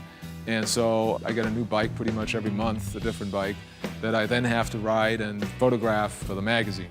That thing is clean. That's like a pearl white paint, too. That thing's nice. Yeah. So, what the hell is this, man? It's arts and crafts hour. This is, You never saw somebody make a motorcycle out of aluminum foil and fiberglass? This looks like it's from another planet or something. When Kai came in, you know, the bike was kind of half finished, right? I got stopped by his arrival, so it just looked terrible. It's like as if you dropped something right in the middle of the process. I looked at the Kawasaki and I didn't recognize it. It looked worse than it did before. The hard thing to understand if you don't really see the process I go through regularly is that it gets pretty loose, so it always looks worse before it looks better, and it's starting to get bad. You can see that I'm pretty proficient at this, so if you want to put some kind of a headset or even a little extra action. In fact, if you want a blob on your handlebars. I think not. Kai's giving me the eye, you know, the stink eye, checking out my machine. So I just say, let's put it on the side and we'll get back on your project, nice and comfortable. Kai brought in a headlight and a few other things that were missing for this project. But before we start on the cosmetic stuff, there's a bunch of issues with the front forks we need to deal with. The problem with the fork was somebody didn't tighten it right, so the internal parts came apart. In the end, Kai got all the shots he needs. I get the seat welded in. And I want to lift this off the table, put the rear tire on, and have Kai sit on it. That's really what I was hoping to accomplish. It's way too heavy for two guys to lift. So I'm gonna come up with a special armature apparatus thing, you know, it's what us professionals do. Well, then he has his forklift coming in, and I'm thinking, what the heck is he thinking? I mean, a forklift's a bit dramatic for a little bike, you know. Kai was, I think, awestruck by my rigging potential. And this is gonna hold? Ian has some very strange ideas sometimes, and that was one of the stranger ones, I think. I mean, he's using these tie downs to wrap this thing every which way, and I'm thinking this thing is gonna just drop to the ground. So what I'm gonna ask you to do, sir, okay, man the forklift. Hop in. Hop in? When it's in neutral. Now, you know I've never driven anything like this before in my life. You don't have to. Okay, all you have good. to do is pull this one when I say. And if I say push it, push it. You're just gonna see how it balances. Pull it. Give it a little gas. Once the thing picks up, you can tell it's gonna hold. We're not driving around too far. I'm just gonna move the table, drop it on the floor. See that, man? You're a natural. Boy, this is fun. I could be a professional forklift driver. As usual, Ian knows what he's doing. He's done this before. Hot diggity dog, look at that. Wow. To me, the most exciting moment at that point was to be able to actually see it on the ground. I was speechless for a few minutes there, you know. After all these many years, it's like, yeah, this is right. This is just the way it should be. Perfect, man. This is awesome. I think the thing that Kai liked most about it was that it was comfortable. Well, once you sit on it, the saddle is very, very comfortable. You know, it's just the way it's supposed to be. I can't wait to ride this thing. Feels good. It feels like I belong on this bike. Huh, this is pretty damn cool. It's gonna be all right. Yep, I think so. You know, I'd say it's a close runner-up to the motorcycle that I'm building. I'm still not 100% sure which way he's going. I see the fiberglass sort of like dripping off the damn thing, and he can probably work wonders with a Kawasaki, but it's a Kawasaki, you know? It's not meant to look great. And, you know, there's only so much you can do, even Ian. I have seen nicer bikes, though, in my life. I can't say I've seen uglier ones. Thanks. You're welcome. After Kai kind of tore into my bike, it got me really motivated to make some progress on it. I need to smooth out this fiberglass, get onto the body filler, make a smooth, streamlined body panel for this thing.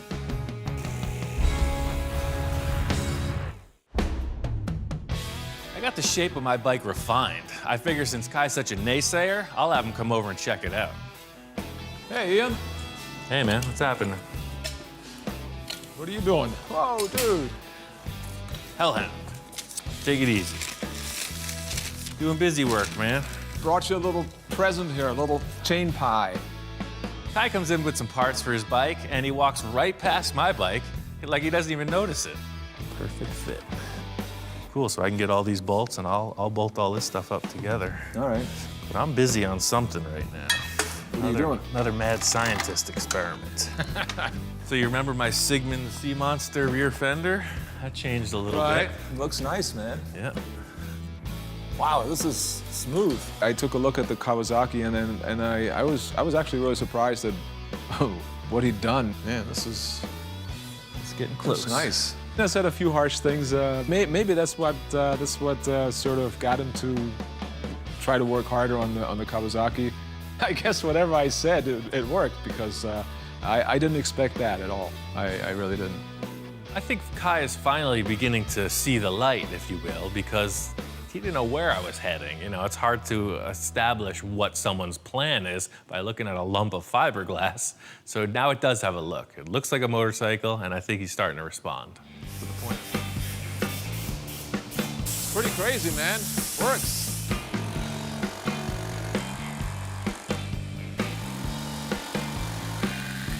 All right. Look at that, man. That looks like a racing motorcycle. I gotta tell you, man, this looks pretty damn good. I was kind of turned the corner on this. All of a sudden, you could see that I'm serious. I got a plan. Yeah, it's starting to look like something, man. I can see that he's turning it into a cafe racer, and I get the whole idea now, and I think I'm actually really looking forward to seeing him finish this thing, because now I know he's gonna make something really cool out of it. Now that he's seen my creative process, I figure we'll switch gears and get creative on his bike. The rear fender is critical to the overall look. You had this fender, and it's a front fender, and I know you only want to run a rear, and the issue is that it's too wide for this. Yeah. I got this fender from my friend Gary. Okay. And this is a rear fender from, I don't know what year, 80s, some kind of shovel head or whatever, but just old stock, never been used. Just gives it a little more room, you know? Size-wise, it's ideal, but it wraps around too much, so we don't want that. We want to have a better look to it. Just tell me what you're thinking proportion-wise, and then I'll just trim it to fit and make some brackets. Should be pretty easy. The whole idea was to cut it and to figure out how short it should be, and he just says, all right, here, you do it. I mean, it's kind of like it's your problem. It's all you. It's all me. The look of the bike could be ruined if it's a little too short, if it's too long. Adding weight to the importance of this whole thing is the fact that it's the only fender on there. There's no front fender, you know? So if you're gonna have a fender, one fender, make it right. You know, it's gotta fit perfectly. He made it my decision, and that's okay because it's my bike. It should be my decision, and so I think I got it to where I wanted, and I think it'll look great. Yeah, I like that. The last thing to finish it off was to make some mounting hardware. The rear part of the fender sort of hung over it, and Ian then had the idea, what if we moved the whole support system back a little bit and line it up with the end of the fender? Once I thought about that, it was like, yeah, that's perfect. That's what we got to do. Cool. I love it, man. This is awesome. It's getting close. Yes, sir. Aesthetics is a big part of this whole thing. This is why you customize bikes. I'm totally excited about it because I can see it's becoming more and more of a bike. These bikes are almost done. A few more things and we're ready to ride them. I set this whole thing up to be ready to run today, so I just pulled off all the parts I was mocking up, getting into my little visualization, put on Kai's proper exhaust. I know that all the electrical stuff's in order. I'm hooking up the battery, and now the big question, does Kai want to do it? Let's fire it up. Let's fire it up just like that? You're ready to rock. Primed and everything? Yeah. Do you want to start this, or do you want me to? It's your call. I'll start her up. You're talking 20-some years, you know, since the last time, so there was no way I was gonna let him do it. I'm nervous. Kai is all worked up. Remember, this engine was sitting in a corner of his garage for almost 20 years. He's been staring at it, and now he's looking at it, and it's in a motorcycle with everything hooked up. It's showtime. This is like the moment of truth. I saw us fire.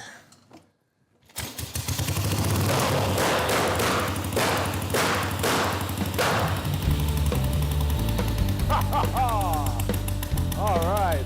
And it actually started up, and that was hellacious. I loved it. That was the moment that I'd been waiting for, really, to see that motor working again and listen to it and hear it fire. And Hey, it worked. wow, That was only the 4th kick.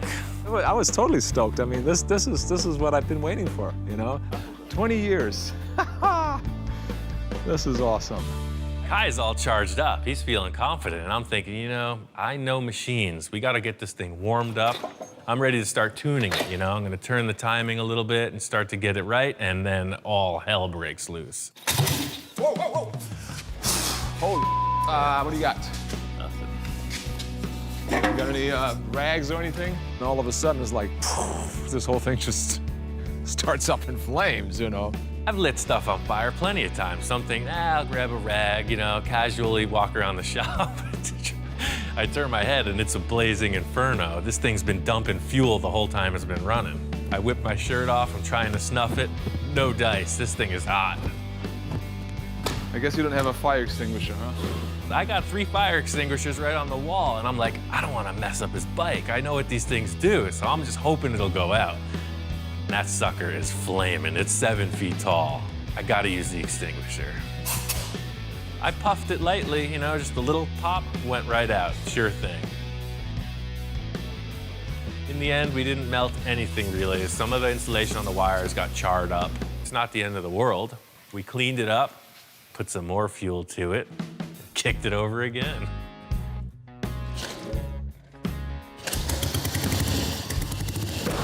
And it fired up again. It runs good. It's gonna be good to go. I'm just glad you remembered you had a fire extinguisher. I was looking around all over the place. I knew where they were, but I'm just like, I don't want to make a mess. It's only Kai's motorcycle. I don't want to dirty the floor.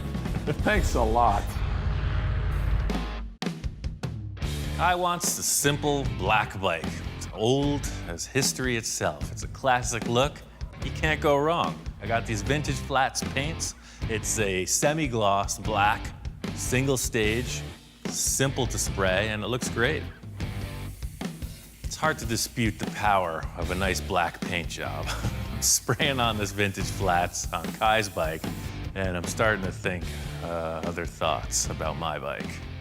I was getting carried away with the paint job, just trying it out. I was getting a little disco inferno, you know, just thinking about the flavor.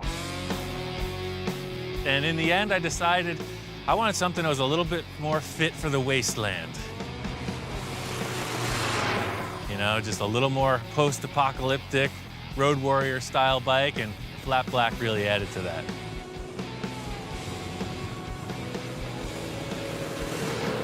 The whole deal with this project was the transformation. You saw this kind of very upright police motorcycle, and I just took it all wrong and made it gnarly, a very aggressive machine. I knew what was inside of it, and I just let it out.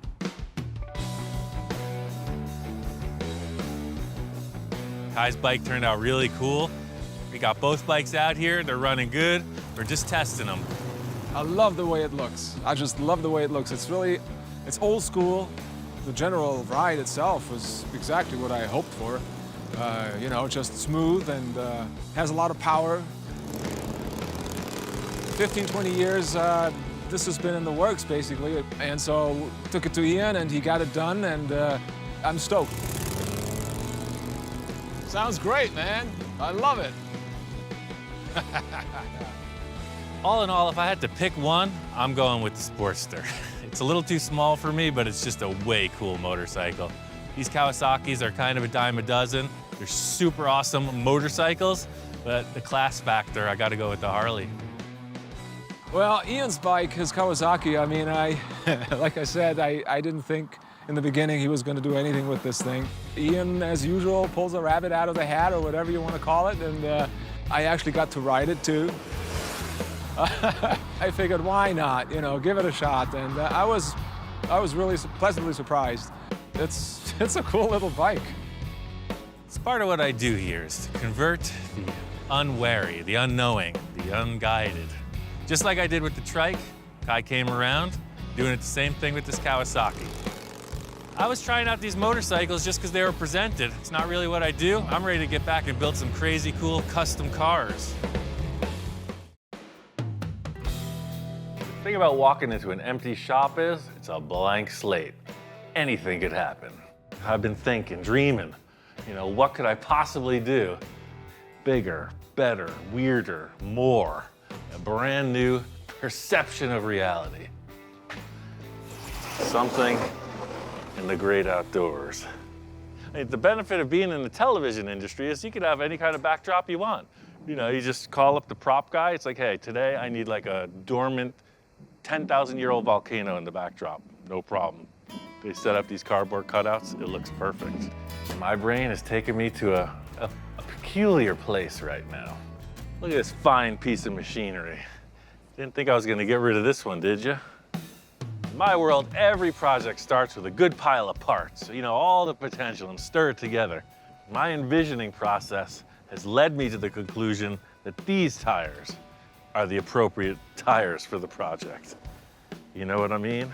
Right away, you start to imagine things.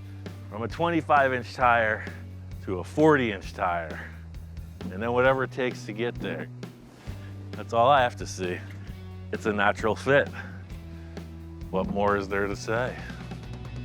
Don't get distracted by the details. I know that this Pinto has no drivetrain, and yes, the tires are taller than the hood, but I've got plans.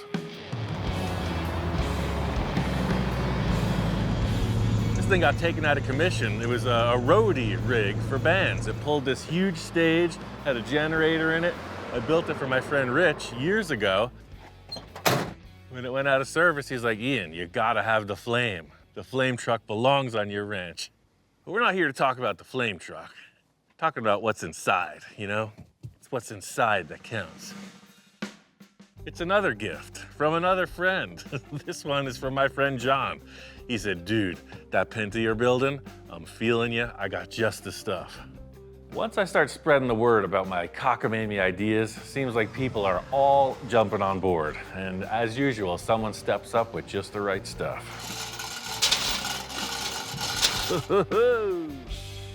Right here is another example of good used trash. It's a 77 Dodge Ram chassis, full-time four-wheel drive. It's got a skyjacker suspension lift. It's got these cool shocks. It's got gears in it for big tires. Perfect for that Pinto project. Let's drop her down and see what she's got. Right there, you can clearly see something's hitting. Engine is much too wide. This Pinto came with an inline 4-cylinder engine. This truck has a big V8, so it's kind of like stuffing a 15-pound cat in a 2-pound mousetrap. I can clearly see two major issues. I don't want to see the valve covers under the freaking subframe. Secondly, look at the back of this frame. It looks like it's about 20 inches difference. I gotta say, there's a million reasons one might turn back on a project like this right now, forget all about it. But that is not the full custom way. We're gonna put on the blinders, focus on one task, and continue on. Time for the chassis reduction. I'm feeling positive. I've wanted to do this my whole life. Truly, I've wanted to do this since I was a little kid. The first drawings I used to make, I would draw 2 circles as close together as possible, and then I'd put a car body on it. That is clearly, you know, the lightning in the bottle moment. So when you're a kid and something thrills you, that's real. Sort of trap that, save it, and then express it. That's where the magic happens. I've never done a 4-wheel drive before. You know, this is my first 4x4. I can't wait to make a complete mockery of the whole scene and have a blast doing it. So what I want to do is I want to set up 2 rails across the top here. So I'm going to temporarily weld it in up here, and it'll clamp here. So when I open this 20-inch section up, this comes forward, and I can build the new chassis underneath. There is a madness to this method, I got to tell you. So I have my reference point, end point, end point. So now I have to take this out, put it back on the rail. We can roll this puppy straight ahead until it hits the point of reference. Now that I have all that lined up and established, locked in, I can take off the rest of the chassis and the piece of the cross member that I'm gonna replace for the transmission. I mean, you've heard of the horse whisperer, or the dog whisperer, or whatever. I'm clearly the junk whisperer. And what this chassis is telling me is it wants to be the full custom mini monster truck Pinto. Love the smell of burnt Dodge in the evening. Now that's a large transmission mount. Before the creative envisioning begins, I gotta get all the structural elements in place, and this one's a little bit more involved. My plan is to create a transmission mount that attaches to my newly formed frame rails. We're just gonna use part of this because we're not trying to reinvent the wheel, we're trying to reinvent the transmission mount.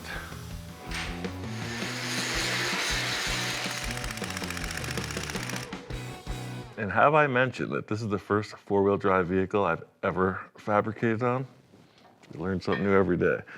Drive shaft comes out both ends. You can't put the cross member in like this because you can't put the front drive shaft on. What we need is a large ring for the drive shaft to pass through. And then we can weld it to the ring.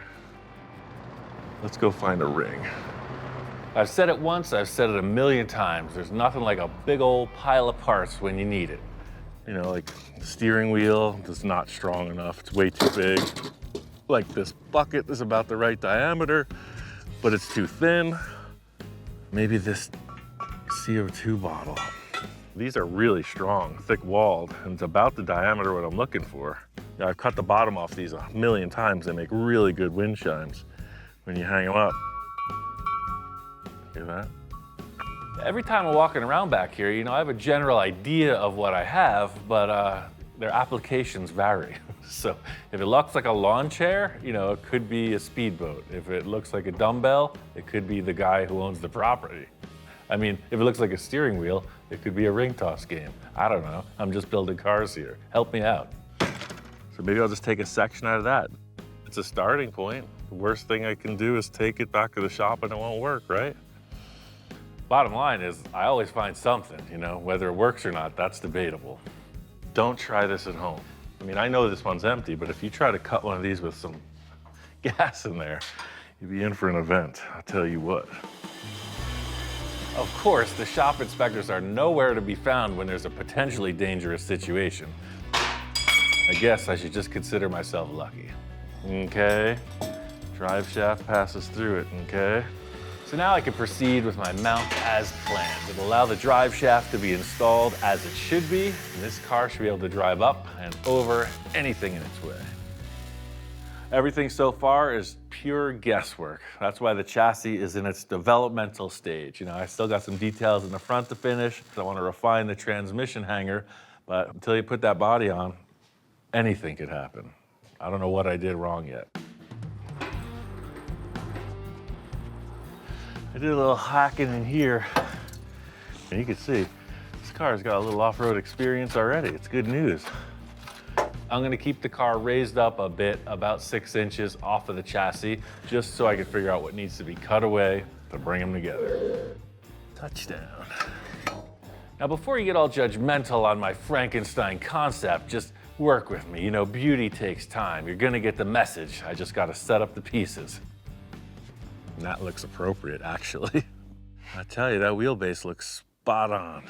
So the tire and the wheel well are pretty much what I want to see. I love those aluminum wheel moldings. That makes it look like a Pinto. I don't want to modify anything on a Pinto body, so it should look like a toy car perched up on top of a Tonka truck chassis. That's what I'm going for. It's starting to look like the Alabama Slammer, one of them trucking trials out in the mud bog. She's a biggin'. This is where I'm headed. Getting 20 inches out of that chassis sealed the deal. Nothing can stop us now, except maybe the next step. I have a plan. Definitely don't want that stock bumper, so it's a Full custom opportunity. Something that really just shows off, you know, the line of the Pinto sheet metal instead of this big add-on safety bumper. But this thing's got to be, shoot, I don't know, 10 inches top to bottom. You know, it brings me back to the Volkswagen. You ever see those bugs from the 60s where they had the little overrider over the bumper? I think that's where I want to start, just to see how that feels. The two angles represented, you know, definitely match the Pinto. You know, you're coming in straight across. Actually, that's kind of cool. Look at that. Wow, what if it actually had this bumper to protect the taillights? That would be pretty aggressive. You know what it's about, all the envisioning, where you set back and check it out. That's what I'm talking about. Usually when I don't know what the heck I'm doing, I put something in place and then move on. All about the stick it and move technique. I was trying to just do something to fill in this space, but I felt it would look too bottom heavy, you know, like somebody with a terrible underbite, like, oh, look what he did. But instead, I'm gonna build a huge facade to make it like it never even happened. Big Band-Aid on a small wound. Works every time. I have these bends left over from another project. I like it. All I'm gonna do is just change the whole concept. You know, in the conceptual stage of things, one must free their mind, like a buoy in the ocean, untethered, floating wherever fate takes you. Hopefully, that's not out to sea.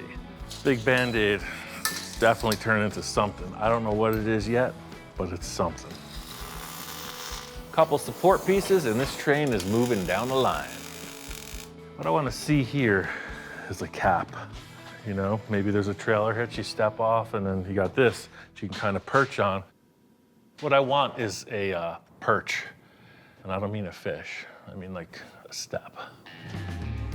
There is a hint of the post-apocalyptic vibe with this ride, so yeah, I mean, showing off a little raw metal work, it would fit the bill. Yeah, something like that. Going in for some grub. Yeah, right? You got a little rail and a step. It's the whole concept here. Looking at this rear bumper, it really helps the shape of the car. The Pinto's kind of diamond shaped. It goes on the roof, goes down the sides, hits the taillights, comes back under. The bumper follows that shape. You know, I really, at the beginning of the day, didn't know what I was building. I like this idea. It's kind of a weird, abstract bench on the back. Perfect. I'm gonna carry that theme over to the front, and then see how they work together. On to the next. I am feeling good about the bumper project. I got this rear bumper right where I need it. I was surprised. It was not really thought out until I got into it. Worked out well. In keeping with the same flavor, moved up to the front, and I put something super heavy duty. Something that looks like it's like that, hey, Kool-Aid kind of guy bashing through the wall.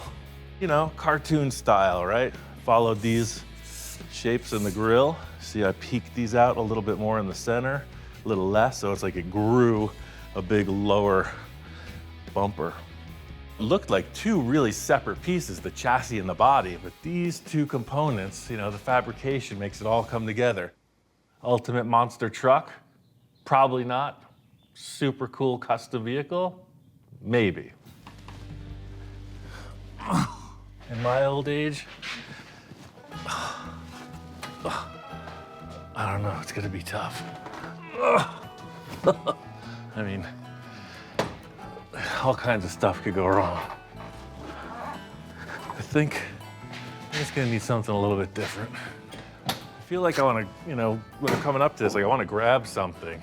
This car came with a roof rack, but it no longer is there. You got 2, 4, 6, 8 mounting holes. Why not just make another roof rack? Be super secure, it grips the whole top of the car, 2 rails you can grab onto. And then we surely won't be able to get the car out of the shop door with this thing installed. It'll be awesome.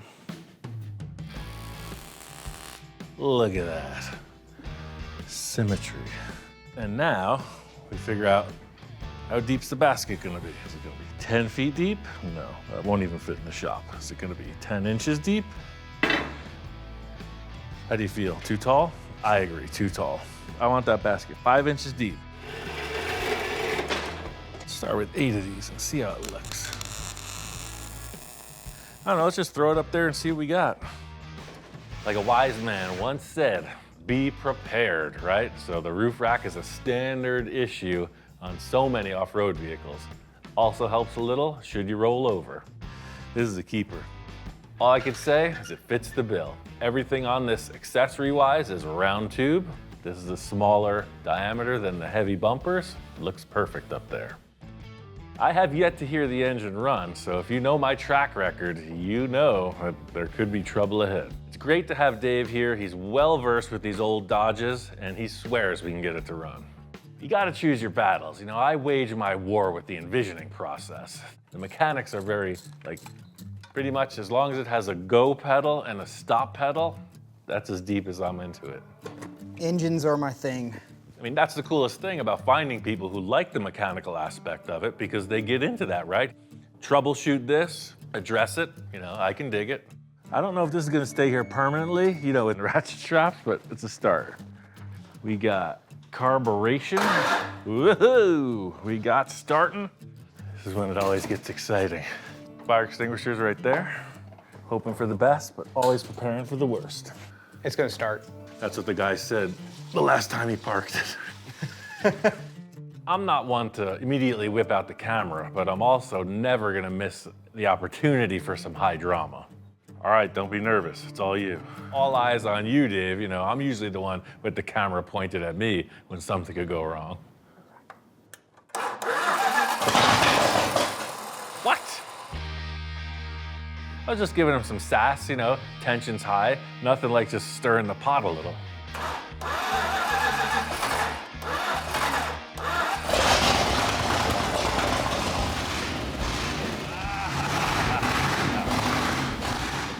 It's a runner. I gotta say, I've heard a lot of engines run, and this is on par with the rest of my half-baked ideas. Is it gonna win some races? Probably not. Is it gonna overheat? Maybe. Is it gonna keep running? We hope so. It's my favorite part of the project, when it really starts to get weird. I'm all ears. Thinking of a paint job. Something I'll really take this into the unknown territories. My friend Alan lives just down the road, and he's seen this mini monster truck's progression. I think he's got a perfect set of eyeballs and 2 good hands to help me with this next step. So I'm thinking about the 70s, as usual. That's nothing new. If you were to draw some lines on this car, you're thinking outlaw stuff, you're thinking race car stuff, you're thinking the general vibe of the 70s. I mean, what would you want to do paint-wise on this? Definitely need some flavor in there. Yeah, it looks like Grandma's grocery getter, right? Yeah. I want something that really pops. What colors are you thinking? See that sign on the wall? Come in for a cool treat, right? Represents the color wheel pretty good. So it really does. Those are the options we're dealing with. Something that really stands out. It's a bit of color theory, if you will. Any kind of commercial, in-your-face signage will have contrasting colors. And that's one to grow on. It's really hard to mess with old original stuff, you know? This has been aging gracefully since 1977, and here we are wanting to apply something new to it and make it match. You know, I thought that maybe not using a gloss auto paint would help us kind of blend the two. I'm thinking about all these candies and all these paints, and I want him to order for me, and then I get here and he gives me 3 rattle cans, and he's like, here you go, man, go for it. And I'm like, where are we going with this? Let's see what it does. Hit it. And we're off. We're in a frenzy of tape and masking. It's kind of like when you gotta hit it, you gotta hit it, and that's where we're at right now. The only trick that I have is keep looking at what he's doing and try to keep up. I just want to see what this looks like. Could be cool, could be a creamsicle, I don't know. Ooh, look at these lines. That's pretty cool. It's a good contrast, that's what I was hoping for. That really changed it. Makes it look sporty. It gives it that big boy, tough boy look. Now that we took the blue tape off, it's like it's missing something. You know, the blue color really added to that. You know, imagine like a border, right? All of a sudden, it's starting to look like That ambulance and the Cannonball Run. And I think if we did a decent sized blue line on the bottom and then at the top, pinstripe it with 2 little blue lines. Oh, now you're getting even fancier. I like that. I like fancy a little bit. This is a pretty simple layout, too. Imagine those lowrider paint jobs where you have all of this negative represented in various colors. Sometimes this is white and sometimes it's orange. And sometimes the green is orange and sometimes the blue is orange, but also the blue could be white, depending on where it is. You lost me in all that. Yeah. Names are hard to come by, you know? When you find one that sticks, it's really gratifying. Well, there was a great mystery since I got this Pinto. On the back panel there, it said P71. And I'm thinking, I gotta find out. So sure enough, I put it on Google. What does P71 stand for? And it says P71 is a prefix in the Crown Victoria police car VIN code. Why is it on a Pinto? I don't know. My wife, Jamie, she said, it's the Pinterceptor, that's why. Hats off, milady, you win. The Pinterceptor. Perfect. While we're waiting for the Masked Monsters paint to dry, I'm going to engage Alan's other talents, some of the metal forming skills. One of the things this vehicle is lacking is a dashboard, and I got an idea to handle that situation. I've been saving this piece of sheet metal for whatever reason, because look, it was laying outside under the gutter, and it made this perfect like splash drip pattern from all the rain we've been having. What I'm learning every day is be surprised. If this went on the driver's side of the dash, you'd have this kind of weird rusty patinaed orange effect on the dashboard, right? That's right, almost looks like a rusted sun. Yeah, right. It's just keeping with the au naturel theme, you know? Dashboard, smorgasbord. He's got this build in his head. He wants to build this awesome car. I know it's gonna be great at the end, so I'm never worried or never scared. And we do whatever it takes to make it that way. And then it's gonna go down where this thing fits on. And then it's gonna ham edge under to give it some strength. The style I'm going for with the dashboard on this is minimalist. I got an old piece of sheet metal and some kind of piece from an old pickup truck. Might as well just make something handmade. He's trying to prove that you can work with, you know, things that are affordable to anybody and make something great and fun.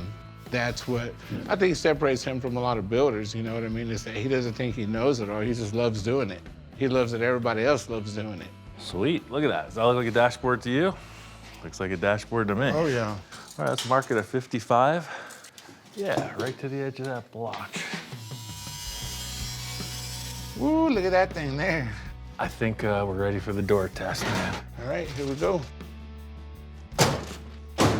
Yeah, see how it works right here? Wow, look at that. What are you gonna do about this windshield? As is, baby, bullet holes. It was out in the wasteland, it met up with some rogue travelers, popped a few rounds at it. The Pinterceptor is bound to have bullet holes. You know it. This thing looks like it's been through some action. Once the gauges arrive, I'll install them, wire it up, and this dash will be a dashing example of instrument readout. I gotta say, dashboards are fun, but the idea of what's lurking beneath this paint mask, I'm ready. I was born You ready. ready? I was born ready too. I was ready before the paint even dries. Hey, me too. Let's see what it looks like. You know, unmasking a car is kind of like the great trek up the mountains in the fog. You never know really where you're heading. Are you at the apex, or are you just at the beginning of another climb? Oh man, look at that top line, dude. Yeah. I gotta say, man, I think your double line's a winner. In the moment, the pressure does come to me a little bit nerve-wracking because we're working with rattle cans. Good work doesn't just happen, you gotta make it happen. Yeah, these colors are, it's looking kind of like the orange dreamsicle. We just wanted to make a nice, simple graphic, and it puts a nice flow right through the car. Simple, effective. Way cool. I needed this paint job nailed. I got a couple things to detail, and this is ready to rock. I can hear the great beyond beckoning. Our first desert Pinto cruise is just around the corner. No, I can't wait. I cannot wait.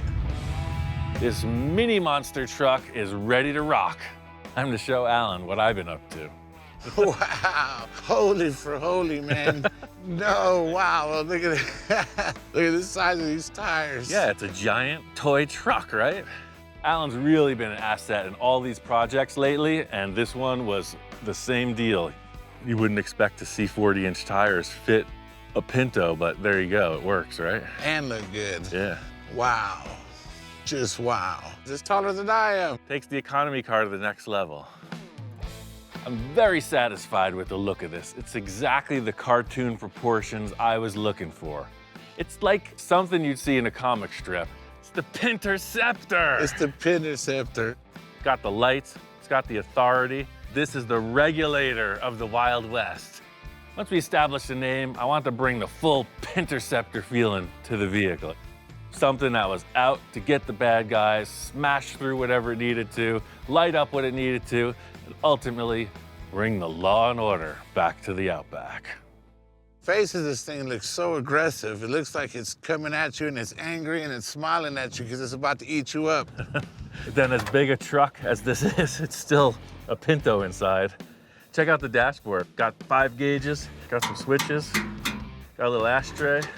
I put an ashtray in because, I don't know, I guess in the post-apocalyptic world, you might need a cigar. I have one guilty confession. What's that? I actually built the entire project just for the PA system. That's right, ladies and gentlemen. The Pinterceptor! Woo! It's time to let it boogie. Let's do this. Got a nice little low note. Seeing it sitting there is one thing, but driving it is a whole other can of worms. Woo! Wow! Dude, it was the coolest thing. It sounds so loud. It's crazy. You know, I don't know what a mini monster truck would feel like, but this thing is something for sure. It's kind of like a bucking bronco. Watch out! It's like you're on the top of a fishing boat. It feels like it might flip over at any moment. It's just bouncing all over the place. With the paint, I carried the Pinterceptor graphic up onto the roof. It's something that Alan and his wife designed. Worked out perfect. My kick is just exploring all different versions of building cars. I've built them low, built them weird, built them cool, and this one is definitely out there. My favorite thing about this is me driving up like a clown and everybody going, "What's wrong with that guy?" Kicks up a little dust. Runs better than I hope, man. You gotta check this out. So I told Alan, hey, saddle up, partner. Hop in that rig and see what it can do. All right. Watch the shrubbery. Hey. It was a little bouncy, but as far as driving it, was super comfortable. It felt solid. You just see this thing. You don't even see the tires. You just see this machine coming over the bushes. So stupid. It's awesome.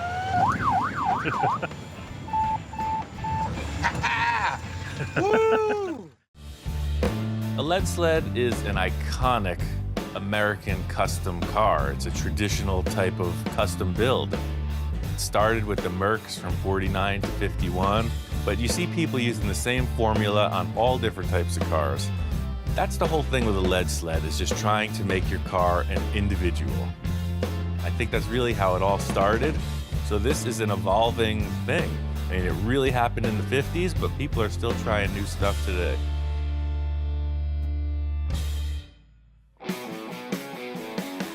I've been friends with Don for quite a while, working on various projects. I keep walking by this Packard, just looking at it, imagining its potential. I want to chop this thing and make it a lead sled for my friend Tom. I talked to Don about this car. I wasn't sure if he was attached to it or not. He couldn't get rid of it fast enough. He had no use for it. I was so amped up to get this thing in the shop. It's like I had blinders on, you know? I was just looking at it for what I saw as potential. Once I got it in the shop, I realized there was just so much ugly, I didn't know how to handle it. I never really had the opportunity to stand back and look at it that much. It was always under that carport. Once we got it outside in the open, you could stand back and look at it, and I don't know, it really doesn't have a good line. I loved the way that the taillights in the rear section looked. But that's because it was in a carport and you couldn't stand back and look at it. In my opinion, the big sore spot in the whole car is the rear of the roof. The longer I looked at it, I really started second guessing myself. Like maybe this wasn't the car at all to start with. I've never dealt with a roof that has this ugly hump in the back. So I'm gonna take the whole skin right off of the top of the roof.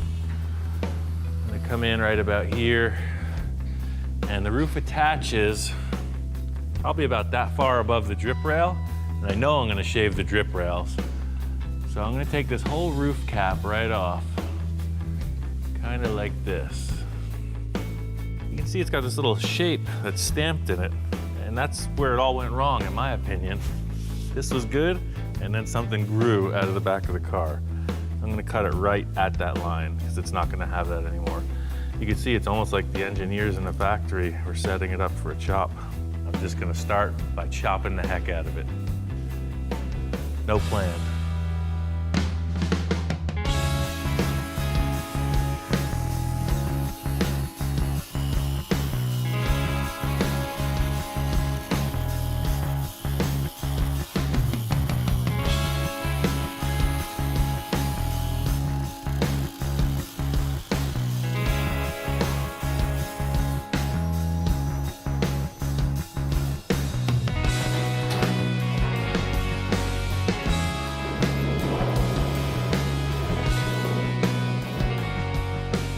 I think it looks better already.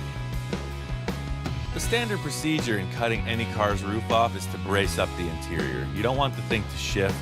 You want it to stay just as it is so the door is shut properly. I'm just not doing any of that. I've done enough metal work, I've cut apart enough cars to know what I can get away with. I think I can get away with it.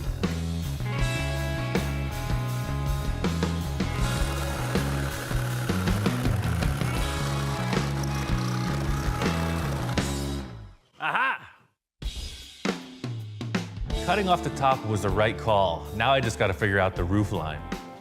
My friend Tom is a graphic artist. He's done a lot of work for me in the past with t-shirts and other designs. I took a side shot of the car with the roof on and sent it to Tom and just see what he comes up with. Maybe he's seeing something I'm not. He sends it to me and it's pretty rough. I see where the car has potential and I try to bring it to life on the computer. When I had gotten to my final rendering of the Packard, I sent it to Ian and I didn't know how he was going to react. Tom's fast. I get an email back the same day of this rendering, and it's pretty cool. He took the windshield and he raked it forward. I've never seen that done before. Typically, if you chop a top, you may rake the windshield back, but this one was so slanted back, he moved it forward and he put a nice slope in the rear of the roof line. Very cool design. Restructuring this roof skin and the frames surrounding the doors, and that's the line of the car. This is what makes it. I want to take this arch out of the rear window. The same idea as removing that big bulge that's in the back of the roof. This is a pretty risky move. I'm really taking all of the strength out of the whole side of the roof line. But I want this look, so I'm making all these pie cuts in it. It's going to stretch out the rear portion to make it more streamlined. This is really going to define what the car looks like, setting up these door frame surrounds. It's also a structural part of the car, so I'm just trying to use what I have, make a couple splices, and just come up with a shape that I like.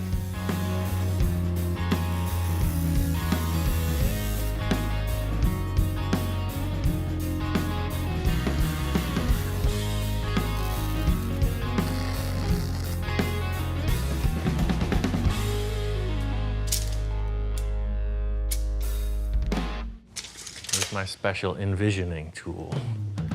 Ah yes, the cardboard envisioning tool. It's something that you don't see a lot, but everybody's got one. Just hold it up and look through. The whole idea with this envisioning tool, it's like blinders on a horse, right?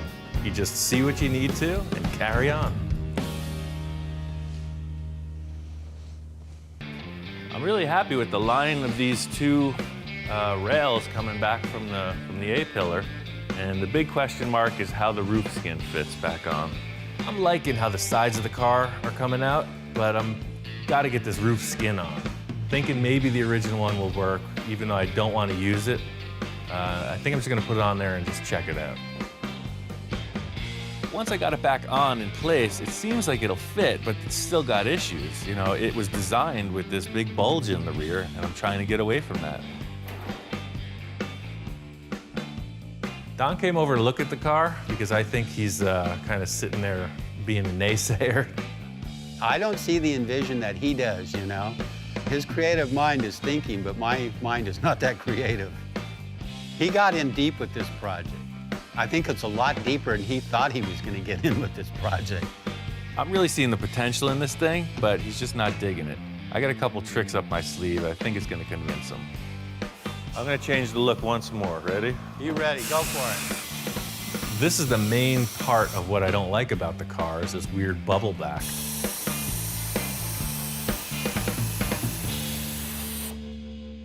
Help me like bring this up onto the windshield and let's see how it's working there.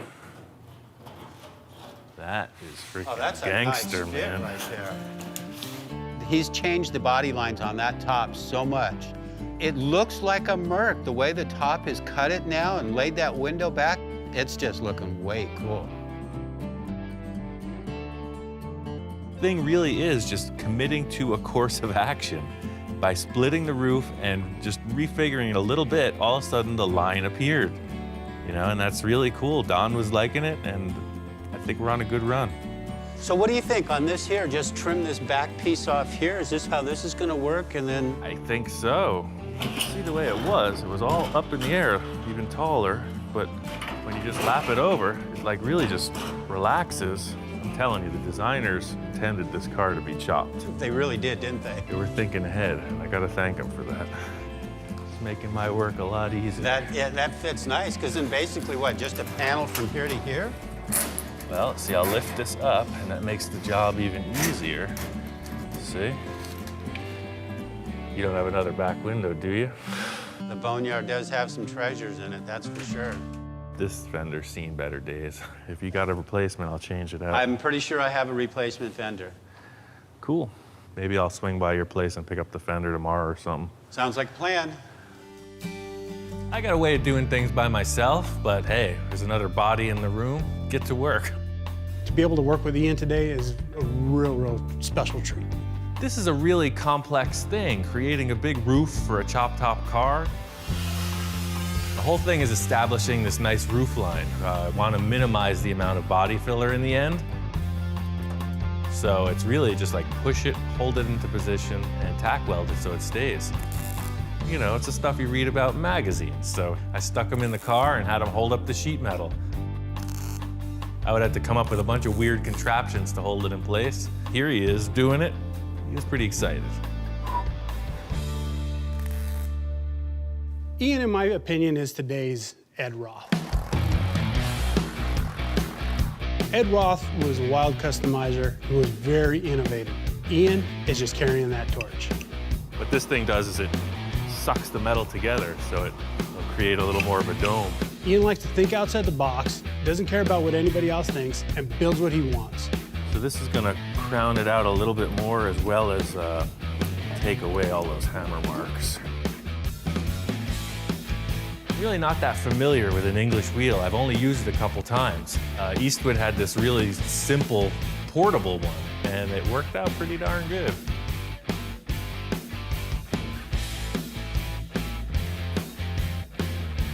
Pretty good. Yeah. Getting the sheet metal tacked in place, that's it. That's the car. The line of it's established. It's just a matter of finish work. If you like it, here we go. I'll put it all together and on to the next. It's a killer chop. We got the chop top nailed. It looks great. There's still a lot more.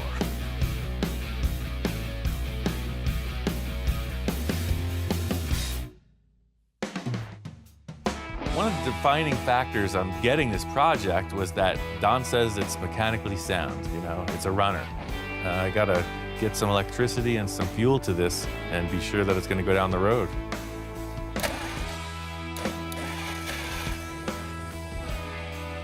This car is ancient. It looks like an Egyptian tomb under the hood, man. Well, it gets spark. Something happened. That's a good sign.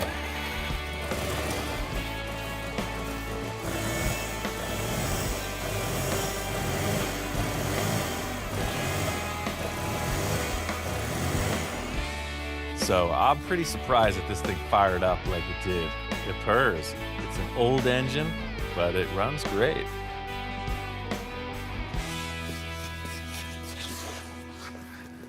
We gotta pick up the dust somehow. So this roof is bondoed out for 3 full days. I got just a little over 2 gallons of Bondo on it. So I had to make the whole thing flow into one nice dome. And I think I did that. It looks pretty good. So the last part of the equation is these door frames. This is the trickiest part of the whole deal. And to sum it up is if people can't figure out where you cut it, then you succeed. Just building stuff that you haven't done before, it's just the adventure of it, you know? It's like I want to come out successful in everything I'm doing, but also the spice of it is getting that agitation of not knowing. I was so bummed out when I started this project. I can't put in words how disappointed I was at the selection I had made. But I think this thing's gonna be all right.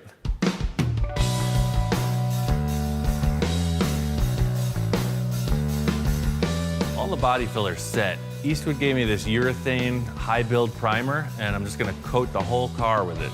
3 heavy coats, because it's a filler primer, and then I can come back and block sand it.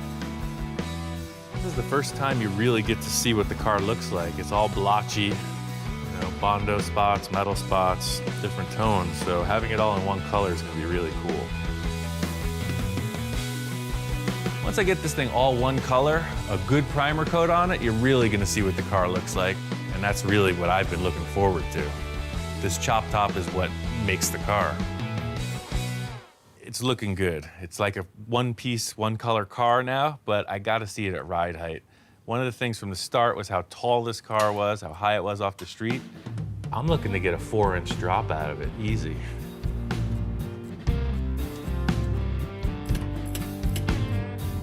Everything is rusted, stuck, typical scene.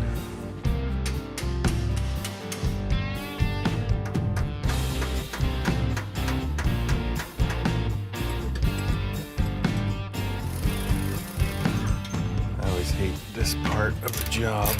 In case you're wondering how my nose got so rearranged, doing exactly this. No joke. The coil spring shot out of the car, hit me in the face. That's a big piece of metal that hits you in the face, huh? This is the old school lowering technique.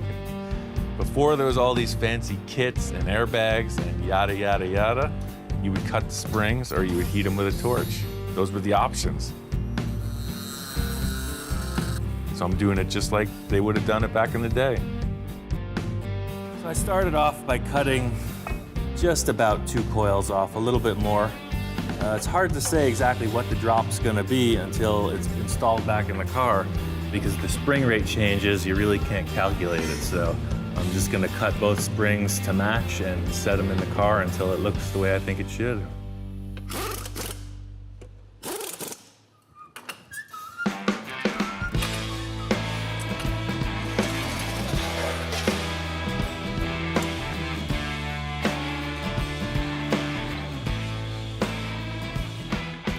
That's what I'm talking about. It makes all the difference. It's a pretty serious family car, that's for sure. Makes me want to have a couple kids. The last parts of every car build are really tedious, so I'm looking for some inspiration. I'm always trying to find something that's gonna take my mind off the tediousness of the finishing details. So making these taillight lenses was a perfect little diversion. This is my super improvised plastic heating device. I went on this whole bubble top adventure with my friend Victor, and I learned a lot about heating and forming plastic. Victor and I wanted to make a bubble top car, so we went about it in a way that would create this enormous plastic shape. So this is a miniature version of that.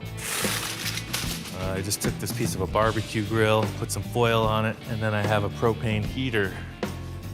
I'm gonna heat up the plastic and form it into a couple taillight lenses.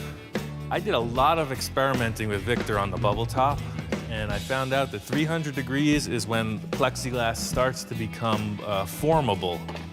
They make spaceships and stuff out of this, and here I am with a piece of the old refrigerator and a propane grill.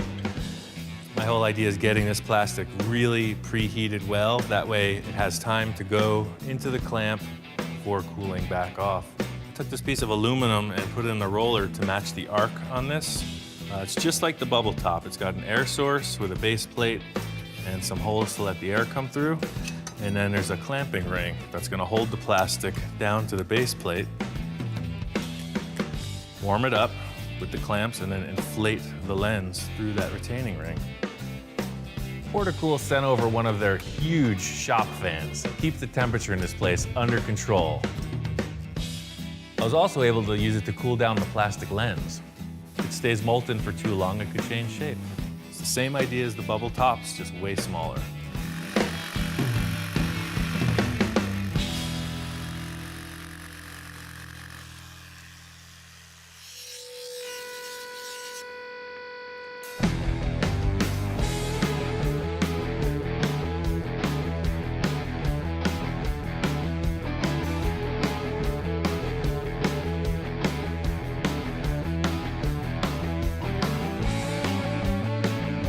This thing's pretty much wrapped. I'm excited to see Tom's reaction when he sees it.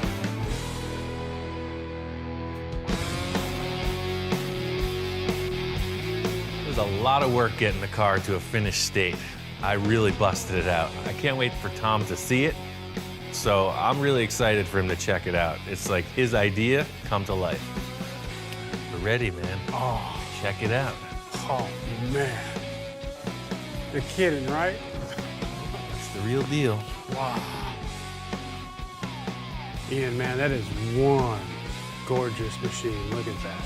When I first walked in and saw the Packard, I was blown away. It's amazing looking. It's actually a lot cooler than I could imagine. The thing about when Tom walked in, the last time he saw the car, it was a shambles. I mean, there was just loose ends everywhere. This is a perfect color for it. Holy smokes. Yeah, you gotta see it in the sun. It pops pretty cool. I got this black cherry paint that complements it beautifully. First thing I noticed when I walked in is the amount of time and work that went into it. There's a lot of customizing there. All Tom's drawings were side views, so for him to look at it and see the angle of the A, B, and C pillars, it really meant a lot to him. I made these two taillights. It didn't have any taillights. Just kind of fresh. Those? Yeah, I blew them out of plastic, kind of like mini bubble tops. No, man, you're kidding, those are. Because remember, it didn't have any lenses. Ian tells me that he custom made these things himself, and I'm just shocked again. It's like, what can't this guy do? The fact that this thing is a good stock runner really helps out in the end because he can enjoy it. He doesn't need to do all this other modifications. It's a complete factory stock Packard with a pretty nice chop top. When I first sat inside the Packard, man, I couldn't help but feel, man, this is cool. I'm ready to cruise, man. And I am one cool dude because I'm cruising this thing. You want to go cruise? Hey, me and Shop Hound are cruising, man. This was a very emotional experience. We took that car out of the carport and I was angry. I was just thinking we were going in a bad direction. I pulled through, you know? I was really thinking about quitting a lot of times. Tom's drawings helped me, and then finally seeing the metal change shape is kind of what led me to doing the finish work right. There's one thing I've noticed about Ian. When it comes to customizing a car, is he's driven. He has something in mind, he sets a goal, and he goes for it. When we're thinking about where's the coffee, he's thinking about what do I have to do next to this car? What do I want to do next to this car? And he goes for it. The whole deal with this is I was trying to help Tom out. He's done a ton of work for me. The least I could do is return the favor. So to really push my limits as far as the fabrication and finish work, it really is just something to say thanks to Tom.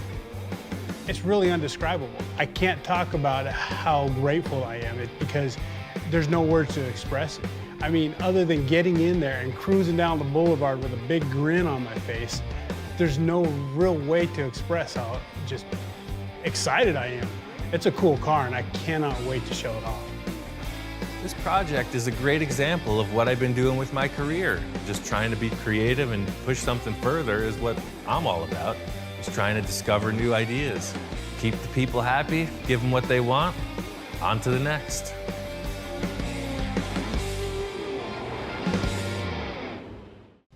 It's kind of funny. I went to this VW show to get inspiration to finish up the car I'm working on, but it got me charged up to go in a whole new direction.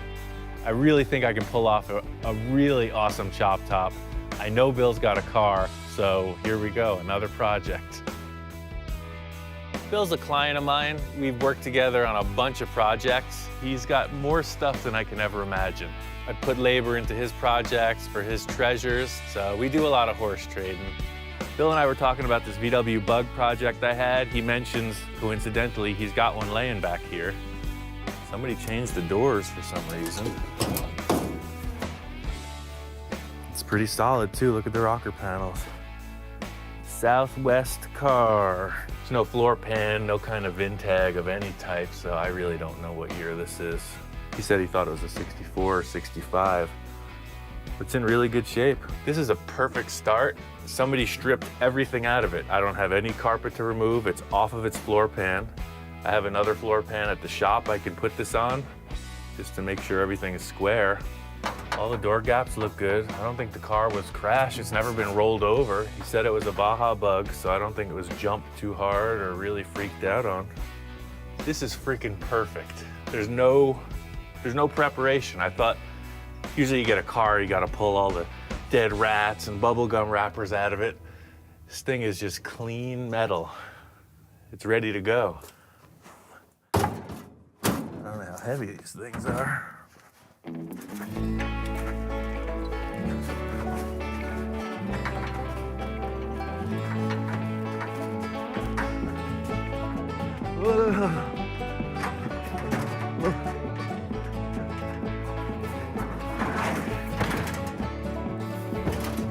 There she is.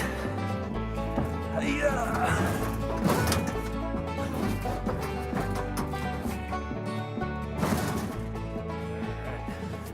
Get this thing harnessed up, get her back to the shop. All right, let's get the heck out of here.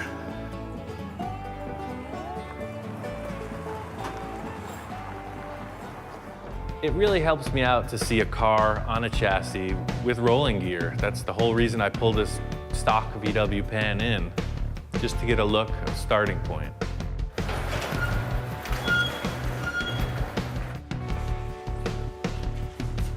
I think this is how they did it in the factory. Back in Germany, I think this is how they assembled them. My whole thing is I'm working with existing parts, so I need all the stuff that fit around the body to make it convincing. I don't want to sketch it, I want a three-dimensional view of it.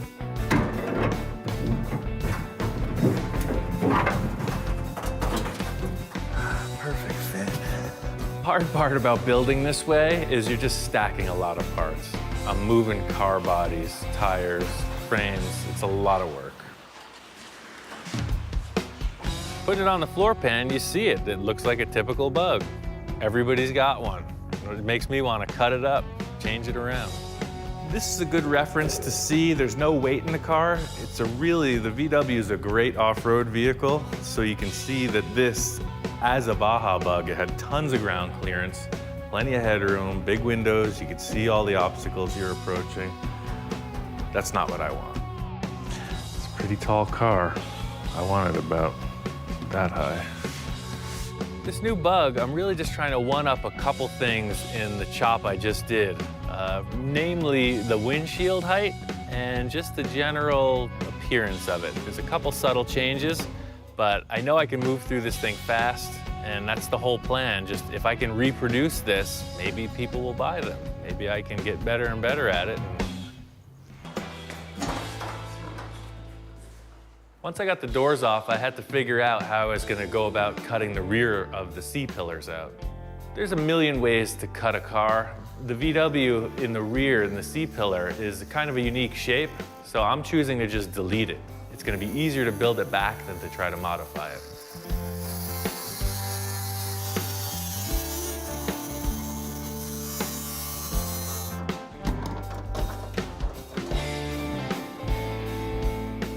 I needed to cut out the whole rear package tray. The reason is the body's narrower, so it's just fast for me to get it out of the way and build a new one. The whole trick with this is I'm leading the whole chop off of the A-pillars. Everything else is built to fit. So as long as the body's square and the A-pillars fit, carry on. It appeared I didn't mark the side of the car before I cut it, because I didn't. I'm that good. I know these cars. I just freaking go. That's why it's so quick.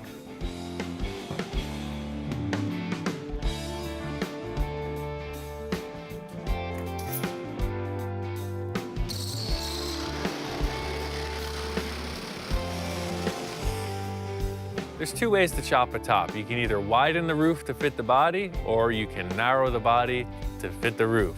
And I found that narrowing the body is a lot easier. You gotta be a little reckless if you want to get the best stuff.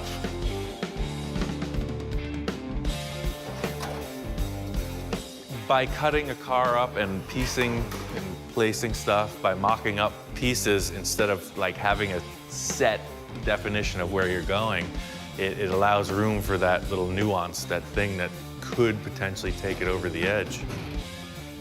And I just love the feeling of being a little reckless, confident enough to be able to pull it off.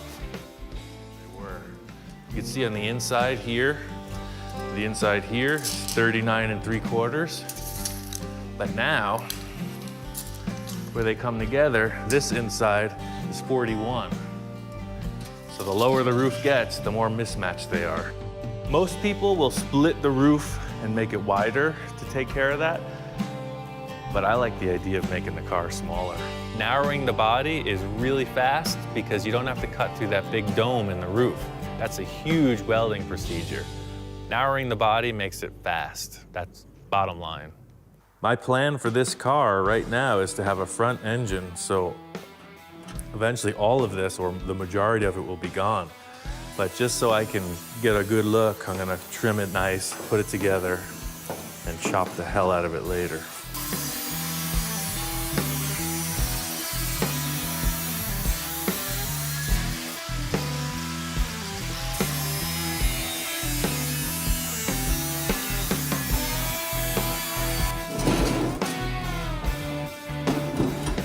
Taking a lot of time just to step back and look at it. It's all about the visual impact that it has.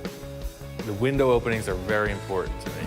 I think I'm just gonna cut these two little tail pieces off and stick a tire under there and look at it.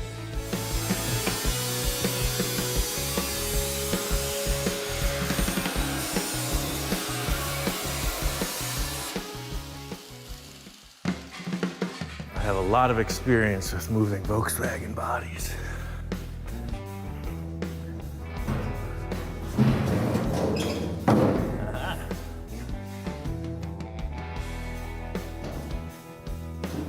This is pretty much how I build everything. You know, you can draw stuff, but I really find it easier to just stack parts. That looks freaking bitchin'. Now that I got the body together, I want to put the doors on and fit out the window surrounds. I'm really stoked to see this thing mocked up.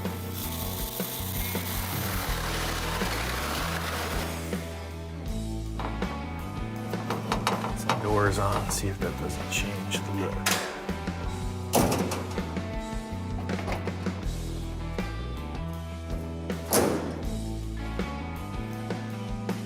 Okay, looks great. Now that I got the doors on, it's time to just fit out the rest of the sheet metal. It's all about detail. I'm gonna spot this in right now.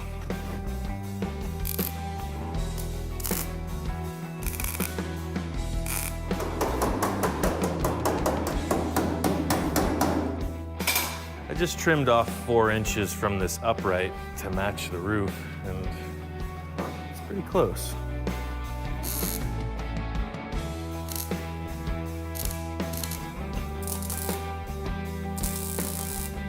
All right, that's tacked temporarily. You can see how much work's gonna have to go into that later, but hey, looks good from this side.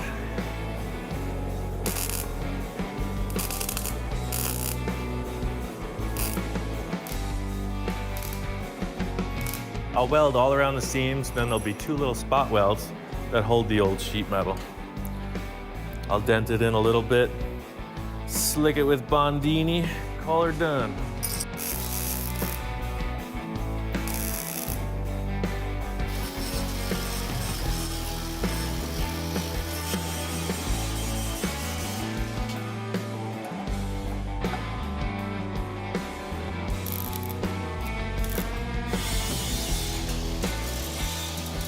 This is what makes the chop.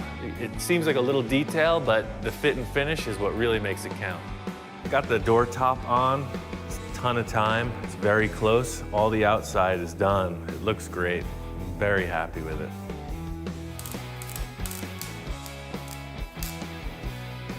So the idea here is that this line is gonna roll right through. Nice. Come out under this.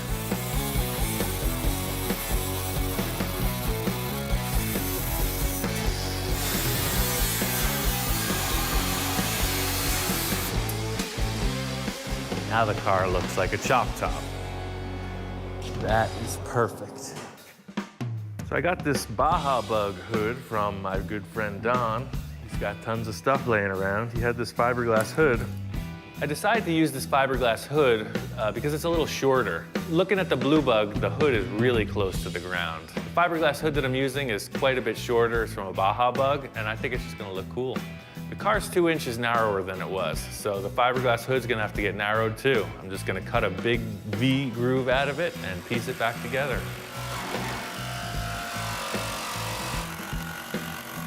The pie cut, close her up, give her a clamp.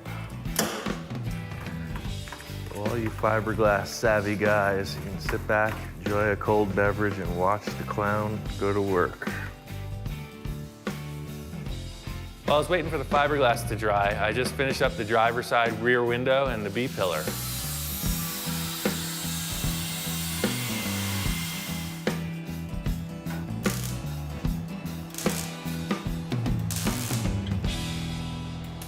The primary difference between the way I work and someone who thinks out the whole thing beforehand is that I leave an opening for that nuance, you know? That's the great artist. That's the thing that makes the difference, is the unexpected. And I leave a lot of room for the unexpected. I totally get that my approach to this is not the standard procedure, but I've made it my whole career to be creative, and that's really what this is about.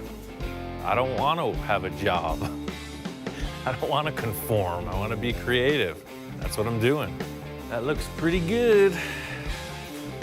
Still gonna get a bunch more Bondo, hammer, dolly work, etc. But this is the metal fab.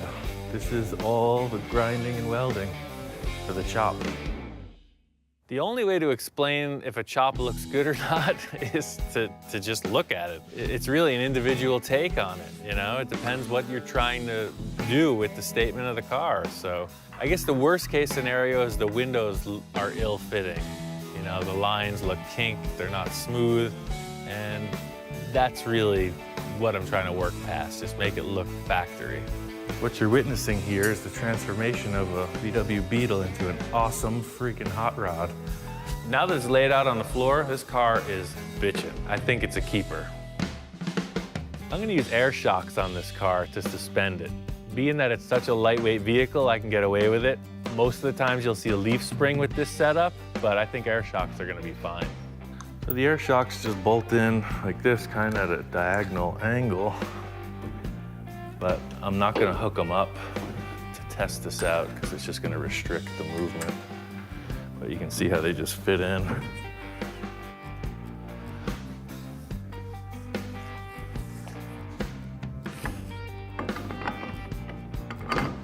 It's pretty crazy that this axle bolts right to the VW wheels. I don't know. Maybe somebody out there knows what's up. I'll tell you, it works. I guess if you look at it from this angle, you can really see how drastically cambered the tire is. and that's not gonna work for me. If this thing should like get loose, unweight, tires are gonna tuck under and the car's gonna flip over, guaranteed.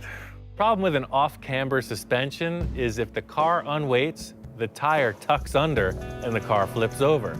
VWs are notorious for this. I'm making it worse because the front is doing the same as the rear. Typically a VW Bug, if it flips over because of this situation, it's because of the swing axle rear end. This car has sort of a swing axle front end as well. So it's got to be kept under control or this thing's going to be loose. So this is the air shock that is basically limiting the up and down suspension travel right now. It's all on the shock. There's nothing else on the car to stop it from moving. The whole thing to make this suspension work is bump stops and limiting straps. That keeps the axle in position. What the off-road trucks do is they use a limiting strap. It's kind of like seatbelt material. It's doubled up, stitched really strong. So as this guy is trying to open as the tire falls out, this guy limits the travel of the arm. The limiting straps were easy, simple bolt-on, but the up travel of the axle has to be controlled too. So the limiting straps, they only took care of half of the issue. They're stopping the tire from dropping out. But still, it can come up. So if you were to hit a big bump at speed, it would slam the shock shut and ultimately ruin it. You can do it a couple times, but we need to have some kind of a limiter to stop the axle from moving up. So for the up travel, I just ordered these bump stops from a catalog. Contrary to popular belief, I do order stuff from catalogs from time to time. The whole deal with ordering these bump stops is they're new, they're good, I need them. Simple rubber block with a bolt in it. Meant to take the axle bouncing around like crazy on an off-road car. Every fabrication has its look. This car has a lot of tube elements in the whole front end. So for me, getting these bump stops mounted, it's got to be a piece of tube and it's got to look like it belongs in the car.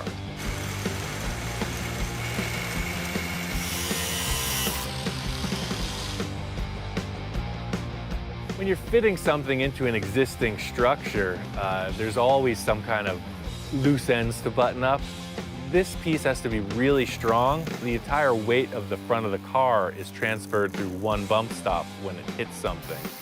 I ended up making all these gusset shapes to just be strong and also look good. I didn't want a bunch of loose fitting pieces. So really, I just wanted to make the thing look right and be strong.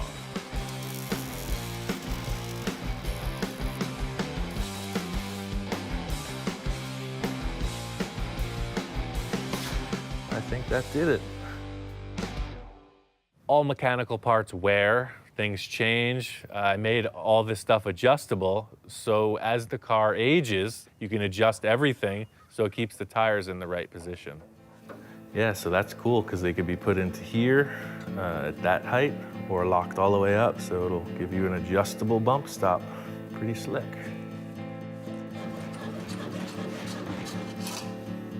It works. That's what I'm saying, just driving down the street, you don't need more than that. It's great. The attitude of a car, the car's face, are defined by its headlights. These headlights are pretty crazy. They're actually pieces of spun aluminum that I found in the scrapyard. So I really made this whole unit. I had some glass lenses and I made everything else. They're seal beam bulbs that I glued in behind these antique lenses. So they're 12-volt high-low beams. They look like vintage car parts, but they're handmade. Really badass. The other cool feature is the way they mount on the car.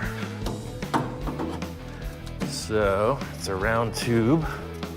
So they're adjustable up and down.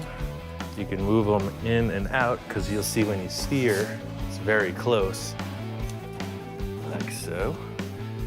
And when the hood shuts, these strange little shapes clear the hood.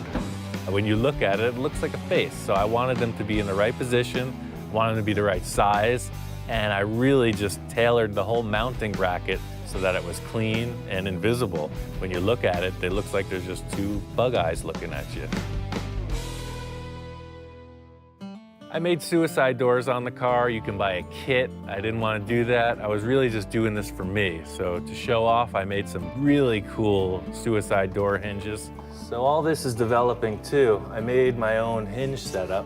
This is the same stock as the headlights are made of, just I think 3/4, 7/8 solid round.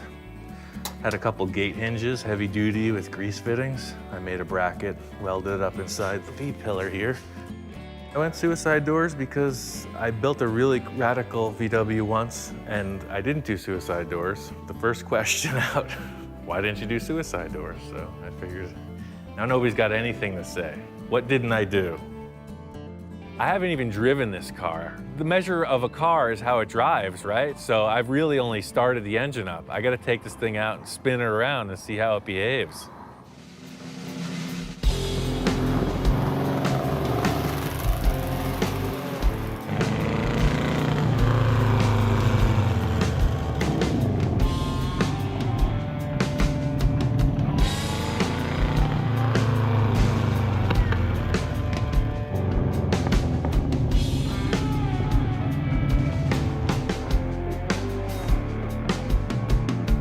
Car is a blast. The crazy thing about this car is it is like a go-kart. I mean, it's miniature inside. It's really sectioned down, but it's a ton of fun to drive. It handles awesome, and the 50 horsepower that it has really makes it appear to be a strong runner. It's a ton of fun. It's like a big kid's go-kart. I got this car in just under the wire. The clients are on their way down. They're road tripping all the way from Canada to pick this thing up. And I really haven't even had time to enjoy it. I get to drive it around the parking lot a couple times, and then it's in the trailer and off to Canada. I've been working on this car for about 18 months, and it's pretty cool to see somebody just say, I want your work, we'll take it. These clients are buying the car sight unseen. I got a deposit wired into my bank account, and all they've seen is pictures and video of the car. So I'm a little nervous when they show up. I really don't know what they're expecting. I know that I've done my best work. I can only hope that they appreciate it. The most flattering thing really is that they know of me. They know the cars I've built, and they really wanted a piece of my work. That's the ultimate compliment. Hello. Hello, Vivian. Nice to meet you. Nice to meet you, Right on. Vivian. So here's that thing. That's sick. Wow. That's crazy. Just crazy, man. My name is Mark Hayward. I'm from a little town outside of Vancouver, British Columbia, Canada. Thought we'd come all the way down to California and meet Ian and pick up that beautiful little gem we got sitting over there. Oh, man. But I fit. You're about 6'2", right? Yeah. Oh, yeah. This is gonna be all right, man. So this car here, I mean, I basically bought it sight unseen. It was just spur of the moment type of thing. Like I say, we corresponded on email, and he said, well, maybe you're interested in this Volkswagen I got. And he sent me a picture, and it was pretty much a done deal. I mean, how could you not? Just taking one look at that thing. It's phenomenal. Very excited about having the car in our collection.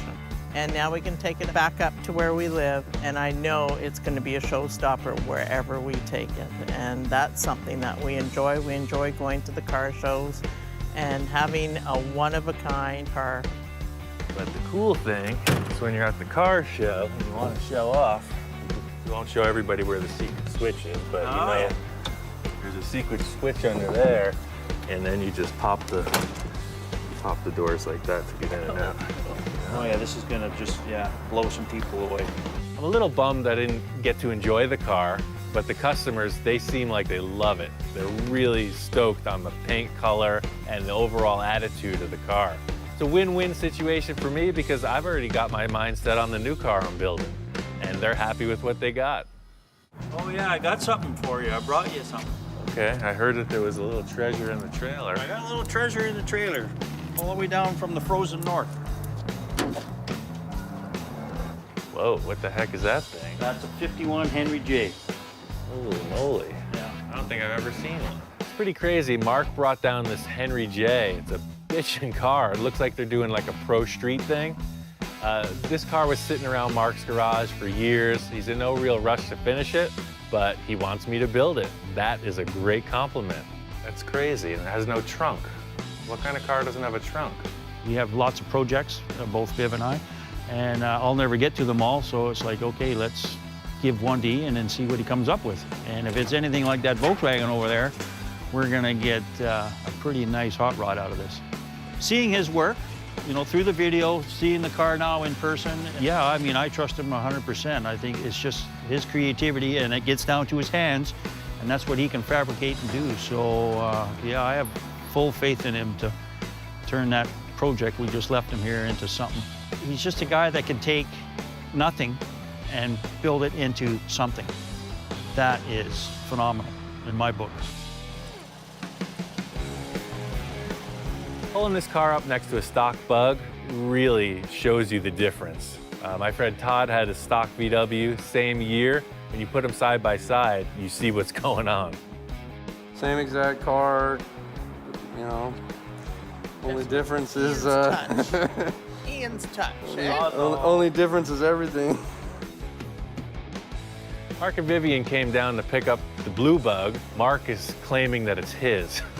Vivian's now talking about she wants a Bug. She wants a pink Bug to rival Mark's. I told her that I was chopping a new one, and she's all about it. So it looks like I might be building her a car now. This thing is snowballed into something ridiculous. They're picking up a car from me, they brought a car down from Canada, and now Vivian's talking about wanting a pink Bug to rival Mark's. All I know is I got a lot of cars to build. You're always taking me around the new corner of the property, man. I don't know who you're hiding these things from, but... There's a project for you, Mr. Russell. Oh, now we're talking. That thing is sweet. Today's project is brought to you by the color green. That's a real live Willys Jeep. That thing is cool. I gotta say, that's an Army Jeep right there. I can dig it. We might get old, but we don't grow up. Yeah, no, I'm right there with you. All of a sudden, I'm like, this is like a Tonka toy. Yeah. That's not a fiberglass one. No, sir. Nice. That's a 1946 all steel. Still look like a goon sitting in this thing. I didn't realize they were so tiny. You look good in there. I feel good. When you opened this hood in 1947, this is what you saw. Albeit a little bit cleaner, but it's so interesting that nobody ever messed with it. I wouldn't have been able to leave it alone all those years. Bill and I are going on and on about how we both love it so much. The question is, what do you want to do with it? Well, I really got this for my grandson because I want to teach him, like I've taught my kids, to drive a stick shift. Ah. I know he's been driving that Gator around. That's been his since he first learned to steer, right? Yes. He's good at it now, but he did crash it once. I noticed that. That's bound to happen. Yes. That's what you get for driving them plastic vehicles. Okay, I feel you. So that's automatic transmission. Right. This is the next step. Level. Well, I just want to know if I could drive it before he gets his hands on it. You can, right now. Heck yeah, I've never driven one of these. It's the first time for everything. Wow. So where's first on this, down? Down. No, this is cool. Not only is this a cool car with some serious flavor, but it's perfect for Lincoln. I know he's a Boy Scout and really into the outdoors, so hey, there's nothing better than a vintage Willys. I like what we're working with, 12-year-old mine and an 80-year-old vehicle. What could possibly go wrong? Another beautiful day in Mr. Bill's barn. Senor Lincoln's in the house, and we are ready to get to it. Oh, look who it is. Hey, Ian. Hey, Lincoln, what's happening? I love your Jeep, man. I'm really excited because I've never driven a stick shift before. Me too. And I took it up that hill in the back. This is an awesome Jeep. My favorite is this windshield, right? So when you're driving, that goes down, then that foot goes out there. Hand up, that's it. Now you're cruising. It's a convertible now. Yeah, exactly. Before we do any kind of transformation on this Willys, the key thing is Lincoln's gotta look cool driving it. Do whatever you guys come up with. He's got ideas. My mentality is about a 12-year-old level, so all the cars that I do look like toys, so whatever you're thinking, man, let's do it. I like what you did to my grandpa's truck. I was thinking that we could try and chop the top. It has no roof, man. That makes my job a lot easier. Here you go. Shazam, the chop is topped. The top is chopped. The way I see it, if the roof were there, it would be like really tall. I could see that, yeah. You know, at first I thought he was crazy, but I gotta admit, the kid's right. I never understood why this big panel was here. You're in this wide open vehicle and you kind of have a shield in front of your face. Yeah. I feel like all the old dudes looking at me when I'm explaining my ideas at 12 years old of all these fantasy go-karts and everything else, and they're like, yeah, kid, good luck with that. I've just never really worked with the thin air, you know? There's nothing to start with up there. It's the classic conundrum of trying to relate to the next generation.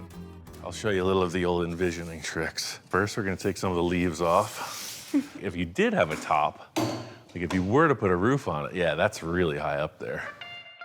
Never stifle a young creative mind, you know? As a young kid talking with these older dudes, they could have responded one of two ways, like, just do what I say, kid, right? Or being supportive, and that's exactly the role I'm taking up. Instead of me telling you what to do, let's figure out how to do what you're thinking should happen. Do you want to put a roof on it, or just still want a convertible? I don't think it needs a roof. You don't get much rain here. Tailoring this whole thing so Lincoln looks cool, right? Like it fits him, but he's gonna grow up, so I wanna be sure an adult fits in it as well. We got a plan, now let's get to it. We're gonna chop this roofless top. Well, why don't we start by taking this aluminum stuff off? We'll see what it's made of. And see that side mirror? Yeah. Yeah, that's pretty bad. You can definitely improve on that. All right, those are started. Try to take them out. I'll work on the other side. It's a nice little change of pace, you know? Instead of being with the old grizzled, been there, done that car guy, we got bright-eyed and bushy-tailed. Spirited young man. All right, I got all the screws out. What should I do with these? Sweet. Take that thing and throw it out in the driveway as far as you can. It already looks better. It lowered this, see? Hop in now, check it out. Ian, can you get your magical broom of viewing? Prepare for magical broom of viewing. Oh yeah, it does look way better. I mean, that took the windshield down 1.5 inches. Do you want to go further than that? Yeah. Kid after my own heart. This is gonna be awesome. Enough with the screwdrivers, let's get into some fabrication. Have you ever taken a windshield out before? No, I haven't. Here, this is the windshield removal tool. I'm gonna let you handle that. Take it out. Strong work, natural ability. What are you doing here, man? This is a mess. That's not how you take out a windshield. Well, you were the one who handed me the sledgehammer. Hey, don't follow my bad advice. It's pretty interesting for a kid who just smashed apart a window and now I'm cutting on his Jeep. He seems pretty relaxed. How's that burrito treating you? Good. Good call, man. You got plenty of windshield now. Yep. It's as if nothing was in the way. Yeah, I think this is good. You sure? You sure you don't want to do something a little more creative? I mean, what about a little asymmetry? How about a little something like that? I kind of like that, I have to admit. It's got a little bit of the gangster lean.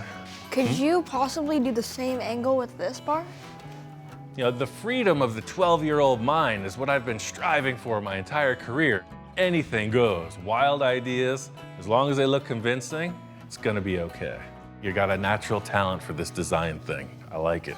As creative as that looks. I don't know if Grandpa's going to go for that. We got to make him proud after all, right?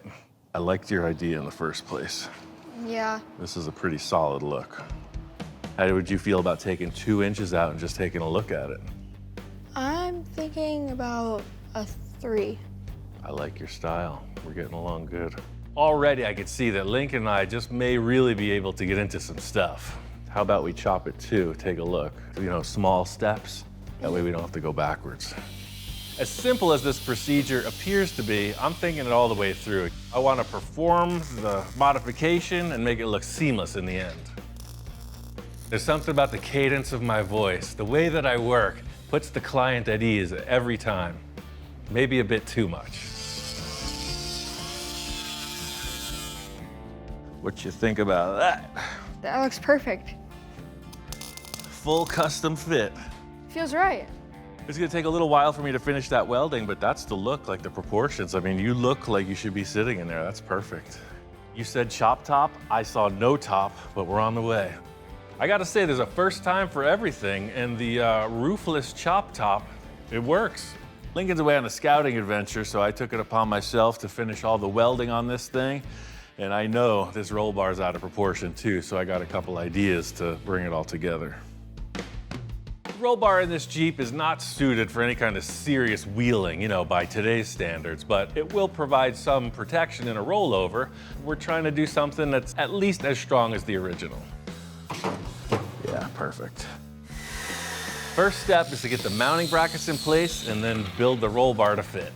Seeing Lincoln getting all excited about driving stick shift, he reminded me of myself when I was just a lad. Anything that had an engine, I just had a way of getting involved with it. I remember we were visiting some family friends. All the parents were having their conversation. I was wandering around the yard and there was the garden tractor. Came driving around, everybody's like, what are you doing? It's like, driving the tractor. So that's gonna be the mounting pads to start. All those years of doing the manual bender, you know, getting a little spoiled with all these deluxe tools is a nice thing, but you always gotta keep it balanced. You know, 1 foot in the future, 1 foot in the junkyard. All right, looks good. Definitely too tall. If we're just trying to make it look a little bit cooler, would the roll bar have a little tilt back to it? Would it be completely square? I think visually. Like, it might look a little bit cooler like that. Placement is everything. A wise man once said, don't look right, cut about a fistful off of it. All right, I think now we're more in the ballpark. Looking at the windshield and the hoop are parallel. Like looking at the rope on it, it's like that would be the top profile if it had a soft top or something. So it's a cool look, you know, it comes back like a fastback and then it's up and then it's down into the windshield. So it looks like this is going right into the windshield from the back. This Jeep isn't intended to be a super bad rock crawler. It's also not intended to be that mild grocery getter. It's all about Lincoln. It's unique to him, his development, and his future adventures. It's gotta fit the bill. I think we got this top wrangled into shape, but there's a whole lot more front, back, side-to-side action that needs to happen before this project's a wrap. Lines up. All And right, it's the if perfect that's how you're size. feeling. It's got a little snowplow feel to it. More of a cheese grater. That is a 5-star bumper. All right, I'm not arguing with you, you know. As perfect, as correct as this grill may seem, we also have some other options. Oh man, now you're cruising. It looks kind of like it's trying to show off. This is supposed to be an old army truck, right? We don't need to add like Cadillac bumpers on it. That's right. I like the way you put that. Look at that. True diamond in the rough. It's only 2 feet too wide. Actually, I kind of do like that. It's pretty mellow, right? I call this mission a success. We have a lot of options for any variables. Now it's time for the old slice and dice. I'm gonna cap this. I'm gonna make this much stronger. I think it'll really make the spring work a lot better if we have a cross member in here. Well, that being said, leads us to our prior discussion. How do we put this bumper on there? I'd say that looks pretty much in the ballpark. So look at that hang. That's like the Econoline van was super wide compared to this little Jeep. Looks like I'm gonna wanna take about minimum of 19 inches out of this bumper. 19 inches. That's 1.5 feet plus an inch. That's a lot of material. If this was like a regular city car, you know, you'd want that bumper protecting the front, right? But this is a trail rig, there's nothing to protect. So really, you want that tire to hit something. You don't want that bumper hanging up on anything. Mini bumper. Now we're talking. See, it's just like a center guard. I think it's a good look, you know? It's got some style. It's got this utility look, but just classed up a little bit. It's like a urban look for a off-road Jeep. All right, let's clean it up and weld her back together. I gotta say, the Econoline bumpers were the perfect choice for this because they were there. Old subtle finesse Rousseau. That's 24.5 inches narrower than it was. Yeah, I like it. It doesn't say too much, you know?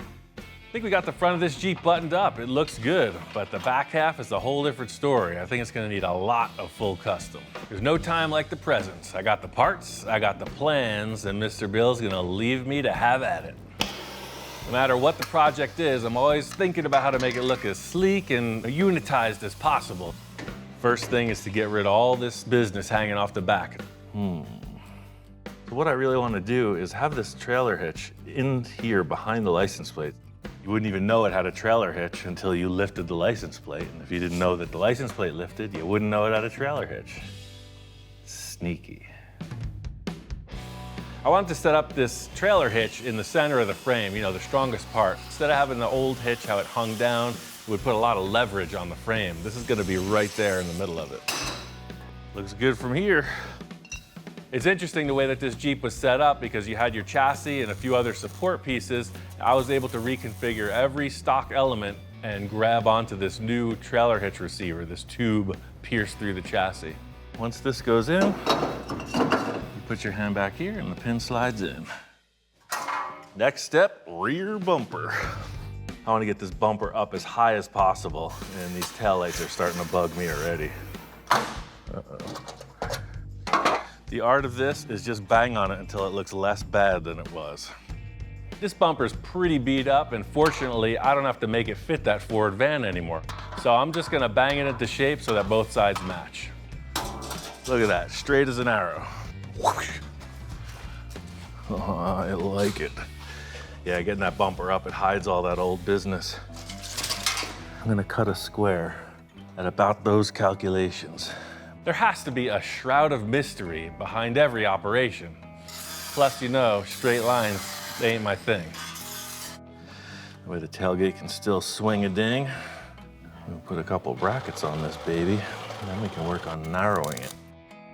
So in the front bumper, I went really narrow because we were discussing that scenario of maybe like coming up on a rock or something where you don't want the bumper to hit. But in the back, I don't think that's as important. I think this shape follows this curve of the fender pretty well. And I like how this comes right in, but I don't like how that's gonna hit. Anybody who's done this will tell you it's all in the details, right? When something looks like it belongs, it's agreeable to the eye. That Econoline bumper, the placement, the trailer hitch, I think it fits. Plenty strong for what this Jeep's gonna be doing. Before I go any further, I gotta patch some holes, you know, tidy up the rear a little bit. At least now when the bodywork goes into play, there's no welding. Last but not least is this special hinged license plate bracket. How could I forget? Trailer hitch, no trailer hitch. Piece of cake. Nice and clean. I like how this wide plate does fill up this whole bumper, as if it was made for an older thing. We are getting down the road on this Willys. Makes me wish I was 12 years old, all over again. Bill and Lincoln are gonna spend some grandpa, grandson quality time, you know, finish this Jeep up. In the meantime, I got a little project I've been thinking about for myself. All right, now the real fun begins. You know, Lincoln's got his ideas about being a grown-up, driving a stick shift, and I got my own ideas about being 11 years old again. This is none other than the RCF Micro Mini, the miniest of mini bikes. My friend Evan makes these. The engine's very powerful for this size machine. He even upholstered this cool seat and sent it over to me. I mean, the neat thing about this is they designed the handlebars for somebody that is about 6'2", right? But yeah. I mean, definitely has a charm, right? Like most of my projects, the first mock-up might seem a little loose. And I mean, it does look kind of comical at this point, but I think we're on the right path. You know, I have a tendency to build stuff that I have a hard time fitting in, and this really takes us to the extreme. The whole idea for this thing is I want something tiny I can just throw in the back of the truck, putt around the car show, you know? But I think Lincoln would get a kick out of it too. I mean, if I was 11 years old and I saw a pink seated Micro Mini, I'd be all over that thing. These bikes have the cool retro vibe, but for myself, I'm seeing something a little different. That's what I do. I'm a customizer, so I'm gonna do something to it, make it a little bit my own. About time I cut a mini bike. Whenever I start a motorcycle project, I tack it to the table first. That way everything is centered and secure. That's a pretty big rake. Gee, I guess it would steer. What do I know? It looks cool, right? Yes, it does. Instant chopper. All of a sudden it has attitude. Look at that. All of a sudden it's going 100 miles an hour. I think I want the tires sitting out like that. I'm not a huge chopper terminology guy, but I'm making these front fork flipper details. You know, they're unique to this sugar bear style front fork. That's what I want. I want a funky, those 70s stop chopper vibes. Shaped a little bit differently by the end of this, but I just want something to start with. I can dig it. I hope you can.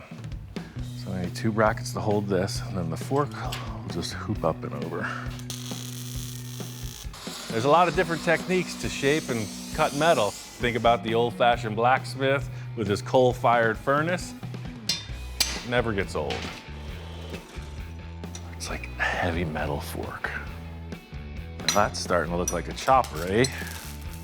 Evan was kind enough to send 2 different fork sets with the project, and luckily for me, it's the exact material I need to finish off the front of this frame. I gotta say, these smaller projects are kind of fun, you know? I feel like an elf, a giant elf in Santa's workshop. You know, Honest Ian's micro mini bike customization factory. I think we're getting close. It needs some handlebars. That is like the baddest kid in middle school just showed up to the football field. That's mean.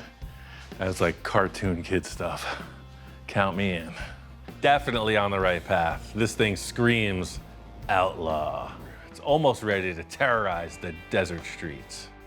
Similar to what I did with the front, I'm gonna add another solid rod element in the back to support the seat. Starting to look a little zigzaggy now. All right, now for the authentic envisioning process. It's Easy Rider, baby. I want it to be silly looking. You know, it's a mini bike, come on. Look at that, perfect fit. So that got me thinking, like the last piece of the puzzle is like the gas tank, right? And he made these awesome tanks. They originally were designed to go off the back like that, but I figured, hey, you know what? I want that thing front row and center. You know, rather than adding bulky hardware like you see with these clamps and the kit it came with, I think a much simpler design. Just one simple bracket and one threaded petcock to set it in place. That's actually the mounting point, you know, for whatever, the quart of gas you have in here. That way it's just like floating in the frame. That's pretty slick. I like it.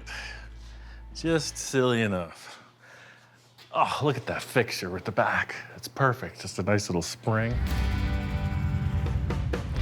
Made it back to Bill's to see the finale of this Jeep project. And I got a little something to show Lincoln as well. Hey, Lincoln. Hey, Ian. Man, this thing looks awesome. I know, right? Walking in the door, it looks like something I remember. It just looks a lot better than I remember also. Wow, this thing turned out crazy cool. We did a bunch of work to it. Yeah, it definitely looks a little bit fresher than when I left. I love how you kept the rims matching the paint on the bumper. The favorite things I added was probably the winch. Heck yeah, if you get into real trouble, you're able to pull yourself out of a ditch. Yeah. Tires are cool. They're like knobby motorcycle tires or something. They could have gone any way with the paint and finish on this thing, but what I really appreciated was color matching the rims to the bumpers. Just puts a clean look around the base of the thing. They painted the roll bar black, takes a little of the statement off of that, and puts it on the wheel tire combo. It's just a clean ride. So have you even driven this thing yet? No, actually, I'm a little bit nervous. But I'm a little nervous too. I haven't even driven clutch before either, so. Really, not yet? No. It's a shakedown run, man. It'll be the first of many in your life. What could possibly go wrong? It'll probably be fine. Just walking in and looking at this thing, I was like, man, this thing must be a really cool vehicle to drive, right? And he's like, yeah, not yet. This is definitely my favorite one that I've seen you do. Oh, you haven't seen everything yet. You got to see what I've been working on at my shop. I got a little surprise for you. I might change your mind about this whole project. You might want to trade me. Whoa! Aha! The whole focus here is like Lincoln coming of age. He's growing up. He's going to be a man someday and drive a stick shift. And I'm like, Yeah, I'm kind of do the opposite, Lincoln. Check this out. I put this mini bike together with a quickness, and let me tell you, it's a handful. It's got way too much power, and it's super loose driving it. It's exactly what I needed. Now that is a chopper. Mini chopper. That's really cool. I know you wanted to paint your Jeep pink and didn't do it, so I painted my project pink.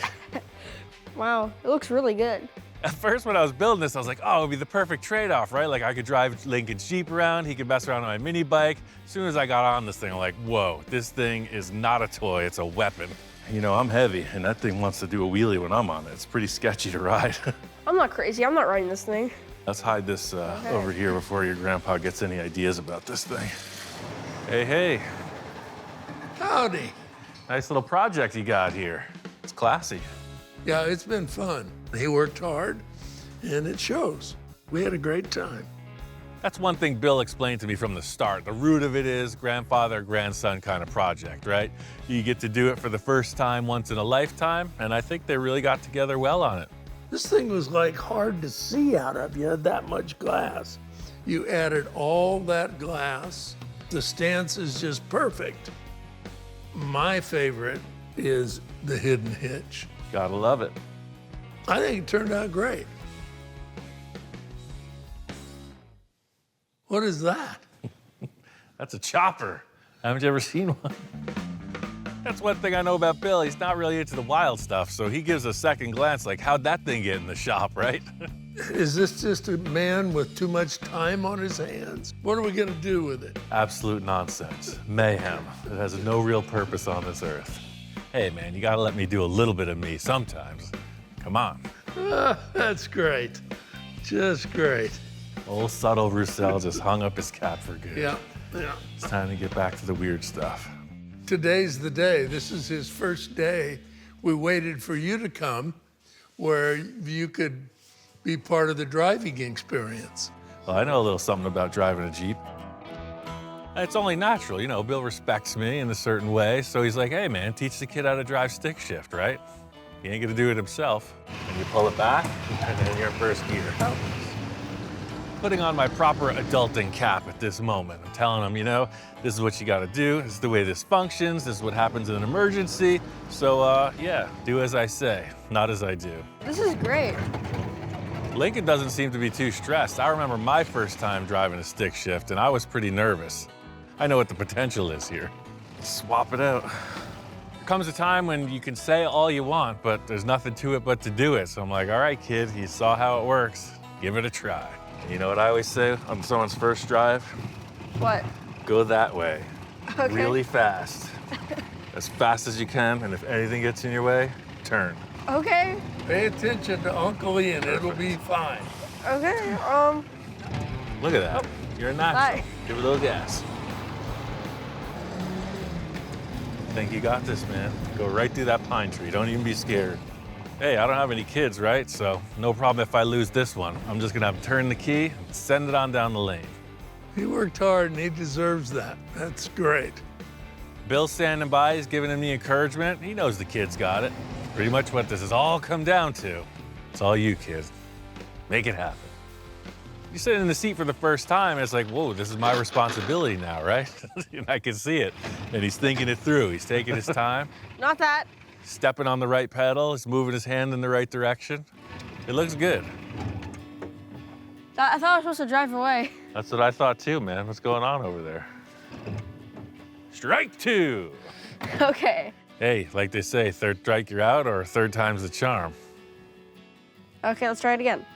I think he's got this. Oh, what do you know? I made it. Took right to that. Yeah.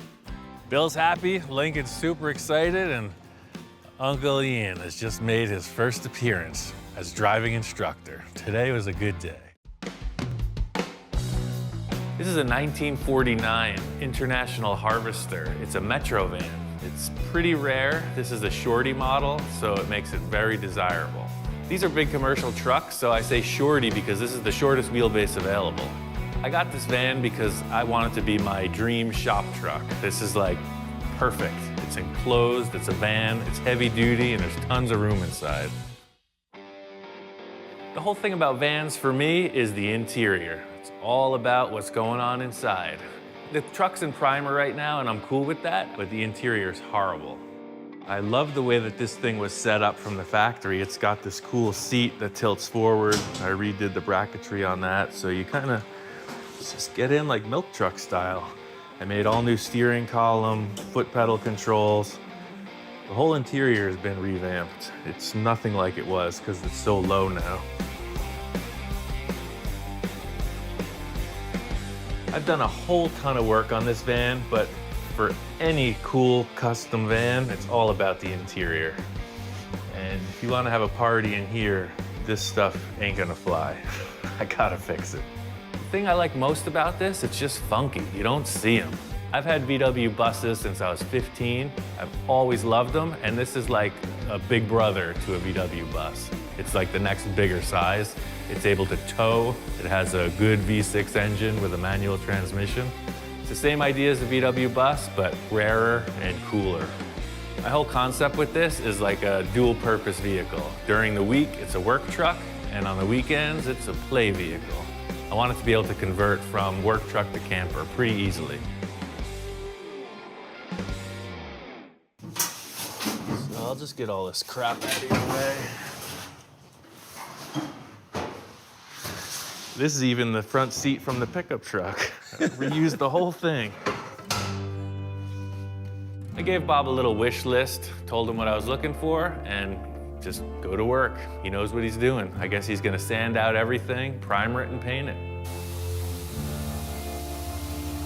Normally, it would have been media blasted.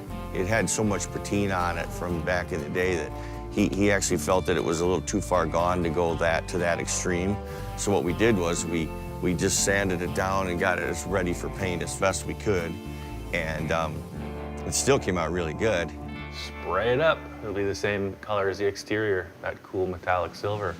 I really flip-flopped on color choices for this thing for a while, but I was looking through an Eastwood catalog and they had this silver metallic, and it just looked right. Ultimately, the whole van is gonna be this cool silver metallic color. Right now, Bob's just gonna primer it and then wait about an hour, I guess, and go right into the color and clear coat. This truck looks like a giant toaster, so I wanna paint it silver. The metal flake goes with the whole 70s van vibe, custom stuff. I just mellowed it out a little bit. I didn't go for the heavy flake, I just went for a metallic, but this color's cool. As I laid it out, yeah, I could tell it was spraying really good. It covered nicely. I thought it was really good, but the most important thing was Ian was really happy with it. This looks totally clean, man. I'm stoked. It's way better than it was. All right, well, thanks, man. It means a lot. Bob's paint looks great. I just needed a no-brainer, somebody come in and nail it, and that's what he did. There's a lot of fabrication to be done on the interior, a lot of wood and upholstery, so I needed to just get the dashboard painted and move on to this more challenging stuff. This van being dual purpose, I want to build a deck across the whole rear of it, so it's like a platform bed. It's going to be made out of angle iron, I think 2-inch. The whole thing is it's got to be strong and it's got to fold up. This is the start of the rear deck. The whole idea is these panels are going to fold up and become the walls of the van when you're in work mode. And then if you go camping or whatever, this is actually a big mat. It's a big bed you could sleep on. I'm going to work on fabbing up the structure out of angle iron. I came up with some material that could act as hinges, so Bob's going to build the hinges and I'm going to build a frame.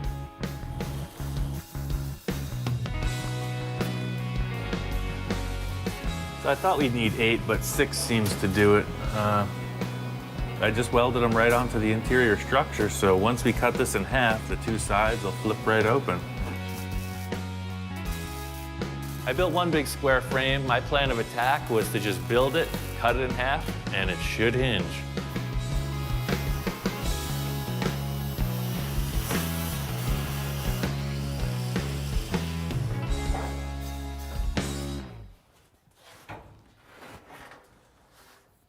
Turns out the van isn't square. Surprise, surprise. There's always a problem. You know, the best laid plans, there's a statement about that. Typical stuff. Oops, van wall is angled in, and I had to go a little backwards.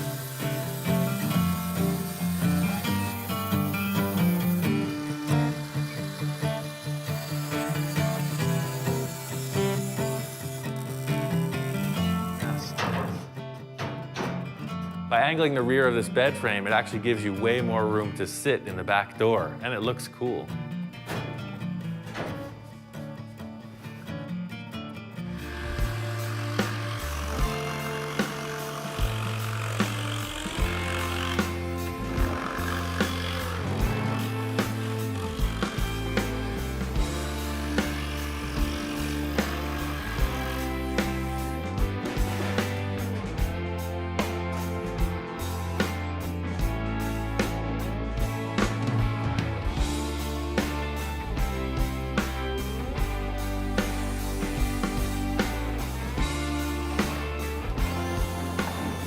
It was really cool to see this platform there, actually constructed. I've been thinking about this for weeks, and it turns out it works great. It hinges perfect, and it's super strong.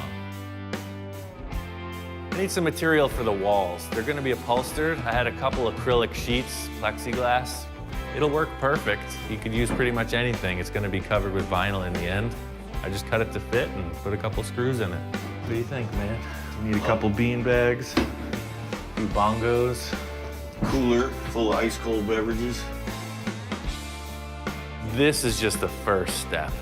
The goal here is finished interior. This is gonna be a real challenge. I'm really enthused about getting to work on it, and I'm really glad he did this project, you know, for himself. You know, it's something really, really nice. I need to buy like 20 yards of vinyl, 10 yards of carpet, a bucket of spray glue, interior panels, the whole 9 yards. So if you got the spot, let's take a ride. Well, we'll go up there and I'll show you what they have. He's got the skinny on the cheapest fabric in town. So we went to this place here in the valley. It's awesome. They've got all kinds of foam, every type of fabric. It's like full industrial supply house. They got everything. I walked into that place and I didn't know where to start. I mean, I was charged up. It's like, this is men's shopping at its finest. Oh yeah, that's like headliner material. All different colors. Maybe I should just do it in this. Jack showed me around all the different samples of vinyl they have. They got a million different foams. So he just kind of directed me to the least possible expense and the best quality for the money. This is pretty much how I roll. Show me to the dismembered packages. I want the interior of this van to be dim, kind of like a cozy bar you might want to spend some time at. I'm thinking like oxblood, dark, red, burgundy, something like that. But I love contrast, so I want like a light tone to offset it. I found exactly what I needed. I just got to get back to the shop, finish up the walls, and get on to the final upholstery. The hardest part for this van to me is going to be the rear quarters. The whole thing will lay out pretty easily. It's the corners that are going to be such a problem area. It's a really hard shape to make out of flat sheets of material. So to me, that's like the pride of this whole interior, is creating these corner panels. Jack explained a couple ideas on how he would have done this. And I guess he takes a series of paper slats and creates this shape and glues them all together. I don't have any paper, so I'm gonna try to do the same thing out of metal. We'll see how it works out. Trying to take a flat sheet and make a dome out of it is really hard. It could be done with metal, you know, it's just gonna take time. This idea of layering these pieces, you are overlapping them, kind of like a lobster tail, or if you see like a metal glove in like a knight in shining armor, the way his fingers actuate. Same concept, it's just a number of layers overlapping to create a compound curve. This van had a huge amount of rust repair, so I saved the walls. That's just what I do. I replaced both walls on the van, I saved the old panels, and now I'm gonna reuse them.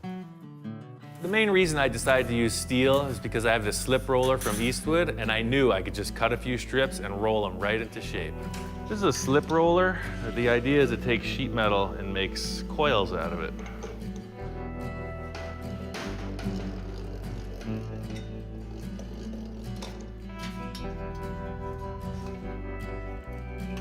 The The idea is there'll be a series of these that overlap each other and change their angle, and then I'll trim it all back. So the first step is obviously this one right here, because we want it to be bigger than the rest. My whole process in everything is just figuring it out. You know, point A to point Z is in a zigzaggy direction. These rear corners are pretty challenging, but I feel like it's gonna work out. The hardest part for me was figuring out how all these pieces were gonna come together in this compound curve. Once I had the top and the bottom panels in, I knew filling in the rest was gonna happen. I used a whole bunch of screws to hold this thing in place. I tack welded it and really just finished it off with the hammer until it looked as smooth as I could get it.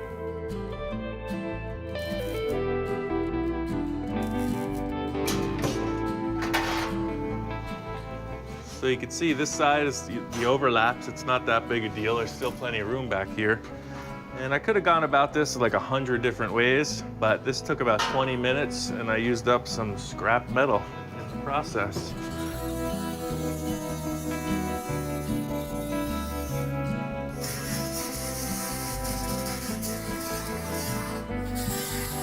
Just trying to figure some stuff out. I don't know what more to say about it. I'm told that this foam will stretch to the contour of this. I'm thinking I'm gonna have to put 2 layers of foam in here because I'm trying to make it as smooth as possible. I don't want it to look faceted or choppy. The whole idea with my plan of attack is that 2 layers of foam and then the headliner material should smooth out all the rough edges. And we won't know until it's all glued up. I got this spray adhesive that works like paint. You put it in a spray gun and it works like magic. It's super strong, it stinks amazingly, and it's a lot of fun. So this whole vinyl interior thing is coming together pretty cool. All the panels are pretty much mocked up. I just have to do this last one and then skin the doors. I've made panels that fit inside every area that's going to be exposed. Got that board with foam and vinyl on it. So it's got the dashboard. I think the silver paint works great with this dark burgundy color. I'm really stoked. It just makes it look luxurious. The whole concept with the interior of this is like pirate ship. I've been thinking about that for a while. Something kind of classy, boat inspired, definitely outlaw. That's the whole van thing. Thought I might put some kind of a nicer finish rolled edge on this thing so it doesn't just look like a hard square. But when I was buying this material, I bought a wrong piece, and this one must be like for a door stop or something, but I think it'll work perfect for that rolled edge I was looking for.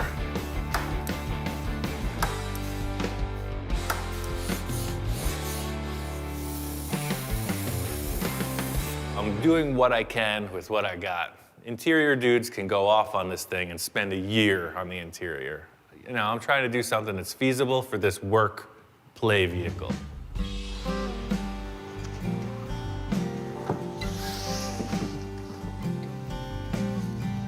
So the whole idea is that this fabric just makes a little bit more of a presence on the front edge. See that?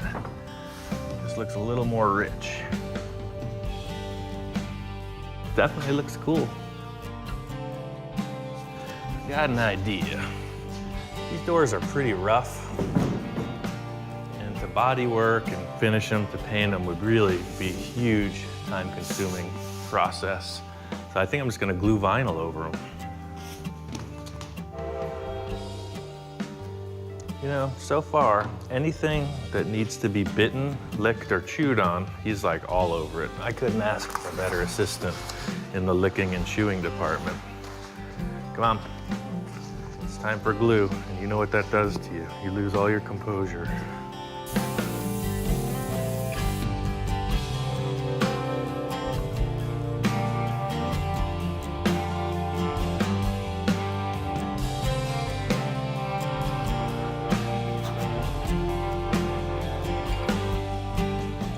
This looks really great. I love the way the dashboard came out.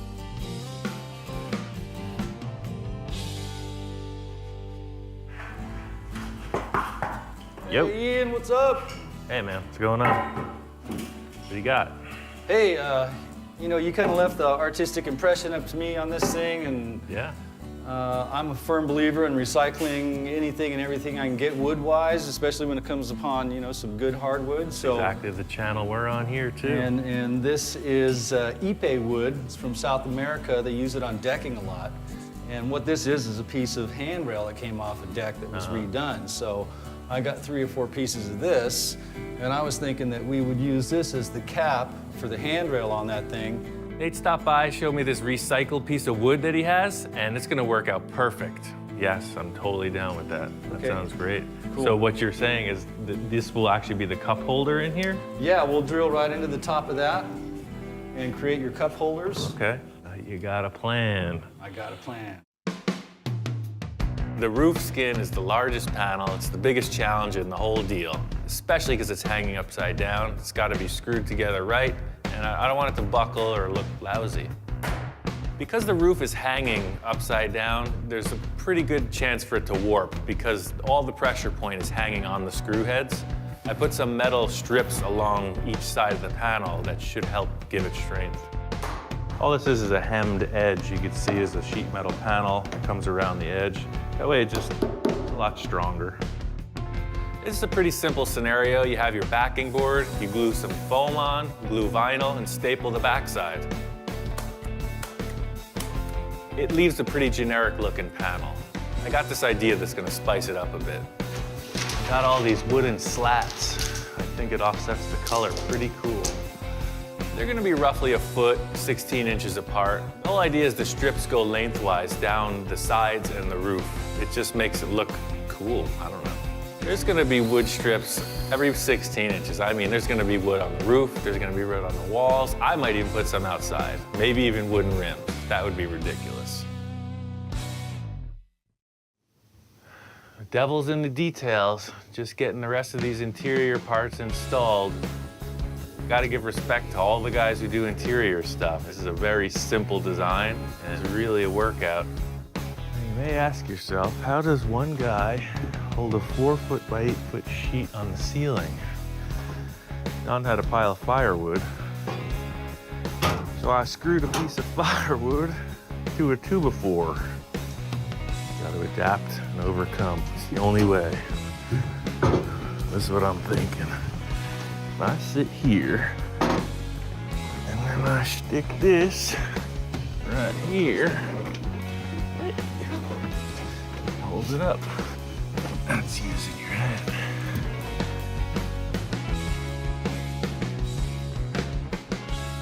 One of the last things I need to do on this van is probably the most gnarly.